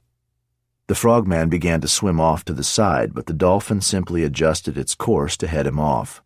When it reached the frogman, it lifted its head and brought it down on top of the man's, not hard enough to hurt, but enough to stop him in his tracks. The frogman turned and tried to get past another way, but the dolphin simply went with him and gave him a couple more glancing blows for good measure. An inflatable boat approached and hauled the frogman on board, but the dolphin still wasn't letting them past. It bumped the boat hard, and though the inflatable could have gone past it if it really wanted to, the pilot spun the boat in a wide 180 and headed in the other direction. "Naval dolphins," Bronson said. "Half a dozen of them in all, owned and trained by the Black Sea Fleet. They're amazing in what they can do. Find military frogmen and neutralize them, like you just saw, and they can also carry explosives and detect mines. They're quicker than any man in the water, and probably a lot smarter, too. The only problem with them is that if a male dolphin sees a female dolphin during the mating season, he instantly sets off after her. He won't obey any commands. He's totally uncontrollable." "This sounds like a joke." Bronson laughed. "Right. But unlike most Russian men, they always come back, usually after a week or so." "So what's your interest in the dolphins?" "Dolphins are expensive and the Navy's strapped for cash. I suggested that we expand the city's aquarium and move the dolphins there. The Navy could still use them on a part-time basis, but they'd be earning money most of the time." "Money for you." "I offered to facilitate the deal." "For a percentage." "Naturally." "Oh, there'd also be a rehabilitation center for disabled children." "You're all heart." Animals should live where nature intended, Arkady thought. A dolphin that wanted to chase its mate should be able to do just that, not disable minds or perform tricks for the public or do anything dreamt up by man for his own amusement. He sensed, though, that this was not the time to lecture Bronson. "So what's the problem?" he continued. "Novak's the problem." "How?" "I've worked with him for years. I've got interests all the way up and down this Crimean coast, casinos, bars, hotels, and restaurants." The way Bronson told it, he was the man who brought in the tourists. Arkady knew that these interests were a fraction of what Bronson would like people to think they were. A protection racket here, a small investment there. A lot of small things all added up, but there were hundreds of sharks operating in these waters, all of them hustling for their space just like Bronson was, and there was nothing that made him special among them. "Yes." "And we've always had an agreement, Novak and I. He lets me operate the way I like as long as I give him what he needs." "Which is?" "Running my side of things without causing problems." "And making money for him." "Every business has to pay tax." "To the governor personally?" Arkady asked. "I pay what we've agreed to. How much goes to him and how much to the city government is not my problem." And now he's changing the terms. "Yes, not just with me, with everybody. All done with contracts and lawyers, of course. We're all respectable businessmen now." Arkady knew that the important word there was now. In the 90s, the criminals down here had worn shell suits in all colors of the rainbow and neck chains so thick you could have locked bicycles up with them. The peninsula was called the Ukrainian Sicily, and it wasn't meant as a compliment. Of course, most of the bandits ended up either dead or in jail, and the smarter ones realized that it was easier, safer, and more lucrative to be at least nominally above board. The punks had grown up. Now it was all money laundering and sweetheart land deals. But the essence of the system remained the same. Every level was expected to pay for the protection it received from the one above. Utility and loyalty were valued above everything else. Everyone was compromised and vulnerable, and that way things ran smoothly. "Why?" "That's the question." "You don't know the answer?" "Not exactly." "Has he done this before?" "Not so drastically. We negotiate terms now and then, that's normal, but nothing like this." "How much more is he asking?" "Pretty much double what he asked before." "And presumably the hike will play havoc with your margins." "You could say that." "He's doing this across the board with everyone who operates down here." "All the ones I know of, yes." "So he needs money." Bronson raised a sardonic eyebrow. "You're a genius." "Why is he doing it?" "Like I said, I don't know." "But you have an inkling." Bronson was scared. Behind the shaved head and the beard and the iron slabs of muscle, he was scared, and that only meant one thing. "Novak's leaning on you because he's being leaned on himself." "You said that, not me." Novak was tight with the Kremlin, and when someone was tight with the Kremlin, the only person who could lean on him was Putin himself. Everyone knew what happened to those who pushed back. "What's he done wrong?" Arkady asked. "You didn't hear this from me." "Fine. And it may not even be true." But it makes sense." "Tell me." "They say that Novak double-crossed him on the bridge deal." "Which bridge?" "The Kerch Bridge." Novak would have gotten the contract because of his friendship with someone in the Kremlin. Infrastructure projects that big had to be signed off on by Putin personally, and of course he would expect a large cut of that himself.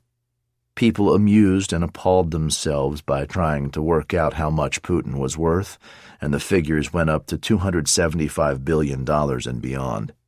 To Arkady, the question was moot. Putin was worth what the Russian state was worth, no more, no less. That bridge was a $2 billion project. Exactly. Novak started withholding money as Putin was waiting for his cut.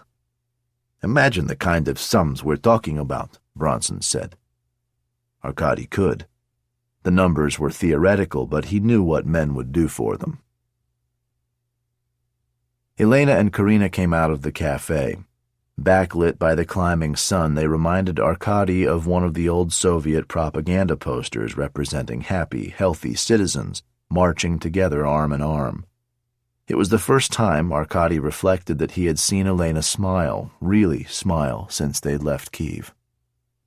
"Karina," he said, "can I drop you off at your office? I have something I want to ask you on the way." "Sure, happy to." She got in the back seat. He looked in the rear-view mirror, and as expected, the FSB were right behind them.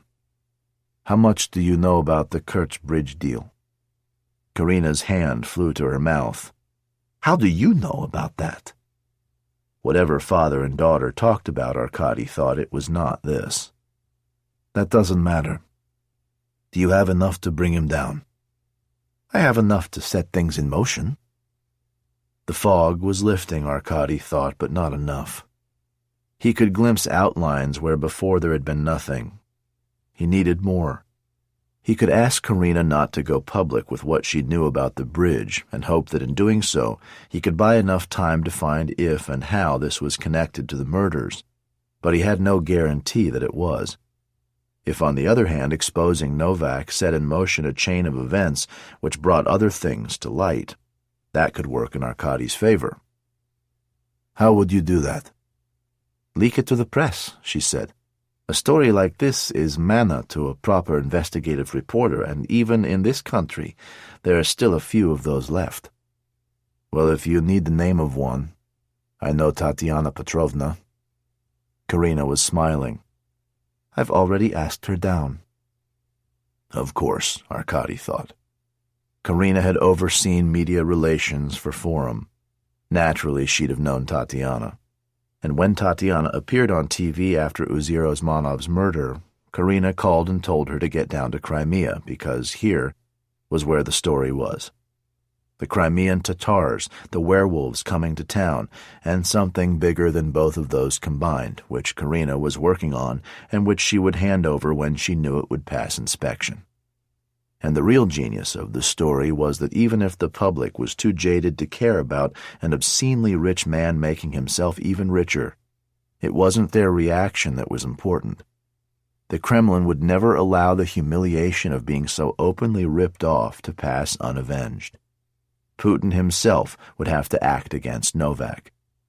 It was a small victory, but Leonid Lebedev had been right. Even small victories were better than no victories. "Karina's got us VIP tickets for Russian Reactor tonight," Elena said. "What's that?" Opening night of the werewolf show, they do it every year, said Karina. What kind of show?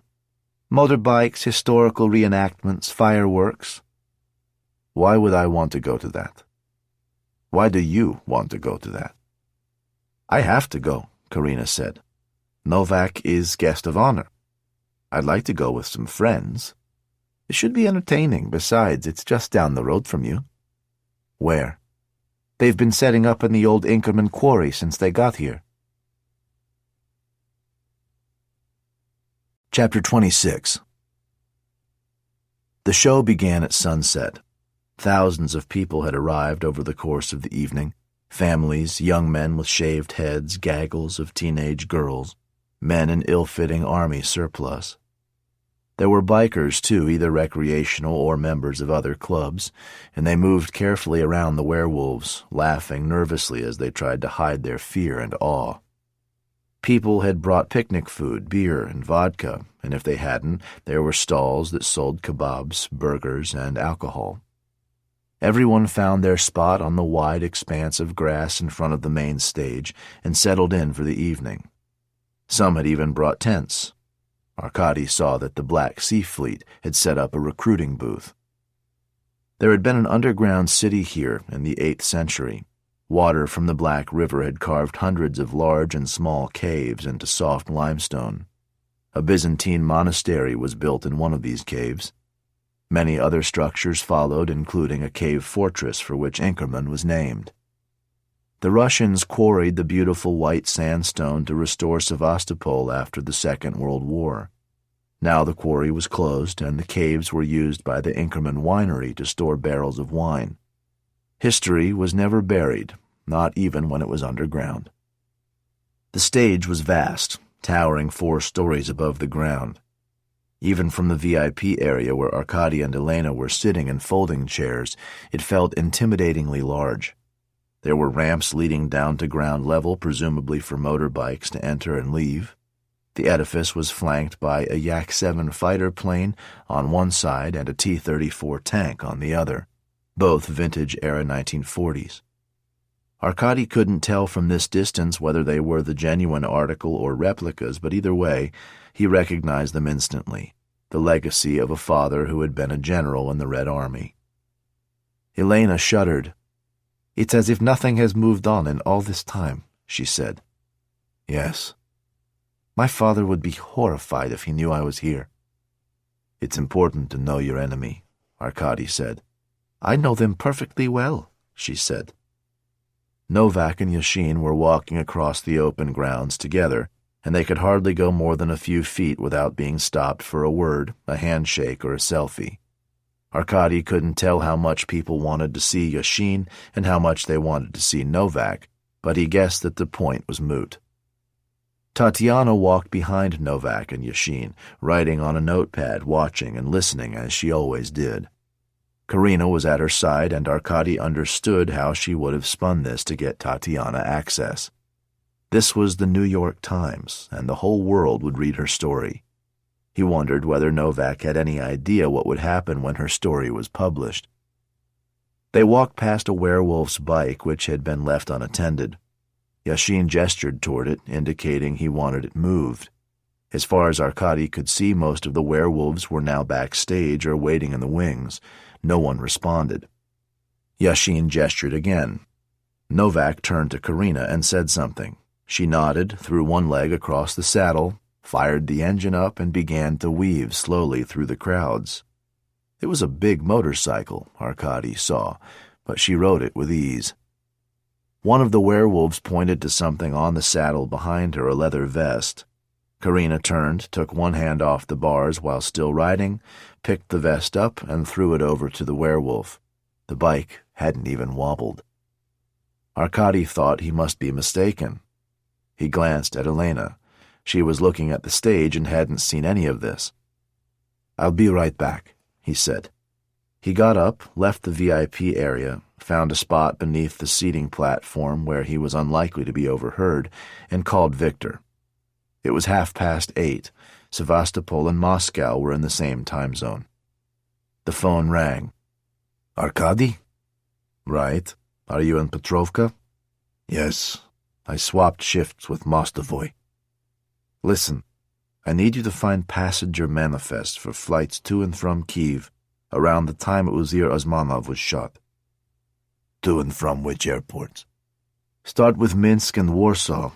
If you can, also trace back from either of those to Domodedovo or Sheremetyevo in Moscow. He needed to know whether Karina had been in Moscow when Alex and Leonid Lebedev were killed. Who am I looking for? Karina Abakova. There was a long silence. Arkady sensed Victor's shock as clearly as if they'd been in the same room. Does that mean what I think it means? Yes, I think so. I don't know.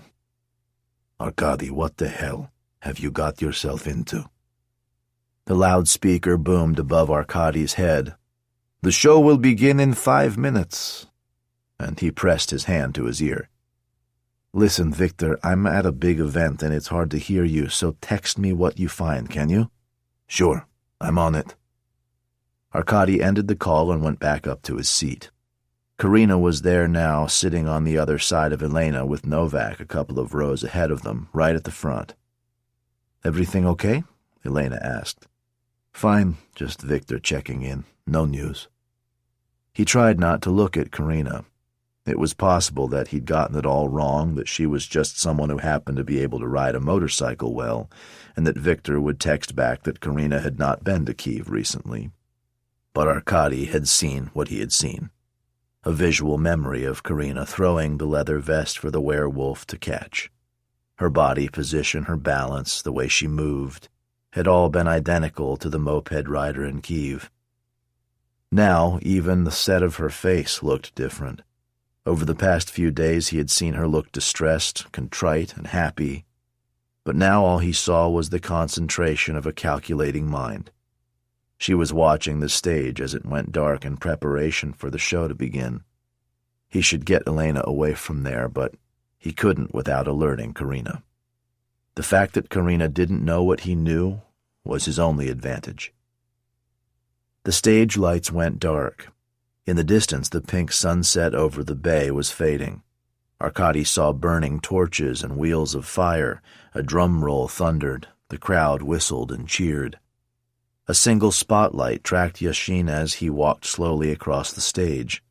There were more cheers. He waited for them to die down before letting his deep voice roll over the crowd. My fellow Russians, welcome. Tonight I invite you to join me on a journey through the history of our great country. Are you ready? Yes, they shouted. Louder! Are you ready? Yes! More spotlights flicked on one by one, hunting like searchlights. Tsar Nicholas at a desk, signing his own abdication treaty. His wife and children, Bolshevik soldiers.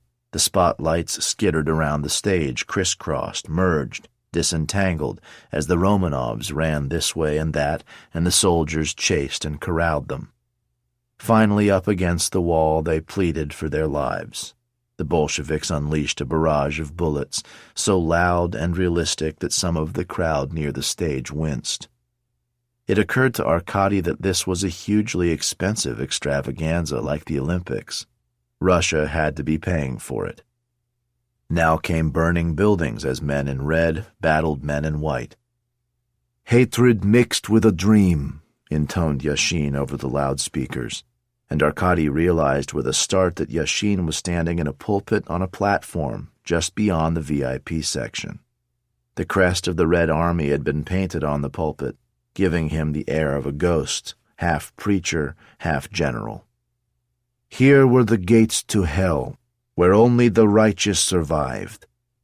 Arkady held up his phone as though he wanted to film some of the performance. Nothing from Victor yet. Stalin, an actor dressed all in white, climbed out of an old limousine.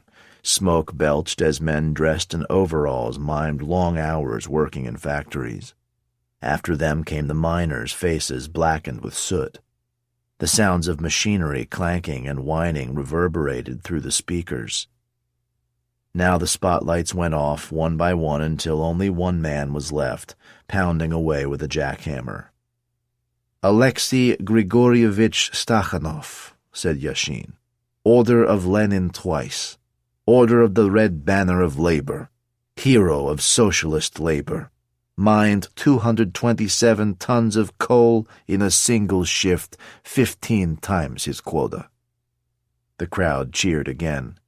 Only in Russia, Arkady thought, could a coal miner be treated like a rock star. His phone vibrated. He held it at arm's length to read Victor's text. DME to MSQ 17 June. MSQ to KBP 18 June. Working on returns. Those were the airport codes. Domodedova, Minsk, and Kiev, respectively. She had flown from Moscow's Domodedova airport to Minsk in Belarus and then to Kiev on June 18, 2021. Uzyr had been killed on the 19th. Arkady stole another glance at Karina. She looked just like another rapt spectator. Two men sat at a table, signed a treaty, shook hands. Molotov and Ribbentrop. Ribbentrop grinned at the crowd as he left the stage, tearing up his copy and letting the paper fall from his hands. Arkady heard boos. Hitler was speaking, his image projected onto the back wall of the stage. It was footage absorbed in the popular culture by osmosis, the staccato black and white, the jabbing hands, the rage and the lick of hair falling across his forehead. More boos, louder this time. An air raid siren wailed. Shadows of bombers flew across the roof of the stage. There were explosions and clouds of smoke. The Wehrmacht swept across the stage in panzer tanks, and SS soldiers forced men to kneel and shot them in the back of the head. They loaded the women and children onto flatbed trucks. The fascists thought it would be easy. They hadn't counted on the heroism of the Russians. A man billowing flames appeared at a balcony and leapt. A mother clasped her baby to her chest and ran for cover. Young men scaled walls, threw grenades, hand-to-hand fighting in urban streets. Stalingrad, Moscow, Leningrad. Nurses came out with knives and stabbed Nazis where they stood. Snipers lay in the eaves and scattered the enemy. A concert pianist in black tie was rolled onto the stage. Arkady recognized the refrain. He was playing from the fourth and final movement of Shostakovich's Seventh Symphony, originally titled Victory. This was the war of good against evil, light against shadow, love against hate, paradise against hell, until eventually broken, the humiliated Nazis retreated. The light of the Holy Grail lit up the darkest years of Russian grief. The Russian state prevailed and in the end triumphed. Arkady's phone vibrated again. KBP to MSQ to DME, 20 June. DME to SIP, 21 June. He texted back. Please check SIP to DME flights for days before Alex's murder. 3 dots while Victor replied, On it. The proletariat began to rebuild. Trampolinists flew and twisted between giant hammers and anvils. Women in shorts and vests leapt from the bikers' pillion seats onto the stage. The hammer and sickle sat inside a red star on their chests. They moved in rhythm to the marching music. Stalin himself began to sing. Gagarin was going up into space with Strauss's fanfare playing all around him in eruptions of brass and blazing organ. What else could you use but Stanley Kubrick's space theme from 2001? Alex's words came to Arkady. Hal, the computer in 2001. You know why he called it that? Because in English the letters H, A, and L come right before I, B, and M. IBM, see? It was all coming too fast. Too much noise around him, the rocket blasting off from a model Baikonur cosmodrome while Yashin spoke of how the space race was all Soviet. He shook his head, forced himself to concentrate. From HAL to IBM. Alex had sent Arkady pictures of Gogol, Tolstoy, and Chekhov the night before he was killed. In that order? Arkady was pretty sure, but he couldn't remember beyond all doubt. He began to flick back through the message folder. Karina looked across at him and gestured to the show. He smiled, pointed at his phone, and made a yapping gesture with his hand. She smiled and nodded. He nodded back. For some reason, he was the one who felt treacherous. He dragged his thoughts back to Alex's message. There it was, Gogol, Tolstoy, and Chekhov in that order, just as he'd remembered. He wasn't totally losing his mind then. Another text from Victor. SIP to DME, 12 June. He texted back, "Flight time, please." 3 dots again. SIP 2055, DME 2315. She could have arrived late at night, met Alex early the next morning, and killed him. If Alex had texted Arkady with what he'd found, maybe he'd texted Karina too, perhaps asked her for an explanation. She hadn't responded to anybody else's texts, only Alex's. Gogol, Tolstoy, Chekhov, IBM, Hal. The answer was so obvious that Arkady cursed himself for not having seen it earlier. His English was still good enough for him to remember that alphabet, even if it took him a moment or so. 1 letter back from G was F, 1 letter back from T was S, and 1 letter back from C was B. FSB. It didn't make sense. It all made perfect sense. An actor playing Gorbachev appeared, and the malevolence hurled in his direction was so instant and extreme that Arkady felt himself recoil. Gorbachev signed away the Union and got off stage quicker than he'd arrived, pursued by a very weary man in a bear costume. Oligarchs connived to divide the economy between themselves.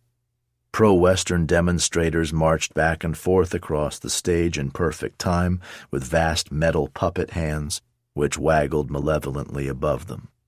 Arkady noticed that one of the puppet hands sported a ring emblazoned with a logo similar to the American presidential seal. And now came the werewolves themselves for the climax, riding in formation, Russian flags flying off the backs of their bikes. Fire spat from their exhausts as they rode through silver rings, turned and came back through again. Percussionists banged oil drums in front of a waterfall dripping molten gold. "Excuse me." Karina was trying to get past Arkady. "You're leaving?" "Have to sort some stuff out for after the show," she said. He moved aside to let her by and turned to Elena. "You okay?" "Just about." "I'll be right back." He squeezed her shoulder and hurried out of the VIP area and down the steps, scanning to see where Karina had gone.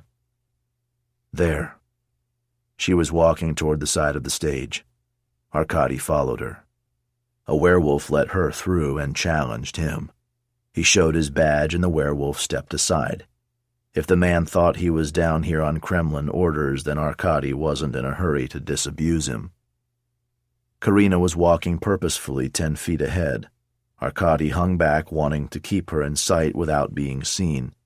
He would have no plausible explanation as to why he was backstage. The superstructure of the stage loomed high to their left. Karina opened a door and disappeared. Arkady followed her. The door was swinging back when he reached it, caught it, and quietly pushed it open. He stepped inside. He was in the guts of the stage. Scaffolding climbed all around him in arteries and veins of steel. The light from the main stage had dimmed by the time it got to the outer reaches here, but there was still enough for Arkady to see where he was going. How was he ever going to climb scaffolding when he could barely climb a single flight of stairs without stumbling? Karina's footsteps clanged above him. He caught a glimpse of her legs as she climbed a ladder, traversed a walkway, and climbed another ladder. Again, he quietly followed. "Sort stuff out for after the show," she had said. Drinks, canapes, that was the presumption. Strange place to keep them. He had sight of her, lost her, caught sight of her again. Where was she going? The music began to crescendo. Arkady felt it shake the ladder, or was he shaking the ladder? For a moment he thought that he might fall. He pulled himself up the last few rungs of the next planked walkway and crouched down, trying to regain his balance and stop the shaking. Light blazed in kaleidoscopes of color. The crowd roared, subsided, roared again. Louder, brighter, more intense, and then suddenly, everything went dark and silent. He counted a beat, maybe two, before the applause began. Not the kind of polite applause one might find at a classical concert, but something altogether more visceral and atavistic. The noise seemed to come from the depths of the soil itself. Here, even for a short time, the faithful had seen the Russia of their dreams, the Russia they worshipped and adored and believed in, the Russia which took on the world and won because it was the last greatest beacon of hope. This was not the Russia of their everyday drabness, where a man in an office demanded your rubles to do his job, or where the apartment above flooded into yours because the owner had left the tap running while drinking himself into a stupor. This was Russia through the looking glass, a past long gone, but a future which was still theirs to take, unbowed, unbent, unbroken. The lights came back on. Arkady lifted a hand, screwed up his eyes, turned his head away, opened his eyes again, and looked for Karina. She was gone. He looked ahead to where he'd last seen her and to his left and right, but all he saw were empty walkways. She couldn't have come back past him, he thought. Chances were that she'd just kept going. He set out in the same direction. The applause was still going on. He doubted that she'd be able to hear his footsteps over that. He quickened his pace. The walkways were leading gradually around. He glanced down through a gap and saw that he was high above the middle of the stage. Yashin was bowing to the audience and pointing left and right as he acknowledged the other bikers and actors. Arkady saw Novak bounding up to share the moment. Now Arkady knew. He looked up. There was another walkway above him. He ran to the nearest ladder, no longer caring if she heard him. Yashin's voice came loud over the speakers. "Russia! Russia!" They took up the chant, deep and sonorous. "Russia! Russia!" Arkady grabbed at the rungs. His hands were slick with sweat. He wiped them on his trousers and tried again. He was clumsier now. One foot slipped as he climbed, his shin hitting against the metal. He gritted his teeth and kept climbing. Finally reaching the highest walkway, he saw her. She was on one knee, an AK-47 rifle resting on a horizontal metal bar. The backs of the stage lights were just in front of her, rendering her totally invisible to anyone out front. Novak and Yashin were straight ahead of her on a 45-degree angle, 50 feet away, no more. They had their backs to her. "Russia! Russia! Russia!" A gilded coat of arms was being winched up above the stage. It bore a Soviet star, a Tsarist double-headed eagle, and ears of wheat. The crowd watched, cheered, and chanted. Arkady heard military fireworks, the whoosh of rockets, the dull boom of shells, the rat-tat-tat of gunfire. Colors exploded in the night sky. Karina's eye was at the sight. She was perfectly still. This was when she would shoot, now, with all the noise and explosions around. It was the perfect cover, a way of ensuring no one would be able to even hear it, let alone tell where the shot had come from. "Karina!" Arkady yelled. "Karina!" She didn't hear. He had no weapon, nothing to distract her with. If he ran, he wouldn't get there in time. He was too far away. He ran anyway. Her face was pure concentration. Noise, lights, and people moving, and amid all this, she was the one still point. Inhale, exhale. Inhale, exhale. Take the shot between breaths. Inhale, hold, fire. Chapter 27. It was Novak. Novak with a constellation of red where his head used to be, and Yashin turning away in horror as he was sprayed with blood and tissue. Yashin couldn't have been in on the plot. No one who knew that Novak was going to be shot would stand that close to him. The realization of what had happened rippled out in waves, first Yashin and the nearest werewolves, then the actors on stage, and finally the crowd, beginning at the front. Fireworks illuminated faces and painted their shock in technicolor. People turned and tried to push their way through the crowd, coming up hard against those still working it out. It was a recipe for panic. Karina turned and saw him. Her expression was neither surprised nor outraged, just blank. A split-second assessment and cold calculation, and then she turned the rifle toward him and brought it up to her shoulder. He threw himself at her more through instinct than anything else. The impact pushed the gun barrel up and away even as she fired. Arkady heard a roaring in his ears.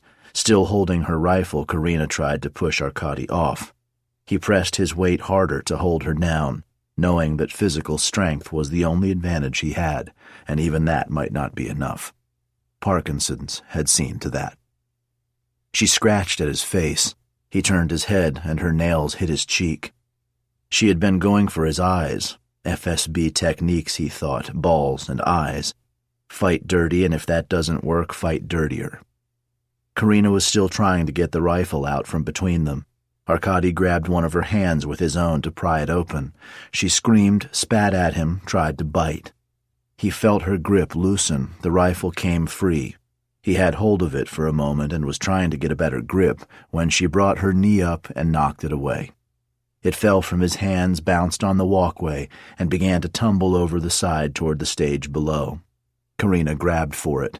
Arkady kicked out, smashing her hand against the railings, and from her cry he knew he had broken it. He watched as the gun landed on the stage not far from where a couple of werewolves were kneeling by Novak's prone figure. No one noticed. Karina threw a punch with her other hand. Arkady got his own hand up in time to block and hold it. "You have to come with me," he said. He was still holding on to her hand. She twisted her body and kicked him as hard as she could in the side, sending the air rushing from his lungs. He wasn't aware of having let her go, but as he doubled over and tried to suck oxygen back in, he felt the shuddering of the walkway as she ran. He pushed himself upright. The air came slowly back. Karina was long gone. Arkady retraced his steps back down to the ground level, pressing himself close to the ladders as he descended. His lack of balance was making him wobbly, and when he slipped on the last part of the descent and half fell the last few feet, he was only glad that it hadn't been worse. No one saw him come out of the superstructure, and even if they had, he doubted that anyone would have cared. People were running, shouting, and crying. Arkady headed back toward Elena. 2 werewolves on bikes passed on either side of him, and he hardly noticed them. The VIP section was practically empty.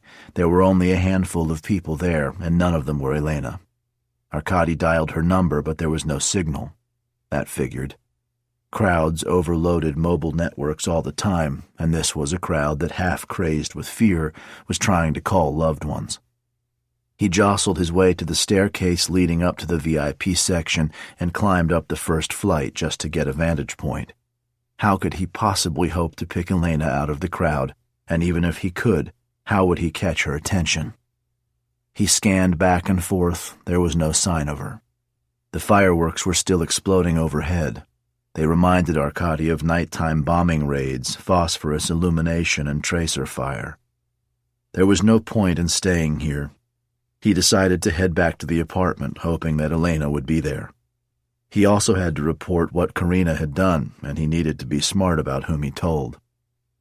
If Karina had told Yashin what she had done and who had seen her, then they'd be looking for him. They'd grab him before he got out of here, and after that, all bets were off.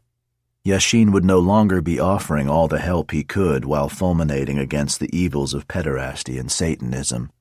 Arkady was witness to a murder, and witnesses to murders like these tended to be discredited, eliminated, or both. He hurried down the steps again and joined the exodus.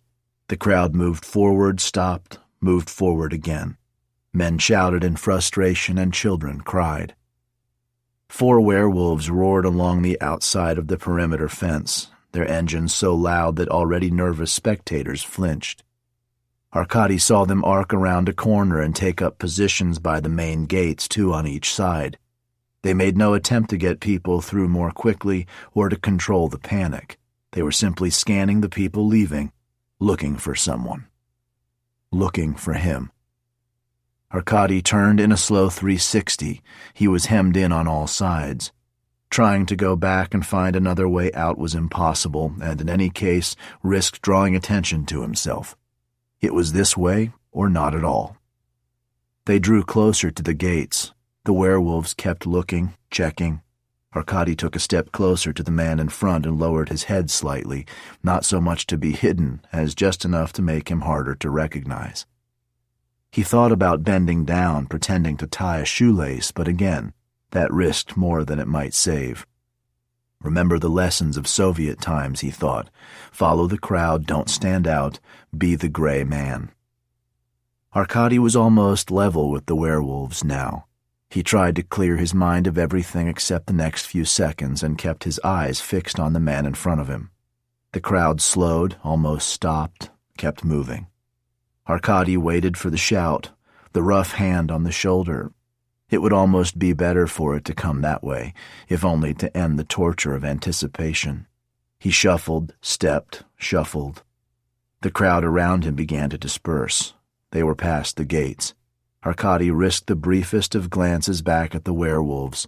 They were still watching the crowds, still looking for him. He walked as quickly as he dared. Most people seemed to be heading back to their cars or to catch buses headed for Sevastopol. Relatively few had reason to stay in a quiet suburb like Inkerman. He tried Elena again, and finally he got through.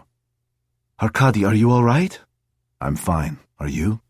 "Yes, scared though. Did you see—" "How far are you from the apartment?" Arkady asked. 5 minutes or so? I think we should stay away from there for now. Remember the wine bar around the corner from our apartment? Yes? I'll meet you there. What's going on? I'll tell you when I see you, but don't talk to anyone else. His eyes had to adjust to the dim light before he could see Elena waving from a booth in the back.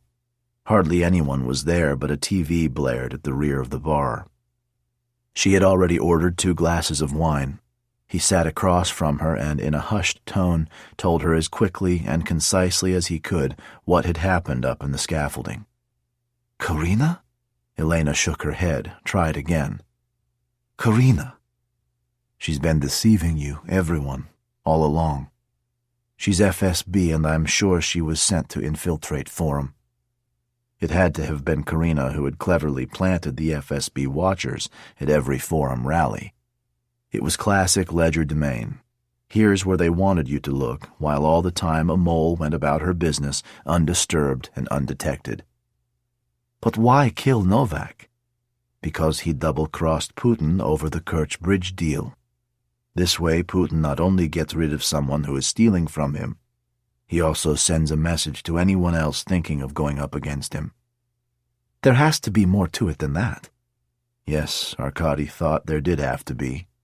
If Karina's murder of Alex had been a simple response to him having discovered her real identity, the same did not apply to Leonid Lebedev and Uzir Osmanov. Those had been political assassinations, figures of influence targeted for what they had represented rather than what they had known or done. His phone rang. It was Victor. "Arkady, we just heard about Novak. It was Karina." "What?" "It's true. You're the first person I've told. It was Karina. I saw it with my own eyes, and if she could have killed me too, she would have." "Why?" "She has been working for the FSB all along." Victor whistled. "I've got someone who wants to talk to you," he said. "Renko." Arkady knew even before Zurin spoke that it would be him. "How are your investigations going?" "Satisfactory in some ways, less so in others." "How so?" I found the person responsible for the murders, but I don't have her in custody, and even if I did, she has some powerful friends who would, I'm sure, set her free. Then we understand each other. In general or in this specific case? Zurin laughed. Always the need for accuracy. That's why you're good at your job. That doesn't answer my question. Persistent, too. Zurin cleared his throat. What you saw, Renko. You only have your own eyewitness testimony, right? And the scratch on my cheek, which looks like a Siberian tiger, attacked me. A scratch which, I'm sure, could have any number of explanations. A clumsy fall, a jealous lover. You can't wish this one away. Oh, but I can, and I do, and I will, and you will. It never happened. And if you say it did, it will be dismissed as the rantings of a burned-out investigator with health problems. Don't end a distinguished career this way. Arkady hung up. Obviously, the FSB had gotten to Zurin. The bartender turned up the television. A breathless reporter was broadcasting live from the quarry, interviewing anyone she could get her hands on. Police lights whirled in the background. Governor Novak has been shot. We don't know his condition yet. Arkady knew that no one survived a headshot like that. She spoke for a long time, finding new ways to tell her audience that she had no concrete information. There was a skill in that, Arkady conceded, and maybe it was a skill he should have learned earlier in his career. The studio anchor was talking now. Ludmila, let me stop you there. The authorities have just released a picture of the woman suspected of shooting Governor Novak. Arkady felt a sudden surge of righteous anger toward Zurin. It never happened. No one would believe him. It was all over the airwaves. This is the suspect. We're just getting that picture up for you now. Police have advised members of the public to call them if they see her, but not to approach her directly. Her name is Elena Osmanova. The picture was of her, too. And now, finally, the fog lifted and Arkady saw the plot in full. What did Putin want? To eliminate all rivals who threatened his own power base, who tried to steal from him, or both? And eliminate any sense that Russian territory could be inhabited by anybody but Russians. It wasn't enough for Novak to be killed. He had to be killed by a member of the Tatar community, and not just by any Tatar, but by one whose own father had been their leader and could therefore be portrayed as crazed with grief. And that, in turn, would allow Putin to order a crackdown on the Tatars while putting a more pliant man in the governor's office. This was straight out of the Kremlin playbook. One of Putin's first actions in power was rumored to have been just that, deliberate bombings of apartment blocks which were then blamed on the Chechens and used as justification for reducing Grozny to rubble. Distort, deceive, divide, defeat. Arkady wondered when the decision to frame Elena had been made, when they first turned up in Sevastopol, or had it been more recent? He didn't know, and it didn't matter. What mattered was that at some stage the decision had been made to frame Elena for it, and that was cynicism beyond even Arkady's comprehension.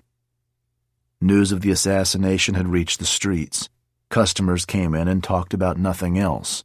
Drinks in hand, they clustered around the TV. He called Tatiana. She answered instantly. Arkady, tell me it's not true. Of course it's not true. Can you help us? Anything. Will you come and get us? Where are you? In Inkerman, in a little bar called the Wine Bar on Mansour Mazinov Street. Number 240. Do you think you can find that? No, but my phone will. I'm leaving now. We'll be in an alley right next to the bar. He ended the call. Elena was looking at him. She must really care for you. She cares more about doing the right thing. More customers arrived now, looking for empty seats in the back. Arkady put money on the bar and they walked out arm in arm as any couple might on a Saturday night. The alley was dark and offered at least some cover, but every time a car drove past, they shrank back against the wall. Arkady wondered how the FSB were doing back at their apartment. He had often been tempted to try to second-guess his quarry's movements, and as often as not, he had tripped himself up by trying to be too clever.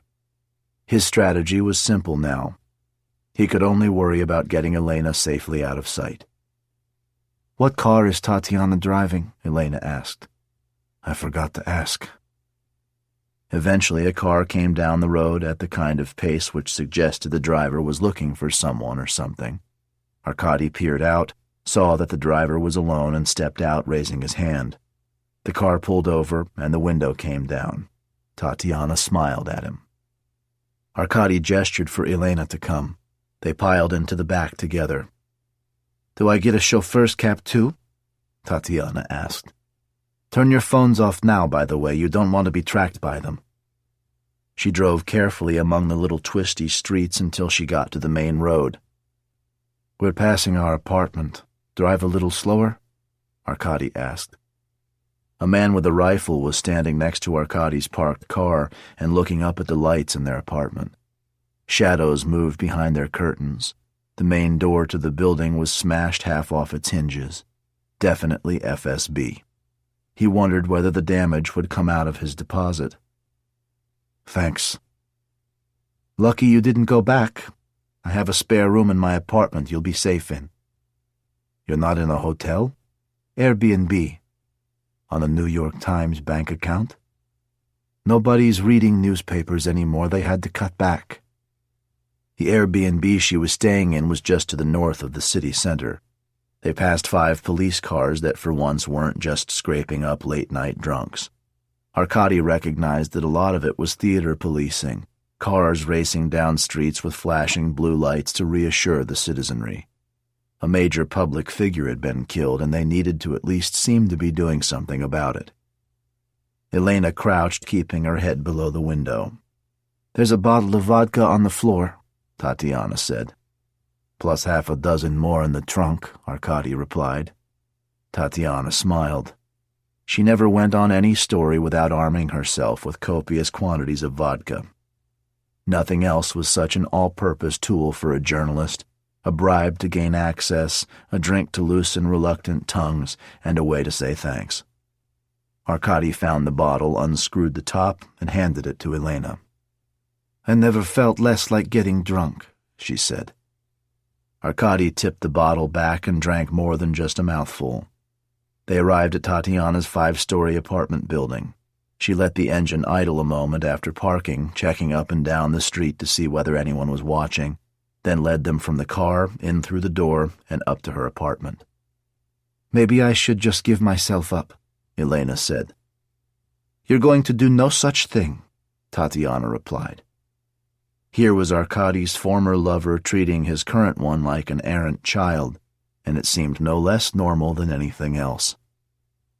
I'm a danger to both you and Arkady, Elena said. Arkady and Tatiana glanced at each other. Neither of them wanted to appear like parents giving Elena a lesson on how the world worked. They're framing you for a good reason, Arkady said. They know you didn't do it. But to admit that would mean they'd have to reveal who did, and they're not going to do that. Besides, Tatiana added, Arkady is already in as much danger as you are. More, maybe. He's the only witness to the shooting. They might want to imprison and try you, but they want to kill him. So what do you suggest? Elena said. We have to get out of here, Arkady replied. Here as in where? This apartment? Sevastopol, Crimea? The last. We have to get back into Ukraine. That's insane, Elena said. How about this? Tatiana suggested. We could go for the border right now, the 3 of us. It's 3 hours' drive, give or take. Kalanchuk or Chonar, take your pick. They're pretty much equidistant from here. Arkady remembered Tatiana when she was in this mood, throwing up ideas and shooting them down like clay pigeons. We'd be too easily spotted, Arkady said. Fewer cars at night, police checkpoints. Besides, those border posts probably aren't open 24 hours a day, so we'd have to wait for them to open. Plus, they will have circulated your names to those posts, said Tatiana. Exactly. So, while it's tempting just to go now, it risks more than it's worth. Then what? Elena asked. You stay here, Tatiana said. Stay here for the rest of the night and tomorrow as well. There's food, there's drink, and no one knows you're here. Don't go out, whatever you do. I have to work tomorrow. I've already filed a piece on Novak's shooting, and God knows there will be more on it. But leave it to me. I'll think of something." "You'll think of something." Elena's voice was thick with sarcasm. Arkady feared briefly that Tatiana would bite back. Everyone was on edge, and he wouldn't have blamed her if she did. But instead, she nodded calmly. "Yes, I'll think of something. It's what I'm good at. Now, why don't you two try to get some sleep? Probably not going to be as easy as all that." Elena's tone was softer. "Of course not, but that's what I've learned from war zones. Sleep when you can." Arkady lay awake in the dark. He wasn't conscious of sleeping, but each time he looked at his watch, another hour or so had gone by, so he figured he must have drifted off at some stage. Elena stirred next to him. When he reached across to calm her, she didn't wake up. Tatiana was in her own room across the corridor. He wondered if she ever thought about him. She had gone from his life, and soon she'd be gone again. And still, so much lay unresolved and unsaid between them. They had broached it at their first meeting in Nakhimov Square, and it had been he who had shut it down. Chapter 28. Tatiana was gone when Arkady woke up. He walked into the kitchen and found that she had left salami, cheese, pastries, and coffee in a thermos. He switched on the TV and found the local news. Novak's assassination was still the lead story, and the news anchor was reporting within 50 feet of angry crowds protesting the death of their governor. "The president is said to be considering imposing martial law," he said. Arkady saw Crimean Tatars being taken away for questioning. The news framed it as rounding up those who were known to have been associated with Uzir Osmanov. In the background of one shot, Arkady saw a large X spray-painted on adjacent doors, and the sight made him shiver. In Nazi Germany, an X on Jewish homes indicated that the people who lived within were suspect and could at any time be taken away or shot. Now it was the Russians and pro-Russian Crimeans persecuting the Tatars in the same way. This was how pogroms started, by marking out an enemy and ushering in violence. Stones hurled at windows, shattering glass, leaving shards in their frames like jagged guillotines. Doors that had been locked and barricaded would be broken down. The rioters would surge like ocean waves as they came barreling in, grabbing whatever they could hold. Then there were those who stood by impassively in uniform and out. They folded their arms and nodded permission. It had happened before in Russia and elsewhere. It could happen again, Arkady thought. Elena came in fiddling with her phone. Arkady saw the Apple logo on her home screen, grabbed it from her, and pressed power off until the screen went black again. "What are you doing?" she asked. He put the phone down on the table. "We shouldn't use our phones. They can track us with them." "I was trying to find out what's going on. There will be people in the community who need to know that it's all a lie." "They know already." Her face crumpled. It wasn't that she had been deliberately careless. She was under the kind of strain which breaks people, not all at once, but little by little, like a sailor in the doldrums. She had lost everything. Her father, her party leader, the person she thought was her best friend, and worst of all, she was being framed for murder. The day passed in fits and starts. Tatiana had drawn the blinds, and though Arkady didn't want to open them, he did sneak a peek from the corner once or twice just to be sure that the FSB hadn't set up camp outside. He watched TV, tried to read a couple of books he found on the shelves, busied himself with putting together lunch. He wanted to be on the phone with Victor to hear how the men at Petrovka were reacting to Novak's death. Instead, he was trapped in this little apartment. Elena cleaned the place from top to bottom. Anything that distracted her was good as far as Arkady was concerned. "Would you like a hand?" he asked. She laughed. "Generations of Soviet men have just turned over in their graves." There was the old joke about International Women's Day when for one day a year Russian men did all the cooking and cleaning. They made such a hash of it that their women didn't ask them to do it for another 364 days. Most men made a mess of the housework deliberately, but Arkady had known a few who really tried to make the day as nice as possible for their spouses. They were the ones who always came in to work the next day looking like survivors from the Battle of Kursk. Tatiana returned late in the afternoon. She had a photographer with her. "This is Gennady. Don't worry, I've worked with him for years and would trust him with my life. Often have, in fact." Arkady shook hands. Gennady couldn't have been much younger than he was, and in his face Arkady saw an adventurer. Men like Gennady were happy as long as they had their cameras and places to go. Arkady liked to travel, but he wasn't a nomad. "So," Tatiana continued, "I told you I'd come up with a plan, and I have. A few years ago I came down here to do a story about fishing in the Black Sea after the annexation.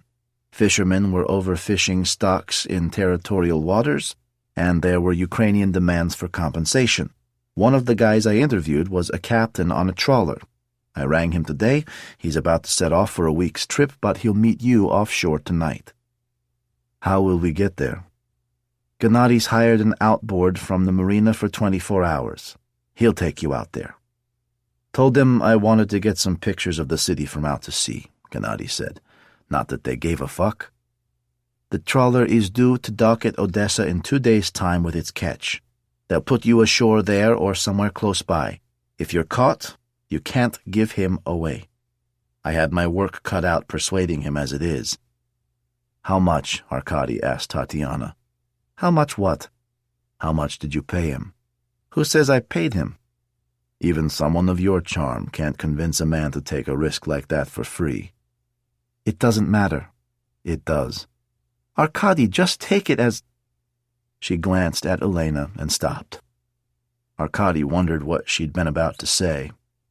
As a friendly gesture, as a token of her love, as an apology for walking out. "Well, it doesn't matter what you take it as long as you take it." "Thank you. I owe you." "We owe you," Elena said. "Yes," Tatiana said. "You do." There was a knock at the door, sudden and loud. Tatiana looked at Arkady and raised her eyebrows. Arkady shook his head. Tatiana gestured to the bedroom where Arkady and Elena had slept. They hurried in. There was a key in the lock, privacy for anyone who wanted it, or the room could be locked off for other Airbnb guests. Tatiana shut the door behind them, locked it, and pocketed the key. Arkady heard her go over to the front door and open it. "Karina," Arkady heard Tatiana say. "Yes, of course. Come in, please." Chapter 29. It was like listening to the radio, trying to discern what was going on just from their voices. "I'm sorry to barge in like this, but the New York Times were kind enough to give me your address. What a terrible shock this must be for you." "It is. Let me introduce you to my friend Robert. He was just about to leave." Gennady shook Karina's hand. "Glad to meet you, and sorry I can't stay." He gave Tatiana a quick kiss and left. "Can I offer you something?" "Thank you, no. Who was that?" said Karina. "A good friend I work with sometimes. He's a photographer." "Would you like me to write something about Novak and the man he was? A more personal piece than the strictly political one?" "I'd be delighted to do it, of course." "Maybe in a day or two. No, I'm here to ask if you've heard from Arkady." "I saw him at the square the day the werewolves arrived. And since then?" "No. Not at all. Not at all. We didn't end on especially good terms, and I think he took it hard."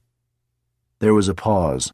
If the FSB had tracked his and Tatiana's phones last night, they would have been here long before now.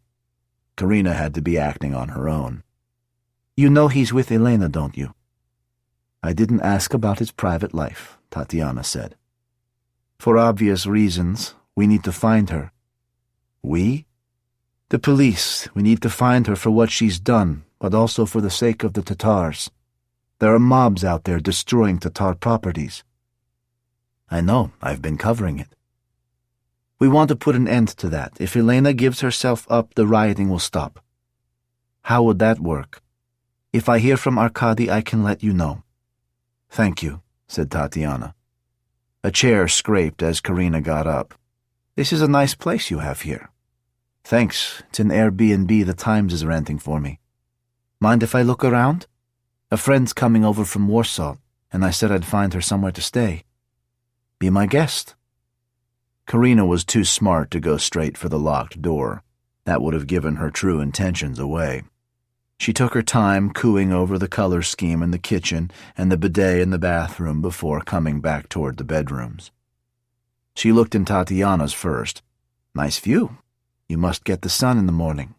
"I do. It wakes me up. I hate it." Karina laughed. And now Arkady heard her footsteps come closer. He watched the door handle. It rattled, stopped, rattled again. "What's in here?"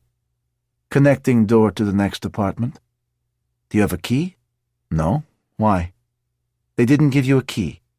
"Well, no. Deliberately not. I don't want people from next door coming in here. And I'm sure they don't want me going in there." "True." Karina stepped away from the door. "You can imagine I have 1,000 things to do, but thank you for your time." "My pleasure." "Oh, why are all the blinds closed? Nice sunny afternoon like this. I'd want all the light I could get. It's difficult for me to write on my computer when it's so bright. Too much reflection."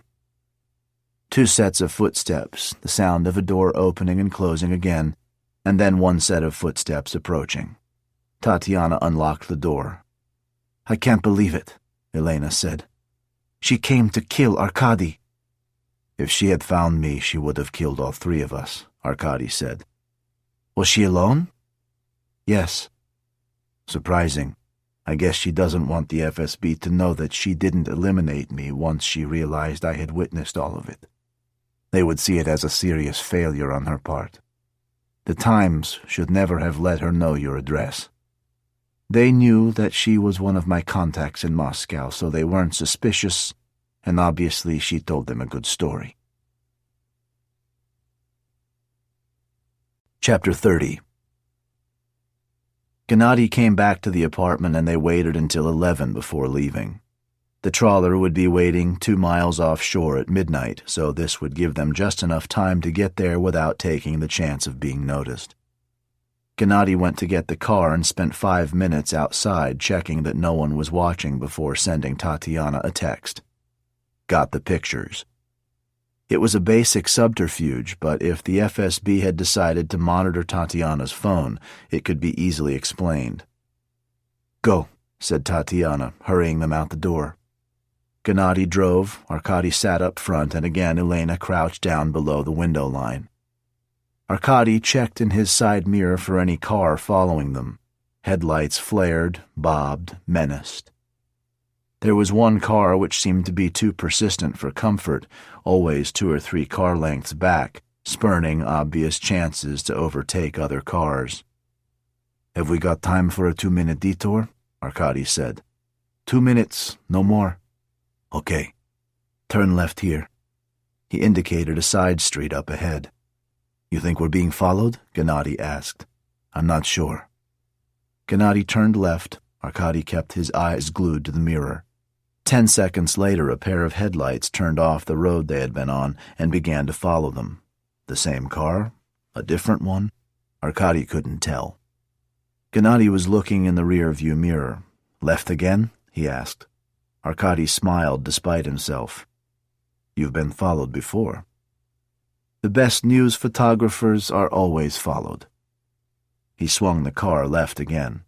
Another 10 seconds, and then the other car turned the corner and continued to follow them. Arkady looked in the side mirror. There was a cross street up ahead. Turning left would take them back to the main road where they'd started.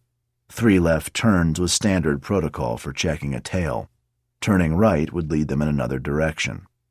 "Left?" Gennady asked. "Please." The turn signal ticked softly. Gennady swung the car left a 3rd time. Arkady didn't dare take his eyes off the mirror. If the following car also turned left, then what were they going to do? The car behind them came to the junction. Arkady waited for the headlights as it turned left too. The car instead paused and headed away from them. Next to him, Gennady wiped the back of his hand across his brow.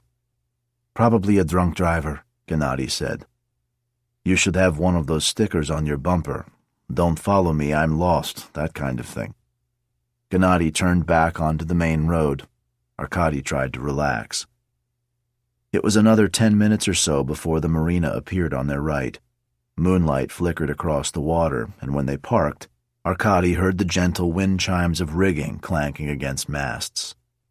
Gennady got out, checked both ways, and beckoned for Arkady and Elena to get out. They slung their bags over their shoulders. Arkady noticed that Gennady had a camera bag. "You're bringing that?" "Of course.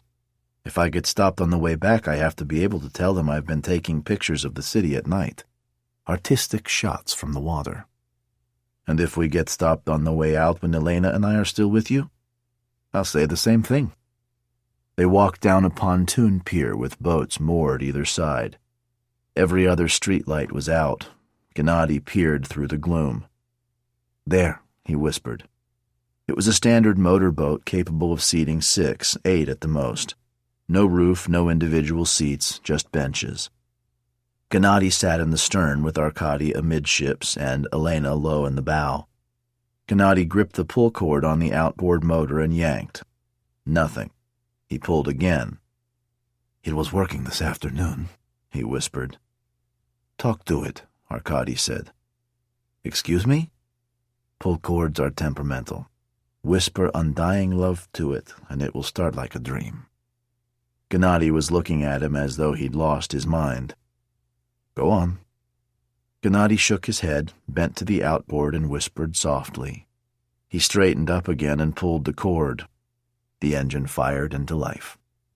In the quiet of the night, it sounded like a volcano erupting. Gennady adjusted the choke and let it settle to as low and idle as possible. "Told you," Arkady said. "You don't know what I said to it." Gennady slipped the mooring ropes and twisted the throttle. The boat began to nose through the water. Arkady looked at his watch. 11:35. "Plenty of time," Gennady said. They crept clear of the marina. The wake glowed slightly as it churned in thin trails of phosphorescence behind them. Arkady let one hand trail in the water, needing to feel coolness on his skin. On a sunny day, they would have been tourists out for a trip along the coast. 12 hours difference had made them fugitives. Gray shapes loomed against the night sky. Arkady recognized them as some of the Black Sea Fleet warships. He looked for lights on board and saw none. Perhaps the sailors had traded the generator diesel for vodka. Perhaps they simply drunk the diesel instead. He remembered a story of a MiG fighter plane which had dropped out of the sky because the mechanics had drunk the antifreeze and replaced it with water. Victor had told him that story and sworn it was true, and had laughed when Arkady had asked for proof. The point was, of course, not whether the story was true or not. The point was that it was plausible. Would the fleet have patrol boats at night? If so, how often did they come around? There was a bump against the boat, hard enough to knock Arkady off balance. "Fuck," Gennady said. "I must have hit something." They were midway across the channel in what was presumably the deepest part, so it was unlikely that they'd run aground. It had probably been a piece of debris. God knows what had ended up in this water. If you were dedicated enough, you could probably furnish a house sooner or later with what was floating here. Arkady looked either side of the boat to see whether the debris floated past. A half-submerged oil drum, for example, could do some serious damage. He could see nothing. Another bump harder than the first. "What was that?" said Elena from the bow. Arkady turned and moved forward to see what she was looking at. The boat tipped slightly downward with his weight. He followed Elena's gaze and found himself looking into the unblinking eyes of a dolphin. At another time he might have laughed. Gennady pushed the tiller away from him and tried to steer around the dolphin. The dolphin went with them and bumped them for a third time, this one still harder. Up ahead, Arkady saw 2 more dorsal fins scything cleanly through the water toward them. Reinforcements. The first dolphin clicked happily to his mates. Gennady tried the other way.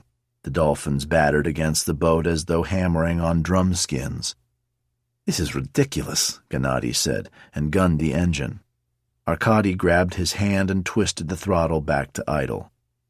"Arkady, what are you doing?" Elena said. "We won't get through," Arkady replied. "They're just dolphins," Gennady said.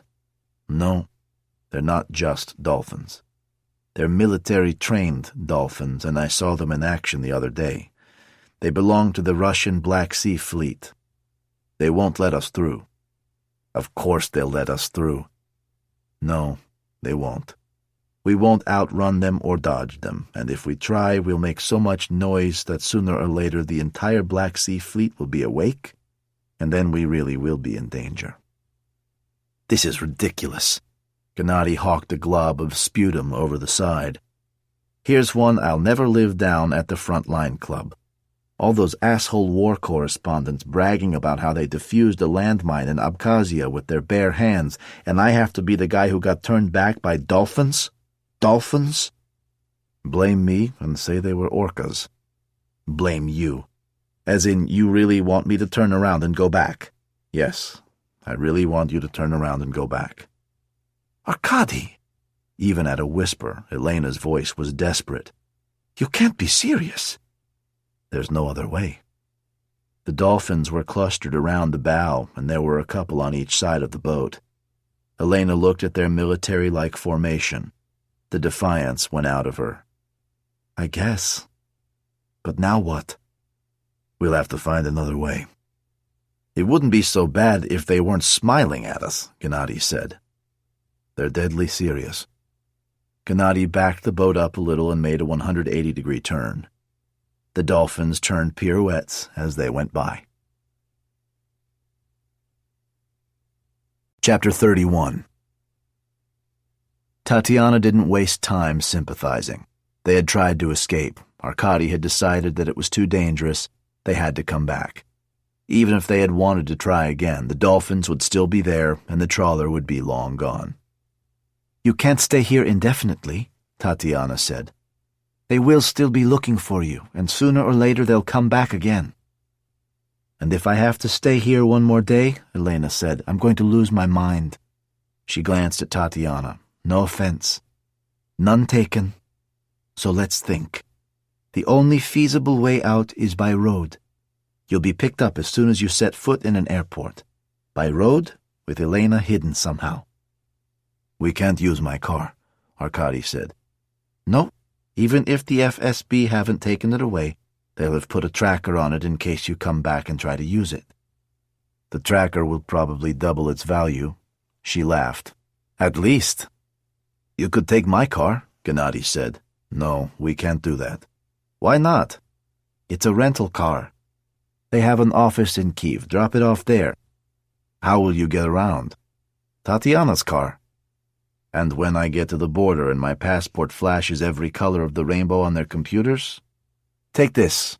Gennady held out his passport. "No." "Yes," Tatiana said. "You look passably like each other. They won't be looking for that car or that passport." Arkady turned to Gennady. "What will you do without it?" "I still have my ID card. I'll report the passport stolen when I get back to Moscow." "If I get caught, you know how much trouble you'll be in?" Arkady asked. "If you get caught," Tatiana replied, "you can say you stole the car and the passport." They would leave at dawn, figuring as before that it was safer to go during the day when there were more cars on the road and they were less likely to attract attention. Elena had curled up in bed and was sleeping. Gennady was doing the same on the sofa.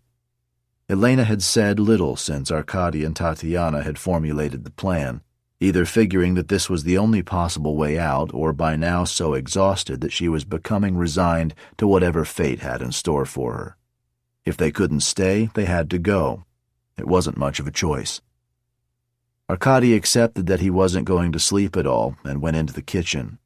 He liked the quiet. Sometimes even everyday noise seemed too much, and alone with his thoughts was the only comfortable place to be. Tatiana came and sat on the floor at Arkady's feet. "Rub my shoulders, would you?" He knew that this was not a come-on. She would never make a play for him while Elena was in the next room. No, it was not sex she wanted, it was something less, but also something more. He placed his coffee cup on the table and rested his hands on her shoulders for a moment. Then he slid his hands down her back with his fingers pressing the muscles on either side of her spine. He knew her contours so well, he didn't have to look at what he was doing. Finally, at her hips, he slipped his hands under her blouse to feel her skin. She leaned back against his legs. A cat would have purred. "Arkady, we can't," she said. "Yes, I know." He brought his hands back up to her shoulders. "Tell me something. There's something wrong, isn't there?" "Wrong with what?" "You." He should have known that she of all people would notice. "Yes, I have Parkinson's disease. What gave it away?" She reached back and laid her hand on his. "I'm so sorry, Arkady. I guess it was the sort of hesitant way you're walking. What does Dr. Pavlova say?" "She says the first thing that will go is my balance, and maybe I'll have some shaking. I'll be able to live my life for years before it becomes really debilitating." "How many years?" "It's different with everyone, but I don't expect to see anything dramatic for at least 5 years." "Well, I hope you know that unless you marry Miss Osmanova, I will always be there to take care of you." "Marry Elena? Why not? I'm not in love with her, for one thing." Tatiana sighed. "I'm relieved." "What will you do when we leave?" "I'll write my piece for the Times identifying Karina Abakova as Novak's killer." "Do you think they'll run it?" "Yes. They're still getting news out, and the internet will publish it."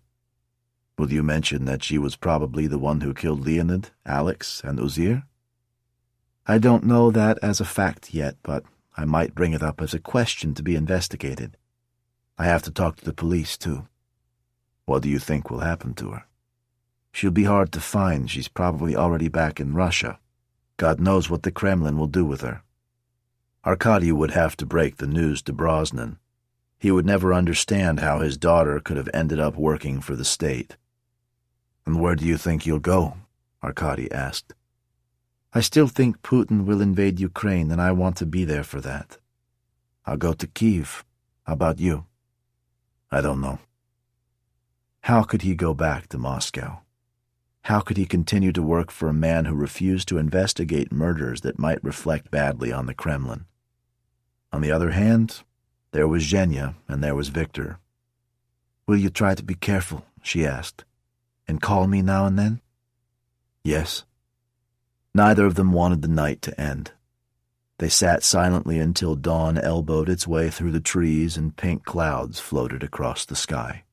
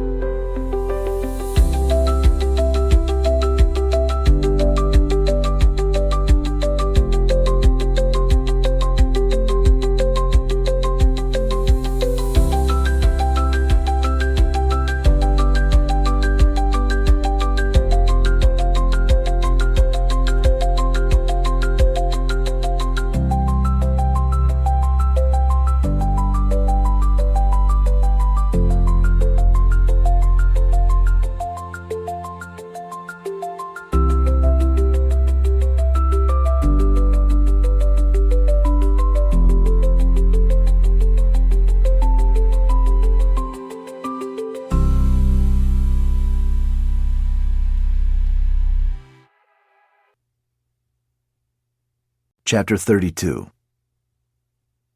Arkady was Gennady, at least until they were safely across the border. He had memorized Gennady's date and place of birth. Did they look enough like each other to fool a passport check? Who knew? Arkady felt he looked nothing like his own passport picture, so perhaps he would look more like someone else's. Elena lay on the back seat. She'd go in the trunk for the last stretch when they crossed the border, but she wasn't going to stay in the trunk for hours on end.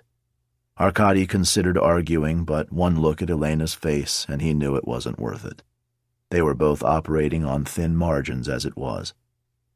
He eased the car away from the curb. Traffic was light so early in the day, and they made good progress. It was no more than an hour until they were on the ring road around Simferopol. Smokestacks and factories lay to their right, apartment blocks on the left. The sun blazed above them. They spoke only once in that first hour when Arkady remarked on the whimsical nature of a sign to a village named Quince. Elena corrected him. It was a legacy from the Surgunlik, she explained. When the Crimean Tatars had all been deported east, their villages were left empty, and the order came down that they were to be renamed to help erase the memory of those who had lived there. A Simferopol newspaper was tasked with giving those villages new Russian names. There were only 2 reference books in the newspaper office, one on growing fruit, the other on military history. That was why there was a village named Quince, and why there were other villages with names like Apricot, Tanks, and Guards. Arkady laughed. The road split just north of Simferopol. Going left would take them back along the route they had come in on, staying on the western side of the peninsula and crossing the border back into Ukraine at Kalanchuk. Going right would take them on a northeast bearing to the Chonar checkpoint. As Tatiana had said, the distances were pretty much equidistant. On the way down, they had come through Kalanchuk as Arkady Renko and Elena Osmanova, a couple together in Arkady's car. Now he would be trying to get back into Ukraine as a single man, Gennady, in a different car. The chances of an official at Kalanchuk recognizing Arkady from before and noticing the discrepancies were small, perhaps even negligible, but they were not 0. All other things being equal, it made more sense to head to Chonar. He took the right-hand fork onto the M18. The fuel gauge flashed yellow at him. A sign by the side of the highway announced a gas station at Poltavka in 10 kilometers. "We're going to need to fill up," he said. "Do you want me to get in the trunk?" "No. Lie on the floor and pull the blanket over you." "Okay." She rolled off the back seat and onto the floor, arranging the blanket to cover herself. Arkady reached back and pushed their bags onto her. "Comfortable?" he asked.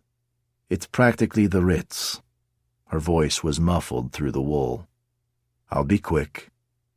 He rolled into the gas station, pulled up beside fuel pump number 4, and saw that the car filling up at pump number 5 belonged to traffic police. He got out of the car, screwed open the gas cap, unhooked the nozzle, and began to fill the tank. The traffic cop, who seemed to be alone, glanced at him. An incurious glance, that's all it was, a normal part of everyday life. Arkady was a man filling his car at a highway service station. What could be less remarkable than that? He had wild visions of the cop peering closer, radioing in a description, demanding his papers and handcuffing him. He felt his leg begin to tremble, and he tensed it as subtly as he could against the ground to stop it. Parkinson's tended to act up at times like this. The nozzle clicked off, he replaced it and began to head over to the station to pay. The cop was just ahead of him. "You don't lock your car when you go inside?" said the cop. "I'm only going in to pay." "It takes a thief less time than that." "I guess," said Arkady. "You're too trusting." "So they tell me." There was a coffee machine in the corner.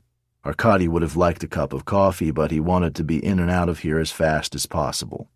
The cop headed toward the machine.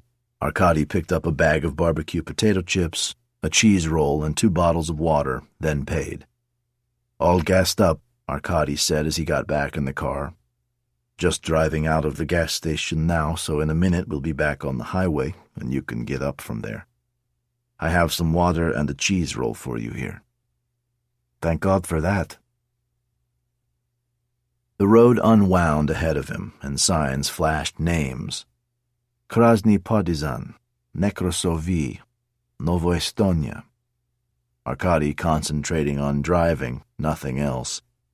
He would have liked to share the driving with Elena, but that was too dangerous. She had to remain hidden in the back seat. He would drive at least until they got to Ukraine, then they could swap, but not before. They spoke sporadically, no more. If anyone had glanced across and seen Arkady's mouth moving with no one else visible, what would they have thought? That he was on a hands-free call, perhaps, or that he was learning a new language from a tape. Maybe he was the kind of lunatic who spoke to himself on long car journeys. They were just approaching Znamyanka, about 2/3 of the way to the border, when the car in front of him had a blowout. It happened both very fast and in slow motion.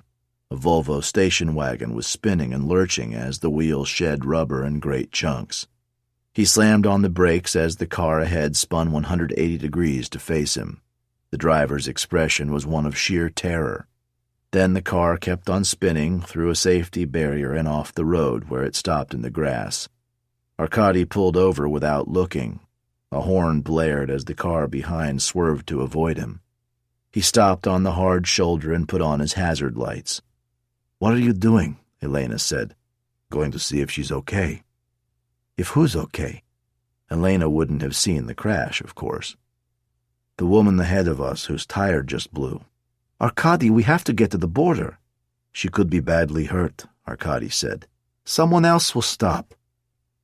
No, Arkady thought. You could never count on that. "Get down on the floor as before, blanket and bags." "You're insane." "Please, just do it." "Take the keys with you at least. I don't want someone stealing the car and driving off with me." He turned off the engine, pocketed the keys, and got out. Arkady saw a truck approaching and stepped back. He remembered as he hurried toward the car that plenty of accidents occurred when vehicles hit those parked on the hard shoulder. The first advice anyone was given when forced to pull over was to get out of the car. He couldn't risk that with Elena. Perhaps she was right.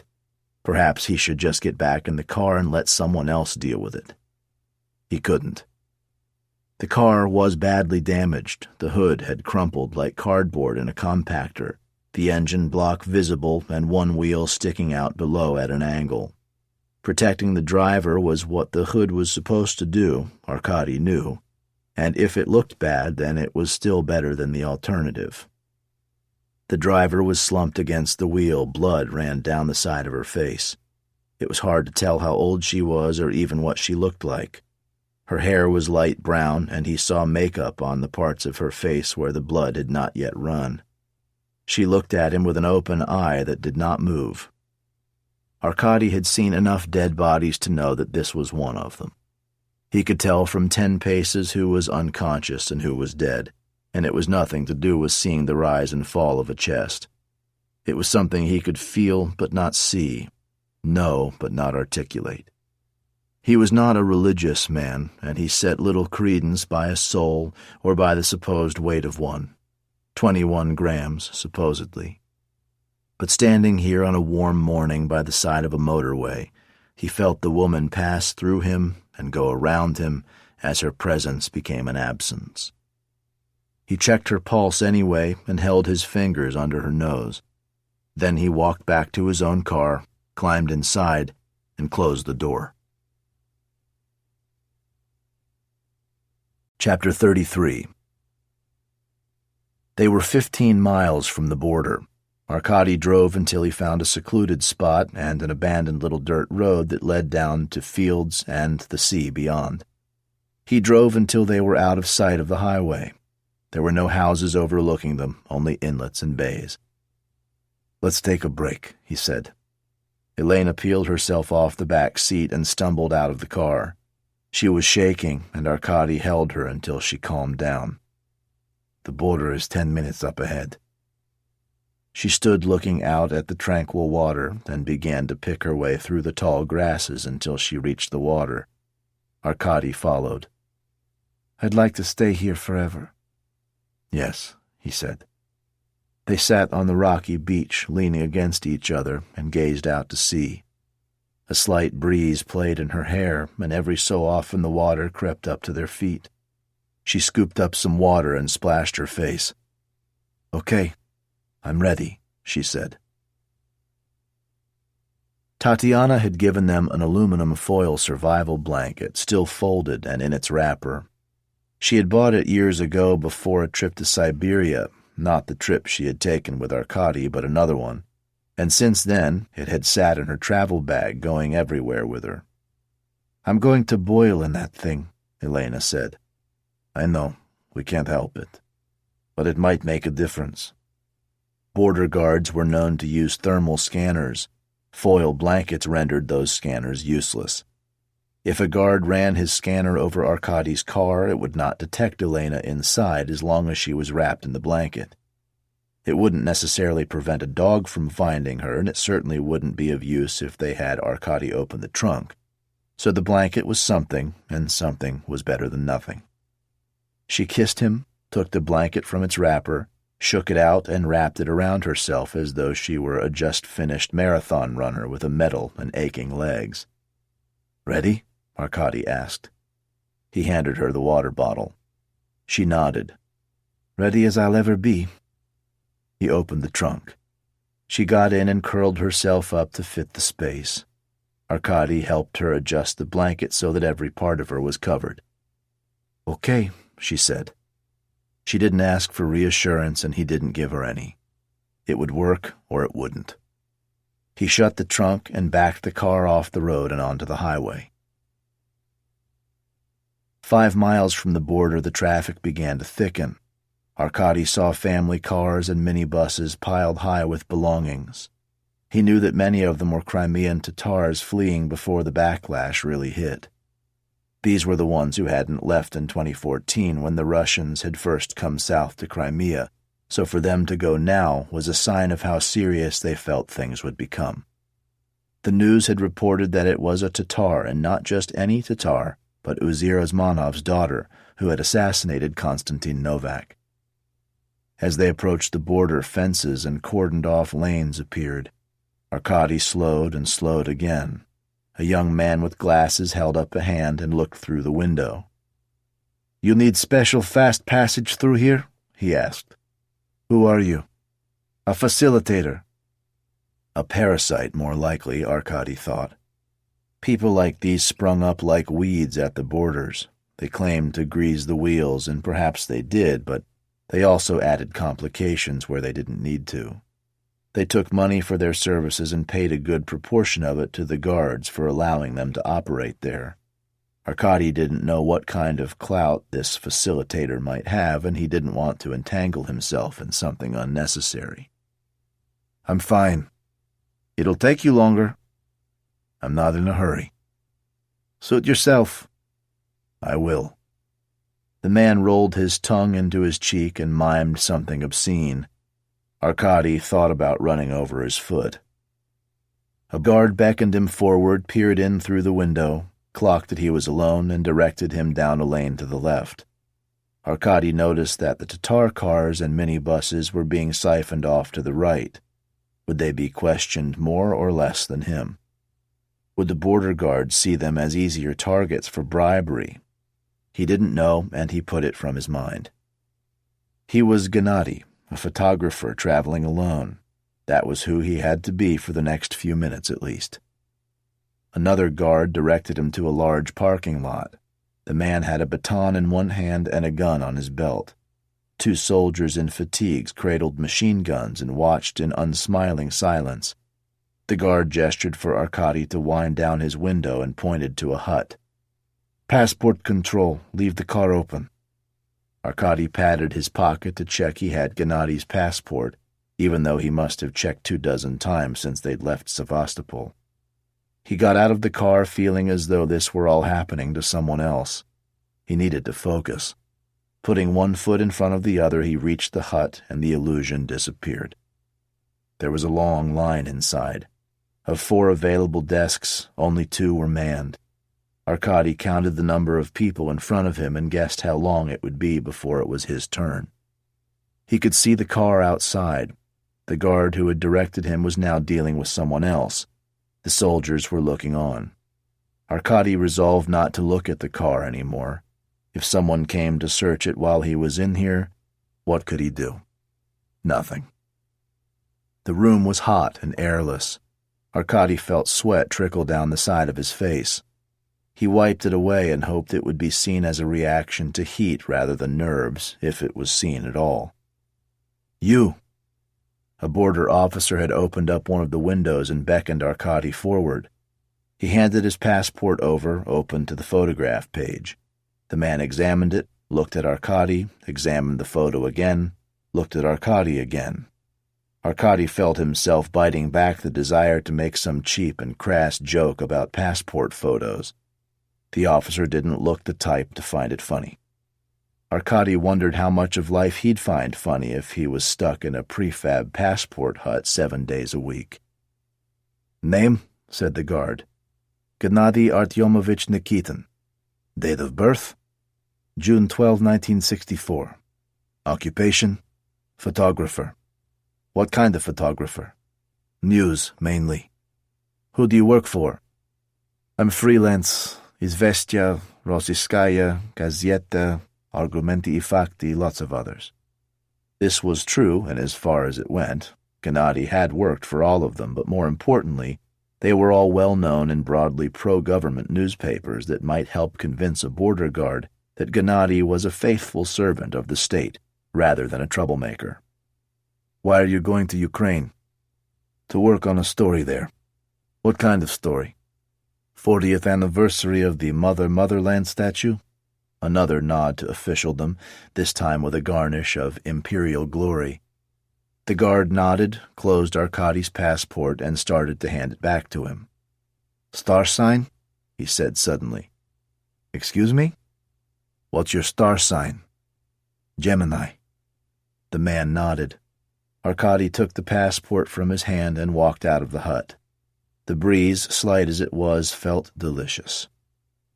Asking someone their star sign was an old investigator's trick, and he had been ready for it. It was an easy and almost foolproof way to see if someone was who their documents proclaimed them to be.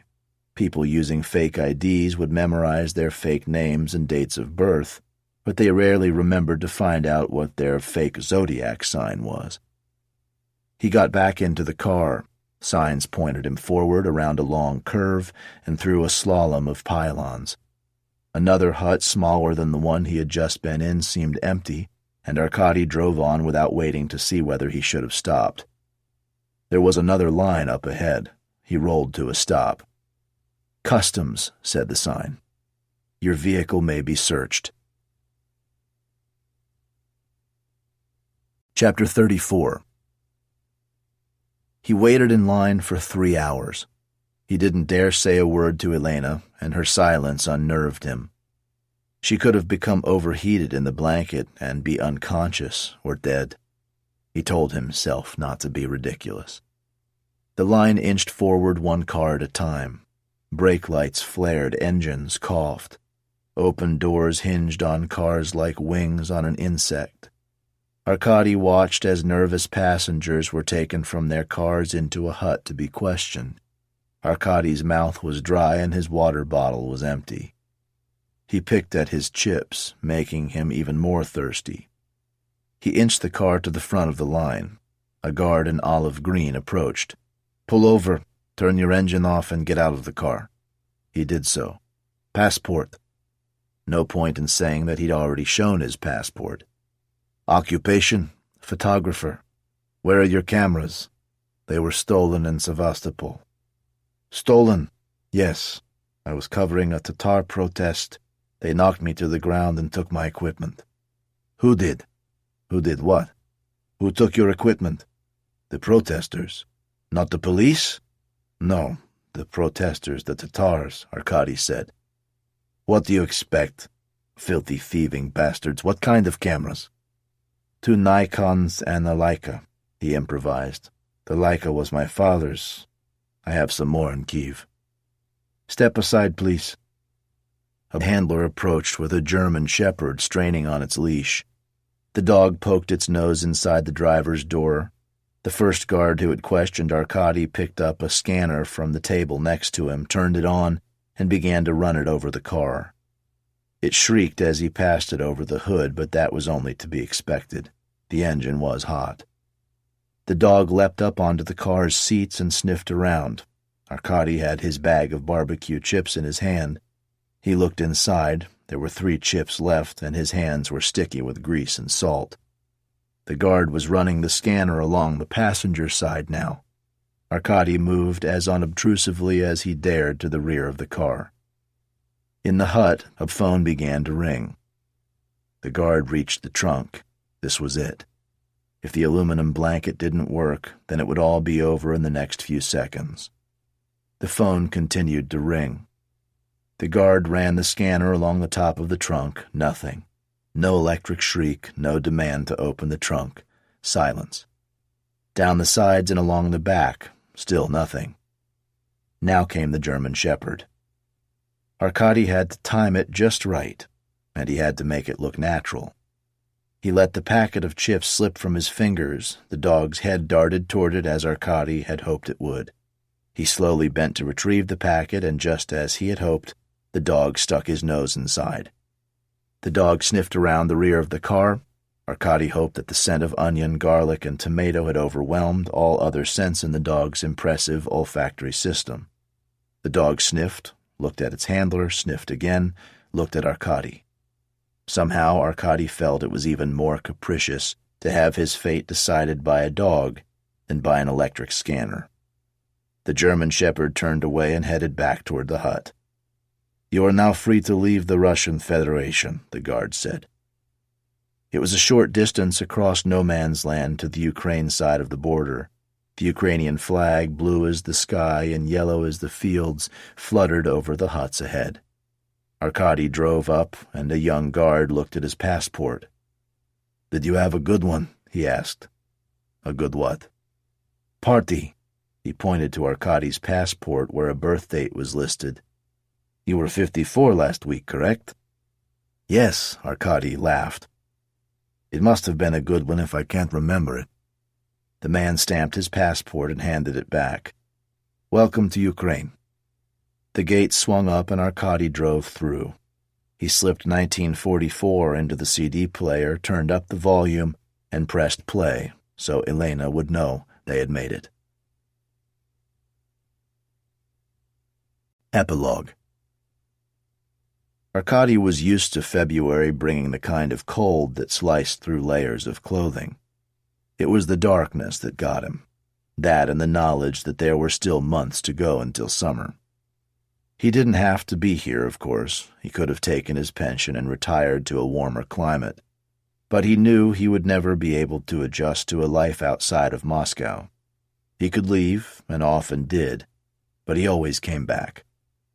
Dr. Pavlova had gotten him on 2 courses, one of medication and the other of physiotherapy, and between the 2 they seemed to be keeping the worst at bay. "It's management," she'd said, "not a cure." It was easier to accept when he thought about it like that. At least every day he was here, at Petrovka, was another small annoyance for Zurin, which in itself almost made the job worthwhile. Zhenya had texted earlier, "You okay?" He did it every time Arkady went on a night shift, and his concern meant more to Arkady than he knew how to say. He remembered the furrows of concentration on Zhenya's brow when he'd first told him about the diagnosis. "No, Zhenya," he'd said. "No, Zhenya, what?" "No, this isn't a chess problem with a solution." "I know. Do me a favor, though. Don't go easy with me on the chessboard." "Are you kidding? I'd never do that." That was the best reassurance Arkady could have asked for. Arkady knew that Elena wanted to come back to Moscow, but it was impossible. It wasn't safe for her, not under the current regime. Her work with the Tatars was best continued in Kiev, where she'd be further from Putin's reach. Arkady had stayed with her for a while after they'd escaped Crimea, but eventually he came back. They were out of sync with each other, perhaps because of their difference in years. She, along with others of her generation, were citizens of a different world. As for Tatiana, she was still in Kiev, reporting on Russia's invasion in and around Ukraine. They spoke once or twice a week, and as usual, he worried about her.